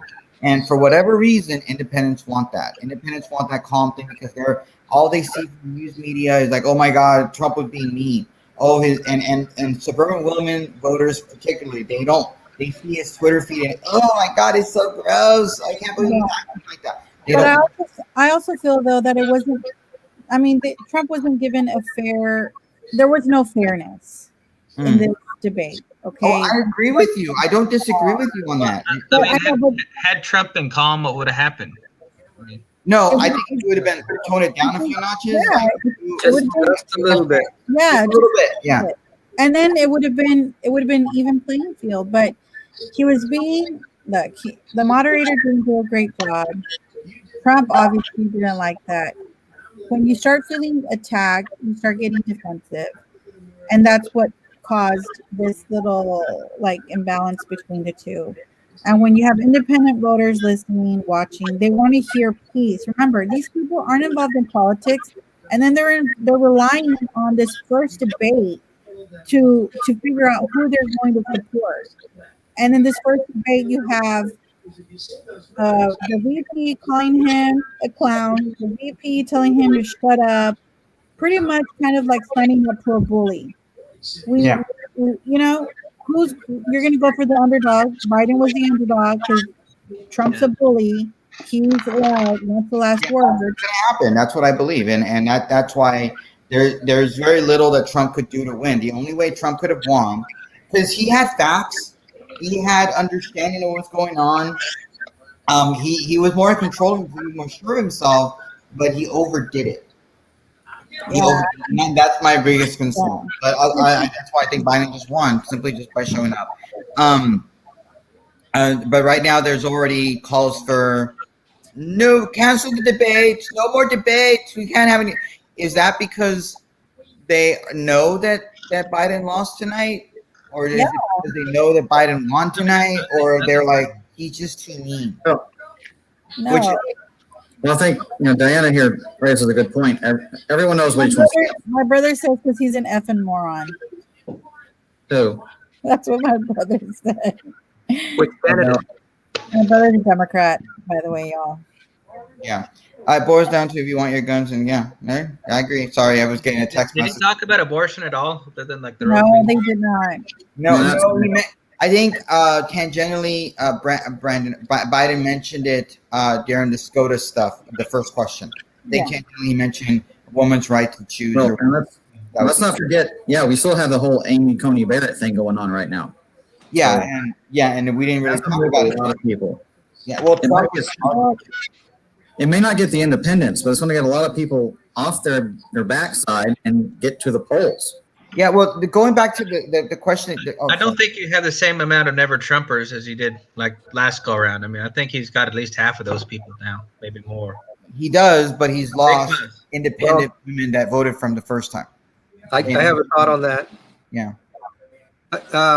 If you're talking about Bushy independents and Mittens independents, he didn't win them over tonight. Yeah. No. Oh, but those are the losers that are never going to vote for a nationalist. They're always going to vote for the guy that's going to give money to like the guy in China or the guy in Australia, the guy who doesn't care about us. Yeah. I mean, they're dead. They're not part of our party anymore. Like George Bush. I mean, they're the vocal party. they're whatever. I mean, but the people who just thought that Trump was a fake or a retard or whatever, because the way he was to Cruz, I mean, they've been impressed. They're all going to vote for him now. They're not going to vote for McMullen. They're not going to vote for some libertarian dude who's just not a Democrat. So you think that's going to equal to maybe 1 or 2% point increase in the number of votes he's got from last I mean, he'll time? get another 2 million votes. Potentially, yeah. Yeah, it's possible. I mean, He'll they get were 67 million votes this time. Yeah, evangelicals are going to come out more than they did before. I think because of this Amy thing, I think they're interested in that a little bit more than they were before. Probably people don't hate Biden the way they hated Hillary. That's the problem, and that's why women are going more that voted for him. I think there was a poll today. Again, maybe we shouldn't pay attention to polls because, well, they're biased in many respects. There was a poll in Ohio that came out today. He won Ohio by what, 5 points? I want to say he won Ohio, and now he's down 3 points, or he won. Yeah, but Ohio. Trafalgar hasn't done a poll in Ohio yet. That's what I'm waiting to see. That's the only one you care about is Trafalgar. Earlier, Dylan, you were saying about grassroots and not having anybody on the ground. You believe that this ability that really matters in an election about Trump. If grassroots never mattered, they wouldn't do it. And they do it every single cycle. Why? Because it works. Trump's got people out there knocking on millions of doors. Biden has nobody. They're not knocking on doors. They're trying to play everything. Everybody's home now. Stan? That's everybody's home now, But they just got over $250 million right now that they just got. Now they're able to spread it around. They're able to spread it around in districts that they know they're not going to be able to win, but they can give $1 million there or whatever and throw that away in a congressional race in the hopes that they'll pick up more votes than they otherwise would and help Biden over. Wait. Thinking? You understand what I mean? Yeah. I think it still just boils down to this is what people do every election cycle. Mm-hmm. But other people are doing it for him. I mean, other Democrats, congressional candidates, Senate candidates, they're doing it for him. He doesn't have to do it himself because, the name is there. They're going to go in. Let's say they're going to go in and vote for MJ Hager. I don't know why you would, but let's say they're going to vote for Biden anyway. They already know who Biden is. They don't need to focus on that. They focus on the down ballot races so they can pick apart a few extra voters here and there in order to get him over the top. Because in some of these swing races and some of these battleground states, that's all that matters. Okay. Did Biden pass comments about super predators, government, run healthcare, and distance from Green New Deal hurt him? Yes. That's his base. Yeah. Black super predators and said, I'm not going to do the Green New Deal. Mm-hmm. Well, that's what the far left wants. The super predators thing. That was an interesting take. What are your thoughts, Chris, on the super predators thing? That was funny. Not funny. I actually didn't catch that. I didn't catch that part. I caught the healthcare and the Green New Deal, but I didn't catch the predators. Yeah, no, the super predators thing was when he was talking about the 94 crime bill and Biden was talking about African Americans and being predators. He didn't target him and didn't say anything about the N-word, potentially the number of times that the N-word was used by Biden in those hearings. But he did mention the predators, and he talked about how African Americans are more willing to vote for Trump than any other Republican candidate. I think that helps him a little bit because it's true. There are more Black African Americans who are willing to vote for him than they had before. There's a reason for that. They're not excited about Biden. I didn't catch that part where he did say worse things than this. Yeah, and he should have said you can go look it up. So but he didn't say that. Manny, you're there. Thank you, Great Manny. discussion, lady and gentleman. Lady, there you go. Any closing thoughts? Because I'm gonna have to head out. I promised everybody we'd be done by 11. So, I have closing thoughts. what is your closing thought, Marty? My closing thought is this: we need a president that can move forward with rule of law. If we don't have a president that can enforce that, then that sends a huge message down to local government, and that is a very scary thought. So anyone who thinks that Biden is the coolest person in the world, who could not even acknowledge that no law enforcement support him, he could not acknowledge that Antifa or BLM, whatever, is bad. He couldn't make any stance on that. That's very scary. I want to have a government or administration that will make sure that we're safe and have that law and order. Otherwise, Nothing else matters. we're gonna have the purge, guys, like the movie. It's scary. It's scary. It's annoying. Accountability and no Just more so you know, corruption. the Trump Team Trump people are actually doing a 16-second video on their Twitter feed right now and showing how watch President Trump say 2 times, just as I said, 2 times, he's willing to condemn white supremacist and militia groups. And he says, quote, "Sure, I'm willing to do that." Is that not enough for these people? No. Why? He wanted him to say the words. Say the words. But he did it. He answered the question. Sure, I'm willing to do it. I did it. I'm doing it. Sure. And you have He wanted the words. I condemn. Da da da da da. Yeah. Why? The Proud Boys. He did that. I don't know why he brought up the Proud Boys. You know, actually, I'm He surprised. just wanted to piss off Myra. Probably. Myra loves the Proud Boys. Their leader's like a black dude. Tulsa. Hey, you know what? You're in Tulsa. Did you know that the murder rate is horrible in Tulsa? According to Chris Wallace. Why you get out of Tulsa? It's horrible there, according to Chris Wallace. Are you driving back from Tulsa? Do not go to Fort Worth because there are a bunch of murderers in Republican Fort Worth. I don't know if you caught that in the debate, and it really that piece of crap. I mean, even people in Austin, even the sports director for KGBT was saying, "Oh my God, Fort Worth is that?" She's from Fort Worth. She had no idea that Fort Worth is horrible, but apparently it's increasing in murderers. And I don't even think that correct me if I'm wrong, but is Fort Worth even still considered a Republican city? I thought that Fort Worth was not considered a Republican city anymore, or at least Tarrant County is kind of like purplish. Yeah, that's my understanding. So again, Chris Wallace can't get his facts straight, but I'm sure he's going to fact check Trump. Doc, nearly 500 retired generals, admirals, and senior civilian national security officials endorsed Joe Biden and blast President Donald Trump. Of course they do. They want us to go to war. They like to help they're formerly retired because they probably are they couldn't get that next star. That's what it was. They couldn't get the next star. Generals were the next star. The only way to do that is to have a conflict somewhere so that you can lead a battalion and whatever it is you need to do, and then declare victory, and then get your next star. Right. That jerk. You know, he's not dropping bombs on brown people. How dare he? We need to start doing that again, according to these 500 retired generals and admirals. And they also probably work. I don't know. Maybe they work for contractors that need money. You know, for weapons. Oh yeah, absolutely. Yeah, they're all in the private complex. Doc, you're a historian. Remember, the President Dwight Eisenhower, military complex. Anyway, yeah. So Claudia, please get out of Tulsa. It's really dangerous in Tulsa, according to Chris Wallace. Don't go there. It's as bad as Chicago, Portland, Los Angeles, all these horrible Democrat-run cities. You get the hell out of Tulsa right now. Don't even stop for gas in Tulsa. Just get home, whatever you do. But don't drive to Fort Worth, whatever you do. Don't drive there. Did I interrupt your closing thought, Marty, or you're good with your closing thought? Well, no. I mean, no, it goes with my closing thought. I want people to still be open, and it doesn't. I've strongly told this to people because I have many friends who are R&D.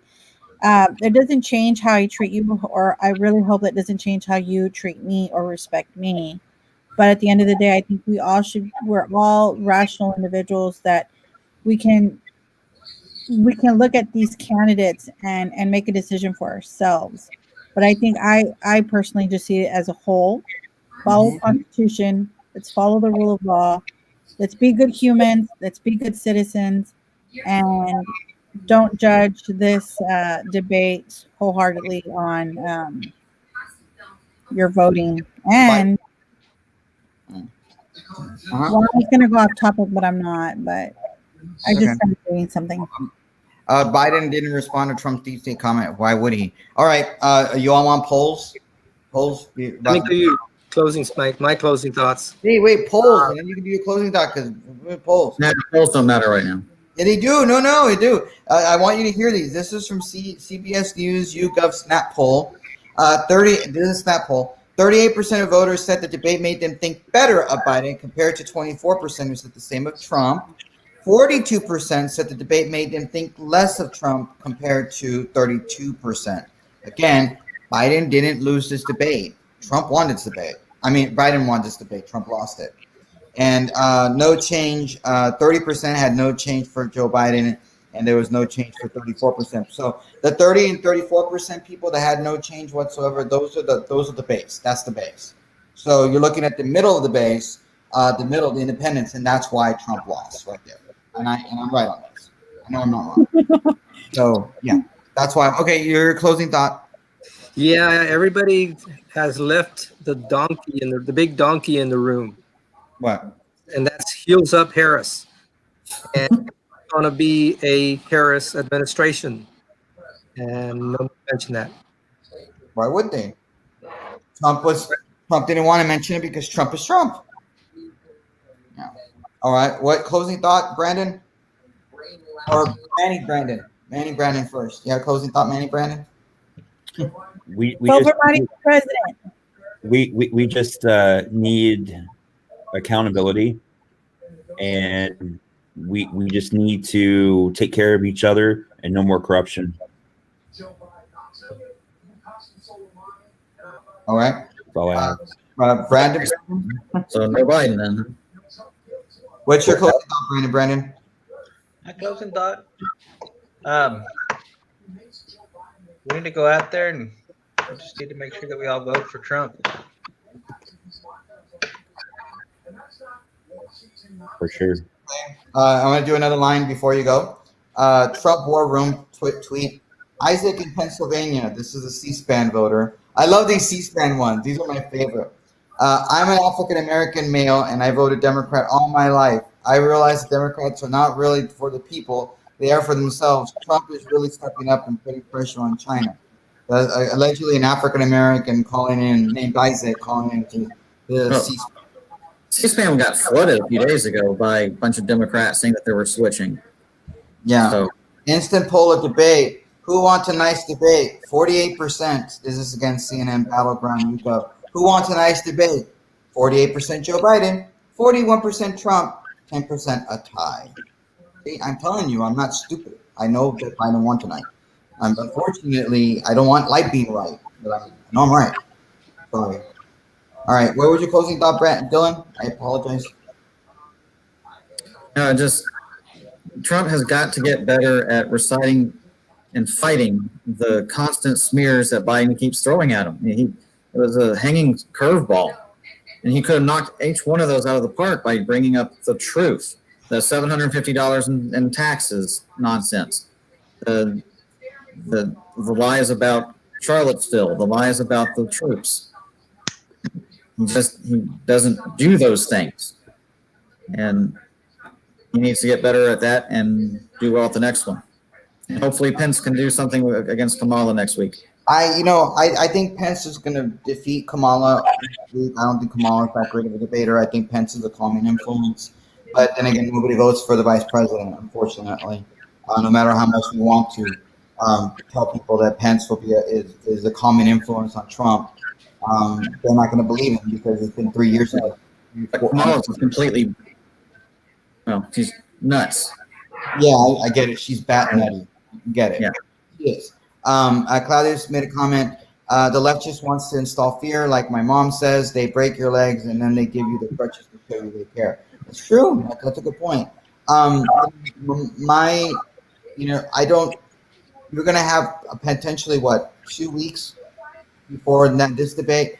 No, it's not a CNN poll. No, it wasn't a CNN poll. That was a CBS YouGov battleground tracker poll that they do, snap polls after debates. It's what they're pretty good at it, quite frankly. There's a Telemundo poll that has Trump winning 66% for the debate. I didn't see that one. Wait, Telemundo? Yeah. No. If Telemundo's going for Trump, then it's over. But they're not just polling Spanish speakers, are they? I don't know a lot of English only speakers that are going to be watching Telemundo. Look. Again, it's a Telemundo poll doesn't mean it's not. They do a CBS poll doesn't mean they were watching CBS, guys. Come on. I don't know. I'm just saying. But NBC has a great story now. And Myra will be proud. The Proud Boys, a far-right extremist group, are celebrating tonight after President told them to stand back and stand by during tonight's debate. It was a stupid line by Trump. Stupid line. That was a stupid question. It was. No. All he had to do is he already answered the question saying, sure, I'll condemn him. He condemned them. I condemned them. That's all he had to do. I condemned them. And se acabó el pinche pedo. Yeah. Sorry, I'm Spanish, but that's it. But unfortunately, that's not what he did. He's like, sure, yeah. Oh, by the way, Proud Boys, shut up. He's like, dude, really? Okay, fine. Daniel G. Garza tweeted this. I guess was it a heartfelt apology? Spanish-speaking viewers of Telemundo expressed their preference of who won tonight's presidential debate. 66% Trump, 34% Biden. But that was just for. Oh God, you really did, Juan. Oh wow. There's no way I can't. You did, Juan. Look, this was the picture of the anchor from Telemundo reading this. I don't know if y'all are able to see this. Can you see his little face at all? He hates to report that. Does he look a little sad? Like, oh my God, I can't believe my fellow brown people thought he wanted. You know what? I kind of really feel like him a little bit because I don't know. But ¿quién ganó el primer? Wow, 66% Trump. Is this like a legit poll? I mean, seriously, I want to know. Is this legit? Wow, I need a new phone, brother. He also said it at Charlottesville. Trump never said it. He said, sure, I'm willing to condemn it. I'm willing to do it. Sure. Sure is not enough for you. Then they said, give me a name. And then they said Proud Boys. But Proud Boys is not even a white supremacist group.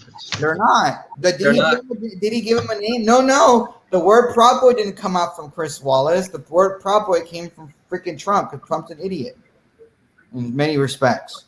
I do. I mean, sorry.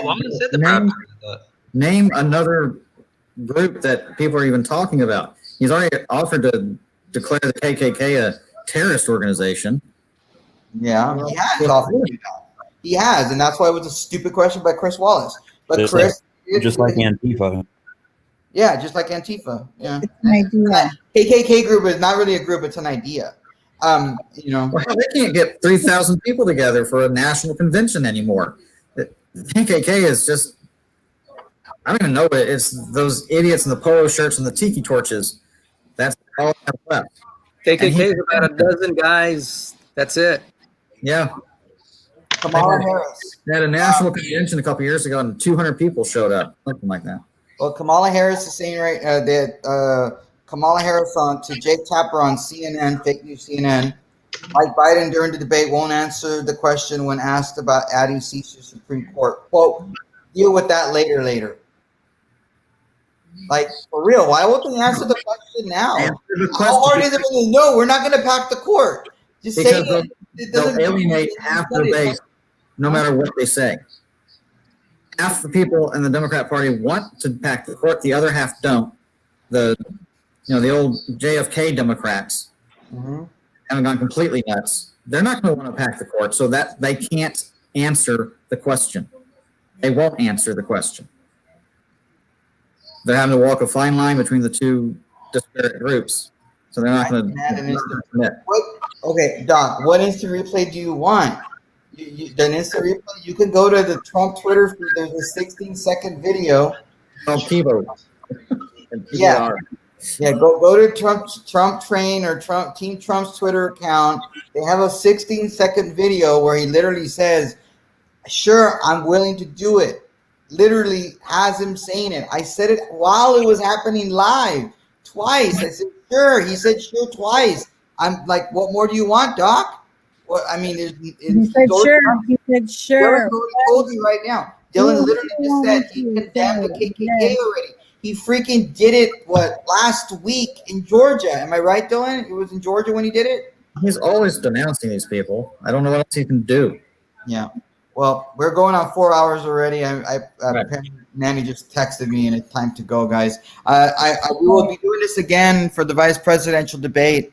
It might not be as fun as watching this crap show that was the debate tonight. Hey, Roman. What? I'm sorry. I was on a Rasmo show before I was on this one. I hate you, Brandon. Why were you on his show? Really? Well, no wonder the tie. He's got cookies. Why were you on his show? I mean, seriously, Manny. Adolfo wanted me and him to be on the show with him, and Manny was like, "No, let's do our own shows because he want to do his own show." And you went over there, really? You know what? You're banned from now on, Brandon. You can just go to his show. Don't come back. Brandon. Really, you're banned, because Manny specifically wanted to do the show because we didn't know if you were going to be able to come on. I even asked Manny, like, no, You need to denounce the Erasmus. so that's it. I'm sorry. Denounce it. Denounce it. Say it. Say it. Say You it. want to say it? All right. Then we denounce you, Brandon. You're banned from the show. Good luck. You can go with other people. You want to go with Ed Osmo, you're banned. You're gonna have to apologize, and you refuse to do it, so you're banned. Good night, All right. guys. You're banned. All right, I'll talk to y'all later. God bless. Good night, guys. We'll see you later. Oh, by the way, 7:30 tomorrow. Bye. Bye. Oh, you know how to turn it off, Brandon? Brandon? I do. Okay. Unlive it. Good night, guys. No. Wait, no. You have to unlive it. Don't go yet. You have to unlive it. You unlive it then. You know how to unlive it?